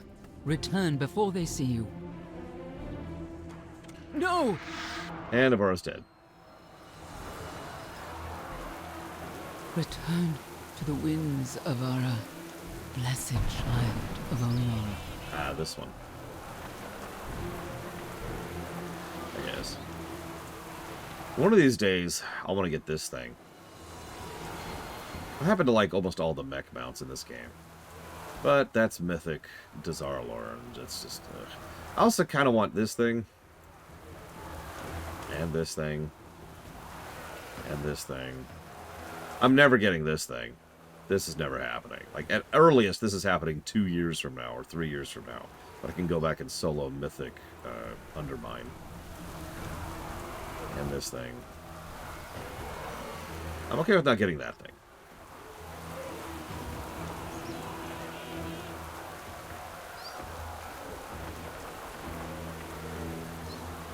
What would you ask of me? Do you see? Those pylons empower Corleth's destructive power. If we cannot stop her, she will destroy the pillar, and the ward that protects the ancient bow will fall. This is just a Star Destroyer at this point. No, not in the good way. Where's our shield? Where's our shield generators? Outside the shield. Your presence is a favorable omen. Our enemies are one step ahead of us. Do not despair. Our resolve is as strong as our alliance. Farewell. So long as a single green dragon draws breath, these Primalists will not defile the ancient bow without a fight.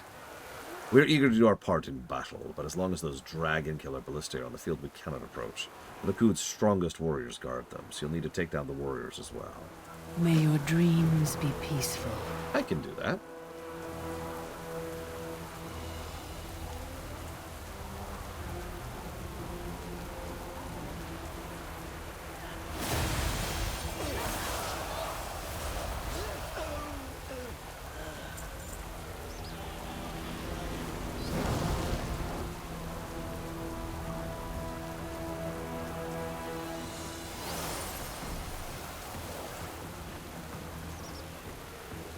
I mean, I'm actually saving a small speech about the Primalists, which I hope Uthor's going to be there for when we do the dungeons.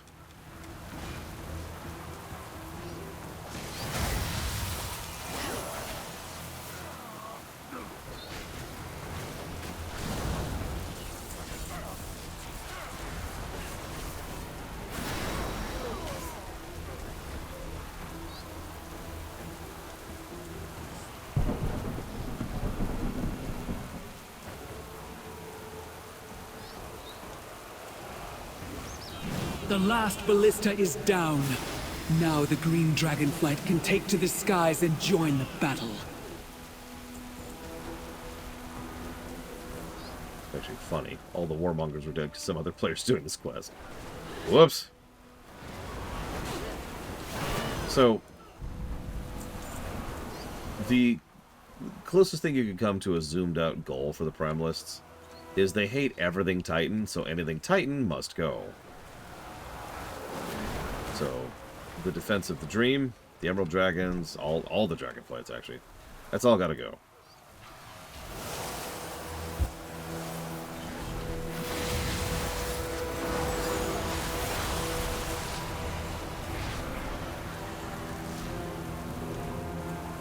I'm pretty sure Bragan was doing 4 and above.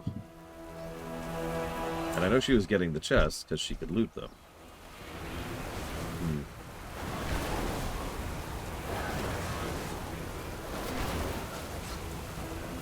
I do remember back when I first started the Season 1 stuff, part of the reason I kind of gave up on that reward track was my progress on it was extraordinarily slow. In fact, for a while there, I was under the misinformation that the only thing that progressed it was Zekfir encounters.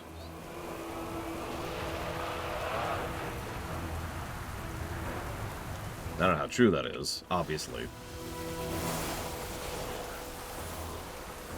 But I kind of walked away from that at that point.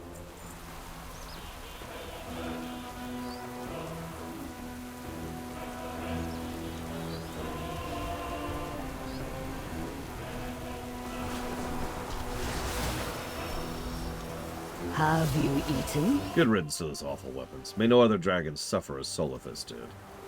Good luck. We must deconstruct additional pylons.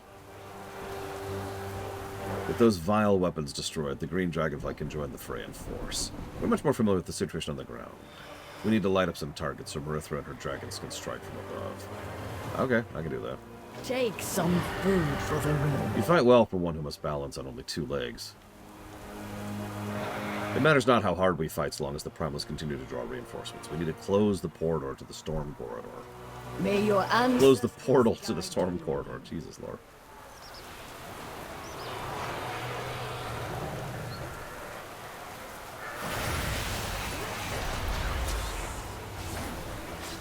Well done. I see the pylon.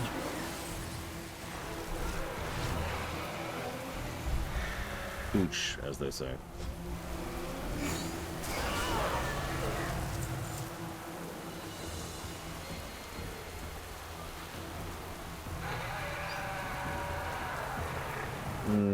I don't off the top of my head, Zaven, but I bet one exists.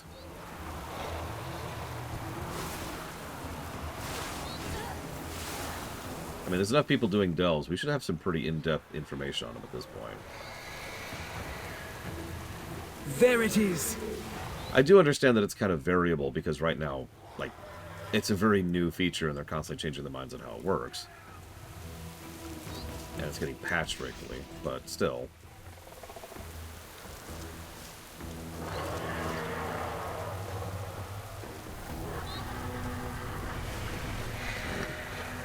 I mean, you know, Brigwood, that might not even be untrue.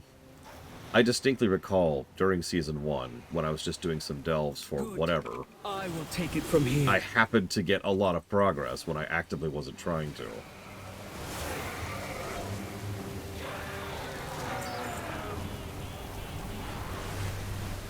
That's not a joke, by the way. That really did happen. I don't know if that's because they patched it or because I was doing different things or whatever. I don't know. Something changed somewhere.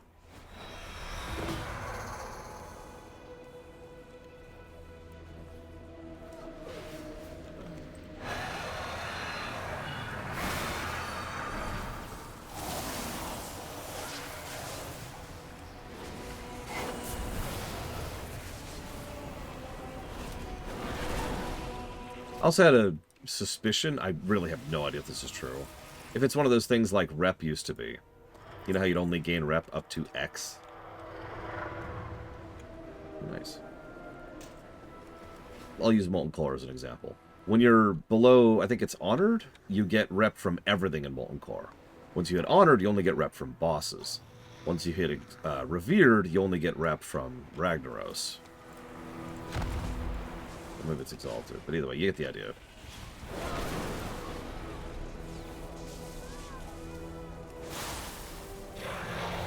In other words, I was wondering if you only get rep in your seasonal progress at a certain point or whatever. Apparently, so that actually answers another question I saw Bragwin had. Apparently, you can do it on multiple characters. Although, what's the benefit of doing it on multiple characters? I mean, I guess your level, your rank, your gearing up multiple characters, so that would be the benefit. Yeah, you and me both lead a fairy, ironically. And I don't know if you saw that, Huthor, but we just finished a bonus objective, without even trying to. Follow the wind. Now we cut off the enemy's reinforcements, the battle will enter its final stage. Come back in one. Let's go defeat Koraleth. Alright, here it is. Big, amazing story. This is it. We're going to finally learn her in-depth backstory, why she joined the Primalists, where her evil ways came from.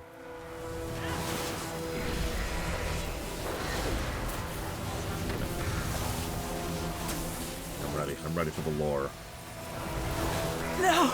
Okay, she's dead. I have failed. The dream must be ours. My purpose here is fulfilled. Let us meet again soon.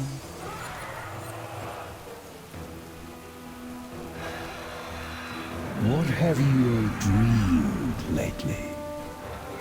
Come, little one. The Primalists have been dealt with. Our forces will make quick work of any foolish enough to linger. Without our allies, we could not have achieved this victory. Marithra is summoning their leaders to an audience. She asked for you as well, my friend. This day, you have proven yourself to the Green Dragonflight. It is a deed of kindness and sacrifice my people will not soon forget.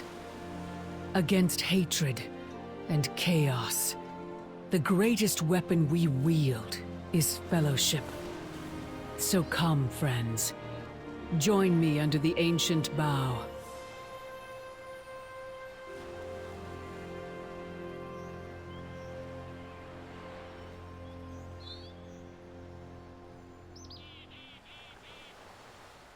Hello, champion. Rest well. Your part in this has not escaped me, mortal.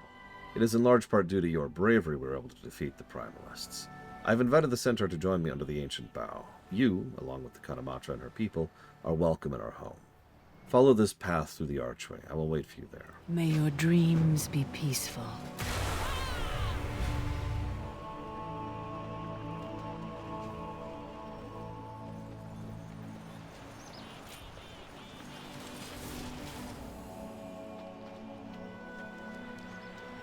So yeah, the Primalists, one and done. They really were a regional threat here, which, honestly, I'm actually completely with. That is more or less exactly what I want out of the Primalists.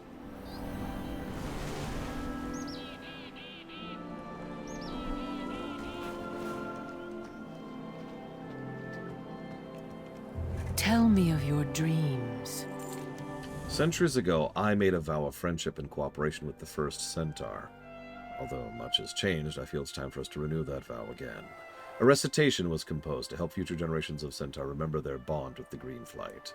Each verse must be answered with an offering from one of the Khans. I hope the Centaur can remember the original meanings. The choice of gift is critical. Choose the right offering and allegiance is bound.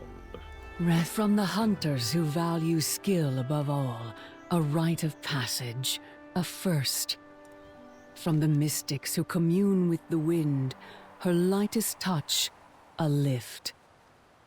From the descendants of the matriarch, a drop of unbroken progeny, an ancient line, unforgotten.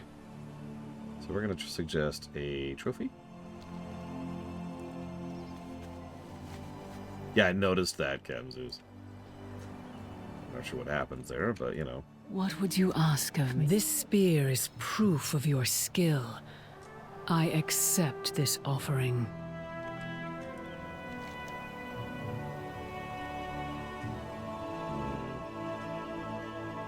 A feather. A single feather.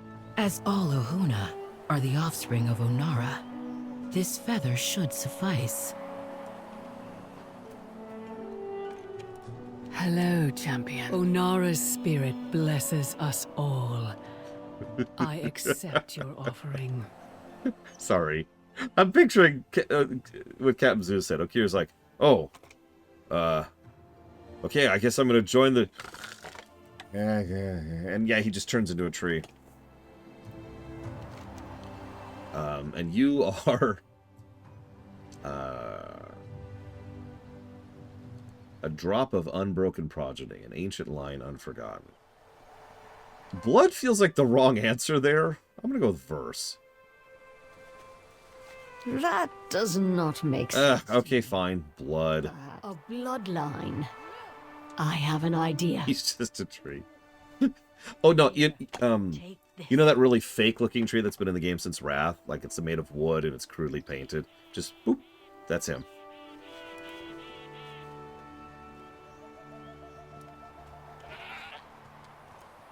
What would you ask? I remember Tira well. You are so much like her. I accept your offering.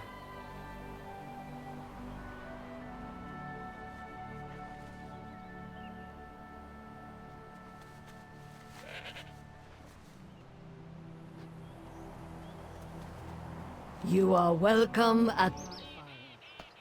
I, the Kanamatra Serist, accept this gift to honor the ancient oath made by our most sacred ancestor. All Centaur under Ohn'ahran's wings will aid the green dragonflight in times of need. And I, Marithra, daughter of Ysera, accept this gift to honor my oath to your ancestor Tira. Together, dragons and Centaur will protect the Ohn'ahran Plains. Should the dream be threatened again, know that the Maruk will fight beside you. The bond that united us in ages past has been renewed. Let this oath stone serve as a symbol of our covenant. I vow to protect the Emerald Dream and the Green Dragonflight with my life.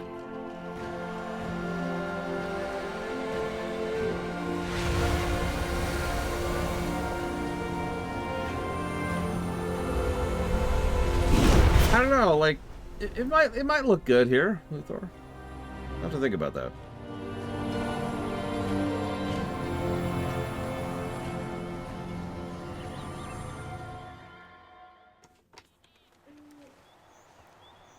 Tell me of your dreams.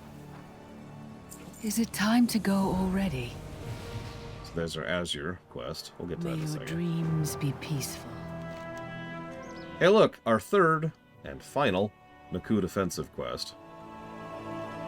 Isn't it great how I can do dungeon quests on the character I'm doing them on? Follower dungeons are awesome. Can I just say that? Is that acceptable? Can I just say that?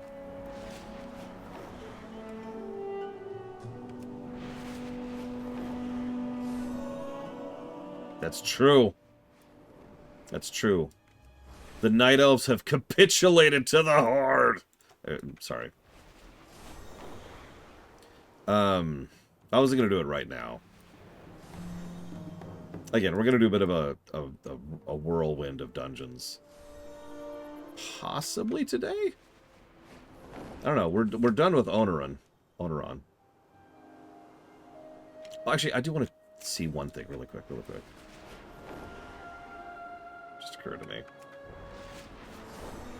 There are no important quests, but we have killed all of them. Yes, Azure Span will be next. I'm looking forward to that. Anyone else doing this right now? Looks like no. I'm pretty sure it's physically impossible for me to do this solo, but I'm actually kind of curious, so... Hey, how you doing? Have a good one. How you doing, man? Be good. Welcome to the one and all to the Fields of Ferocity. Oh, these two guys have been in the game since BC. There's a weird thought for you. All right, where is it? A new band of competitors has dared to test the honor and the lives in the ring. There he is. For the first round, our hosts have hunted up something truly terrifying. From the depths of the Emerald Swamps to our wannabe fighters will be facing... a river beast? Seriously, why does this always happen to me? They kill more centaurs than any other creature on the plains. Really? Place my bets for Minot then. Round 1. Fight!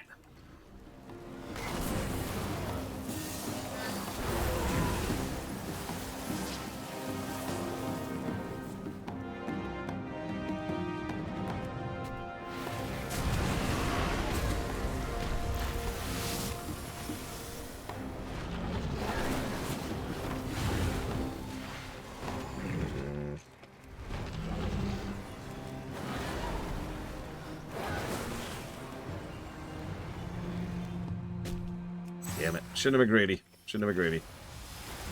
I'm gonna pay for that. Oh. Yep, there's my life 3.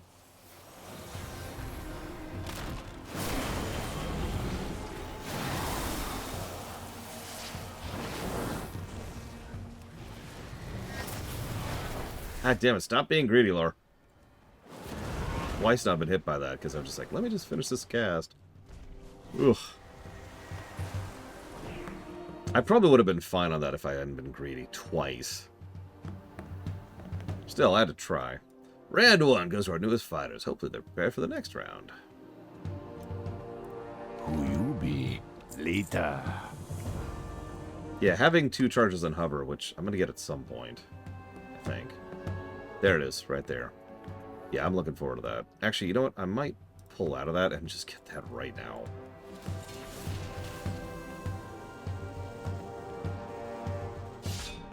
There we go. Round 2. I tried to get one of those nasty gnolls for the gauntlet. Fortunately, none of them associates know how to speak with them. We did try to manage to catch one of their freaky creations, though. That should be a good opponent. Keep it real. Yo, have a good one. For our next challenge, we have a creature ripped from nightmares, possibly literally. Hope you brought some nose plugs, so you're about to face an incarnation of decay itself. Let's hear it for Night Rod. Yeah, woo, woo, yay. Truly a challenge of the senses. Bring honor to your ancestors here. Where is it? Oh, there it is. Oh my god, it's one of those things.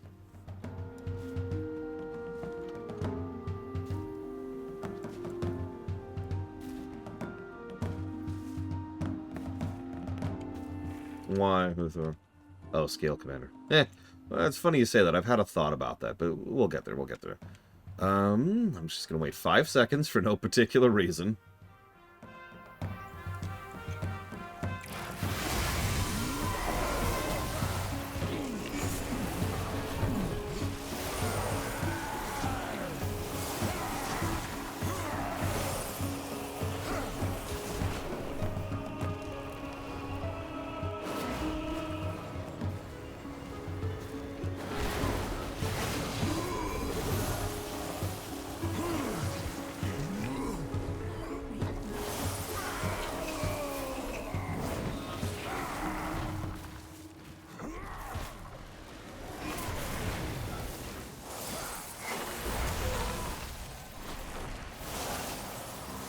Okay, that uptime on hover is kind of crazy. I'm not going to lie. Jesus. Now, if I got a 3rd charge...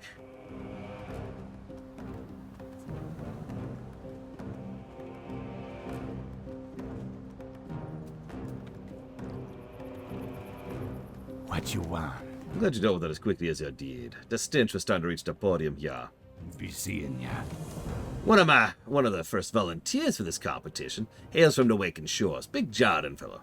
Not quite as angry as his kin. He just seems to enjoy the sport of fighting. Yeah, it works for me. Be good. Time is money, friend. Our next competitor's been forged by the molten lifeblood of the Dragon Isles itself. Hero of the fearsome Jordan, Kika the Peace Taker, is here to fight the competition. Hopefully he fights as well as he boasts. Hey, he's got spirit. Respect. Oh, there he is.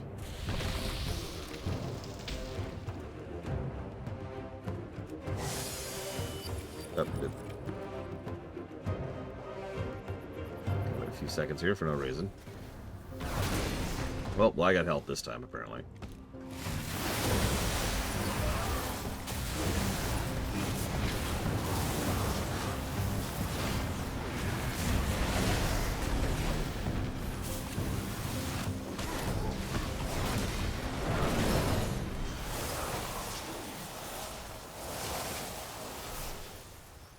Jesus. I'm telling you, we need more support specs. I'm 100% into that.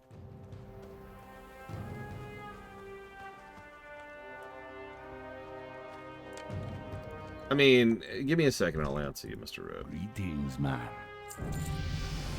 Yo! Keep it real. Yes, actually, Captain Zeus. Same guy. One of the only times he was voice acted was back in BFA. Ah, by the elements, this Drake certainly patches a punch. They have vowed to show no mercy to the defenders of the aspect. Excuse me. We should show no mercy in the fool. Okay then, yeesh. Round 2, fight.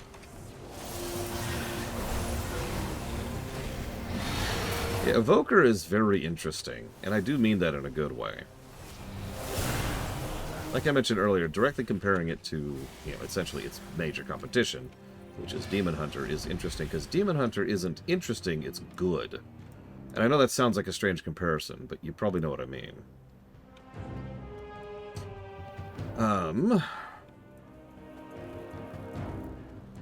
Hey, how you doing? Aw. Okay.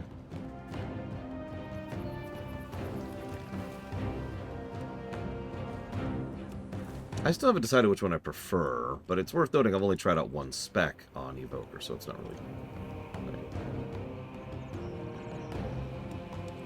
These two have climbed the ring of technical knockouts, because technically they've put all their challenges into a coma with the power of the Emerald Dream. The Hunt Master Amma says... My patron's already fallen under the spell of Twin Dreamers. No! Shark Puncher. Look, I'd be down, I'm just saying.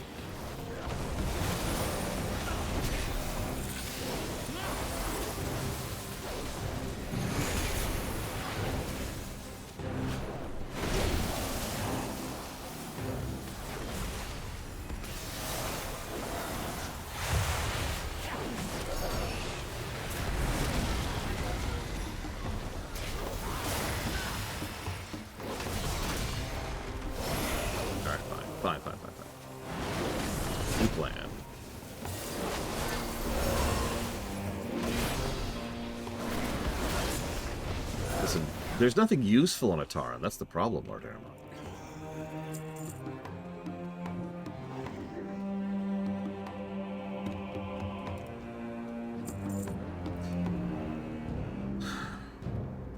I think the main problem was they were trying to play it pretty safe. I don't want to sound dismissive, but if you really pay attention, most of the initial Stay away from the MSQ in Dragonflight is very play it safe.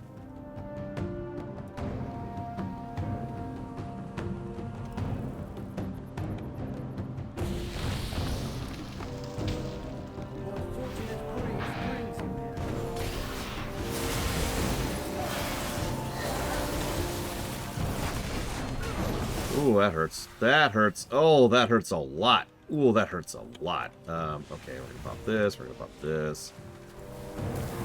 Oh no, I'm too far away. Shoot. Range limits. Yeah, Captain Zeus. Yeah.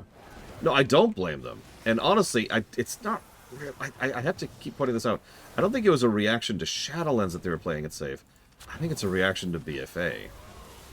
BFA was pretty contentious. I'm sure a lot of you remember that.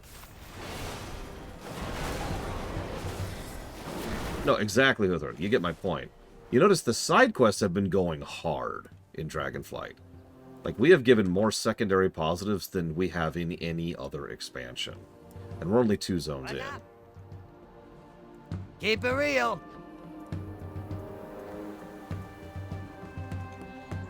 Kinda, yeah, Lord Aramon. But better in every way. Yeah, War Within, that's your reaction to Shadowlands. Yeah, so big mental reset, big play it safe kind of thing. Brought down game mechanics, brought down system design. Complete shift in design philosophy. Is this me? This is me. Okay.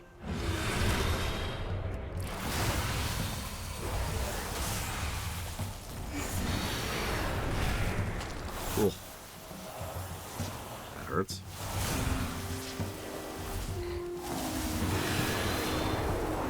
Yeah, the stakes are brought down considerably. A lot of the emphasis is on, like, essentially everything that the game hasn't been about in literal years. You get it.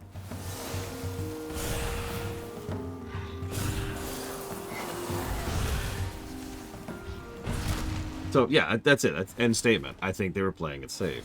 I think they were more willing to play around with War Within, because you notice War Within is interesting in that it's lower stakes, but actually higher stakes at the same time. War Within is very clearly...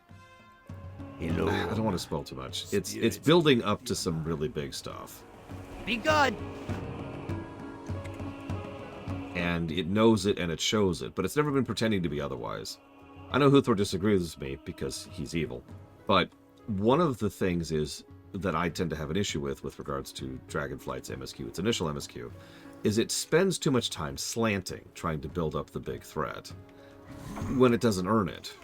By contrast, at no point in time do I doubt for even a second the scale and scope of the threat that we're going to be facing in War Within, even though, by all accounts, it's a much smaller scale threat.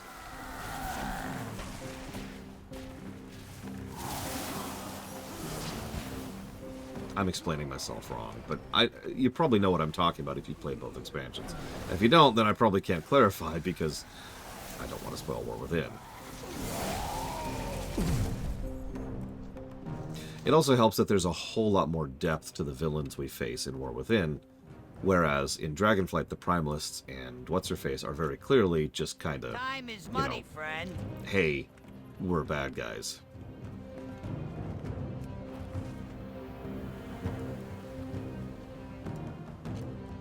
Having said that, Uthor, for whatever it's worth, I've been slowly warming up to the Primalists. Doing life pools like 6 times in a row helped, and I know that sounds strange, but it's true.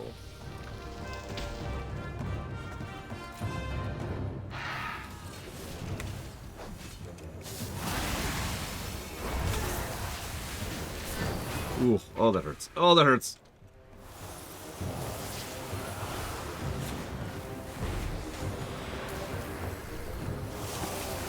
This nonsense.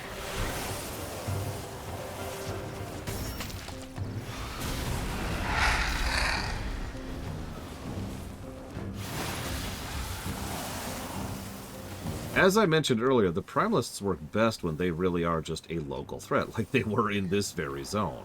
An issue that were defeated almost immediately as soon as we unified against them. That works for me, you know?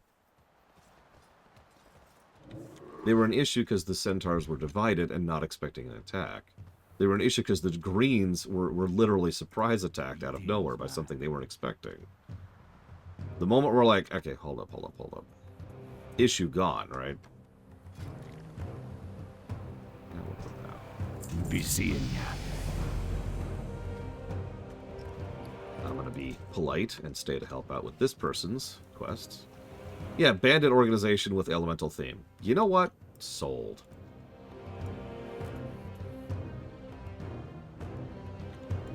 And yeah, that theme of unity and even legacy is definitely on display there.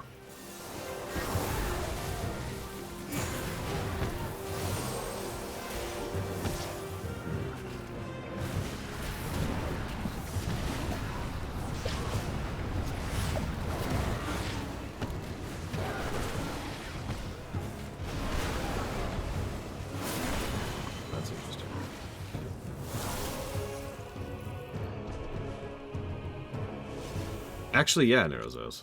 Good example. I'm going to use a quest in Lotro as kind of a comparison point here. Over in Lotro, during the Bree quests, which is some of the earliest quests in the game, your major enemy for the entire zone is a group of brigands. I forget the name of the brigands group, and it doesn't matter, because they're just local bandits, right? They're just nobodies. It doesn't matter. But the thing is, they're well-written nobodies, and they are a threat locally, but still. Like, they are something that is actually going to be a problem for the people of the Breeland. That works. I'm with it. Yeah, absolutely. And they do some cool stuff with it. One of my favorite tidbits is that a lot of the reason why there's such an issue is specifically because economics are bad right now, which I know sounds like a weird thing to comment on, but it's true.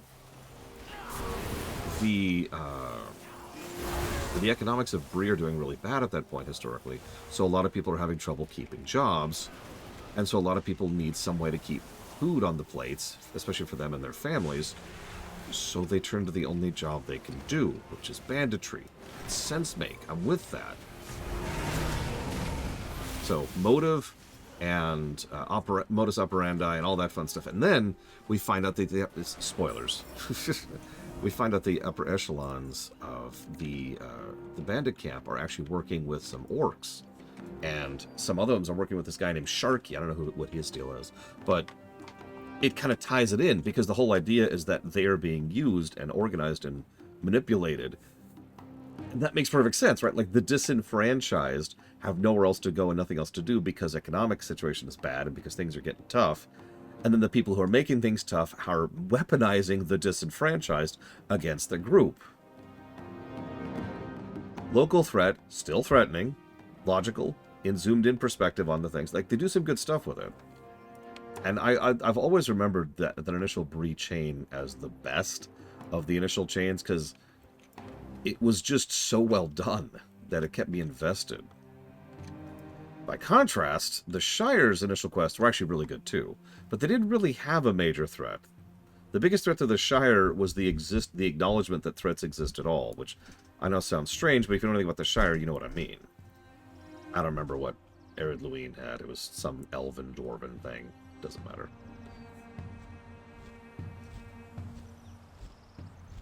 You know how they are. There's probably some goblins involved. I don't know. It's something.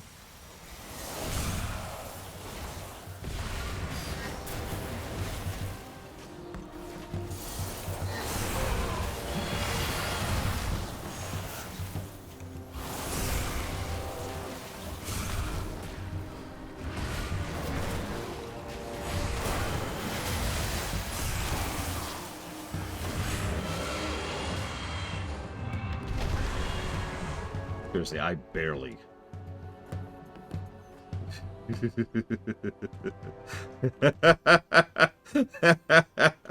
Sorry. I never noticed that conversation before. So the Huntmaster, when we kill the Drake, is like, stop. No. Get help. Because the enemy we just fought was a primalist proto-Drake, so... Oh no, they're dead. Darn. Shucks. Come on, trigger next quest. If you're wondering what I'm doing, it's called basic human decency. So that person, and Kirwai knows obviously, helped me to do these quests, so I am sticking around to help them do theirs. This is a pattern that goes all the way back to BC. This is very, very common player etiquette. For these kind of quests, if you're on the same quest as them, great, you share credit. But if you're not, you stick around a bit to help them out with theirs, especially since they stick around to help out with you with yours. Are we done?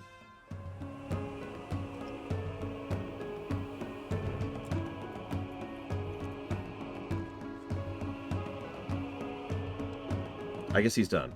Okay, he might actually be done. Was that the last one? I guess it doesn't matter.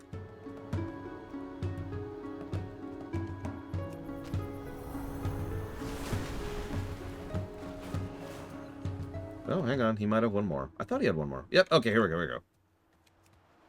So I will help with the last one.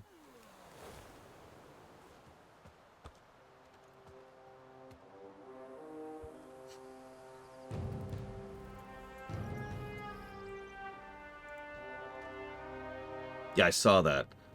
I'm stunned, folks. Our competitors have reached their final battle. Who could have predicted this?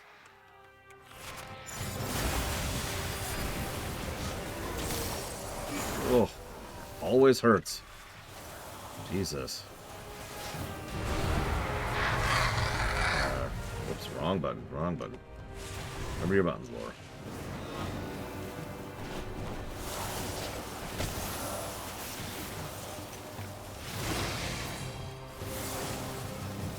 I mean, we've been doing this since BC. I should hope he's wise to us by now.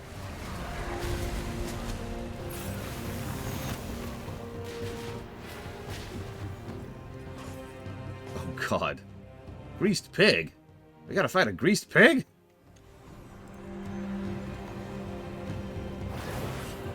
Oh, I can buff them. Buff. Can I not buff them? Can I only buff party members? Oh, whatever. Alright, so you say there's one other quest here. Ah, for Christ's sakes. What is it? What is it?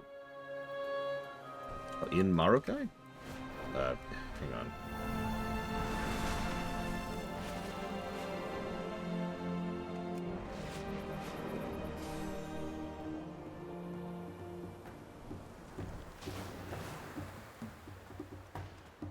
Greetings. Okay. Hello, friend. Welcome back to Marukai. I am Selbek, healer of Clan Tirai. Are you good with animals? No. Perhaps the influence of a newcomer is just what I need. Tyvan here, while a very good companion, has become something of a burden on my clan. I'm afraid if we can't find a good use for him, I may have to send him away. Will you help me? See you soon. Thank you for agreeing to help. Would you mind brushing him for me? Sure. Tyvan, stand up, please. I am sending him to train with the Shikar. He needs to look his best. Tyvan has never really been good at anything. He's huge, clumsy, and requires so much food every day. My kind has no use for mounts like yours, and it's the Maruk way that everyone in the clan must contribute, even our animals. Now that he's groomed, will you place that bundle of pelts over his back and place it... He's been a wonderful companion. I pray to Ohn'ahran that we can finally find something for him to do. I'll have to make difficult decisions. I'm sending this gift to Hunter Jedar in hopes that he'll accept Tyvan as a trainee. The Shikar clan are renowned hunters and Bakar trainers. If anyone can turn him into a real hunting dog, they can. Where's the... Oh god, where's the pelts? I don't see them. They're gone. They're gone. Where are they? Ah! Over here somewhere. There they are. Ugh. Ugh. Hang on. I can do this. Ugh. He's ready. Go ahead and tell him to get to the hunter. Let's see if he obeys your commands. Go fight Hunter Jedar. I'll meet you there. And when you're my mount.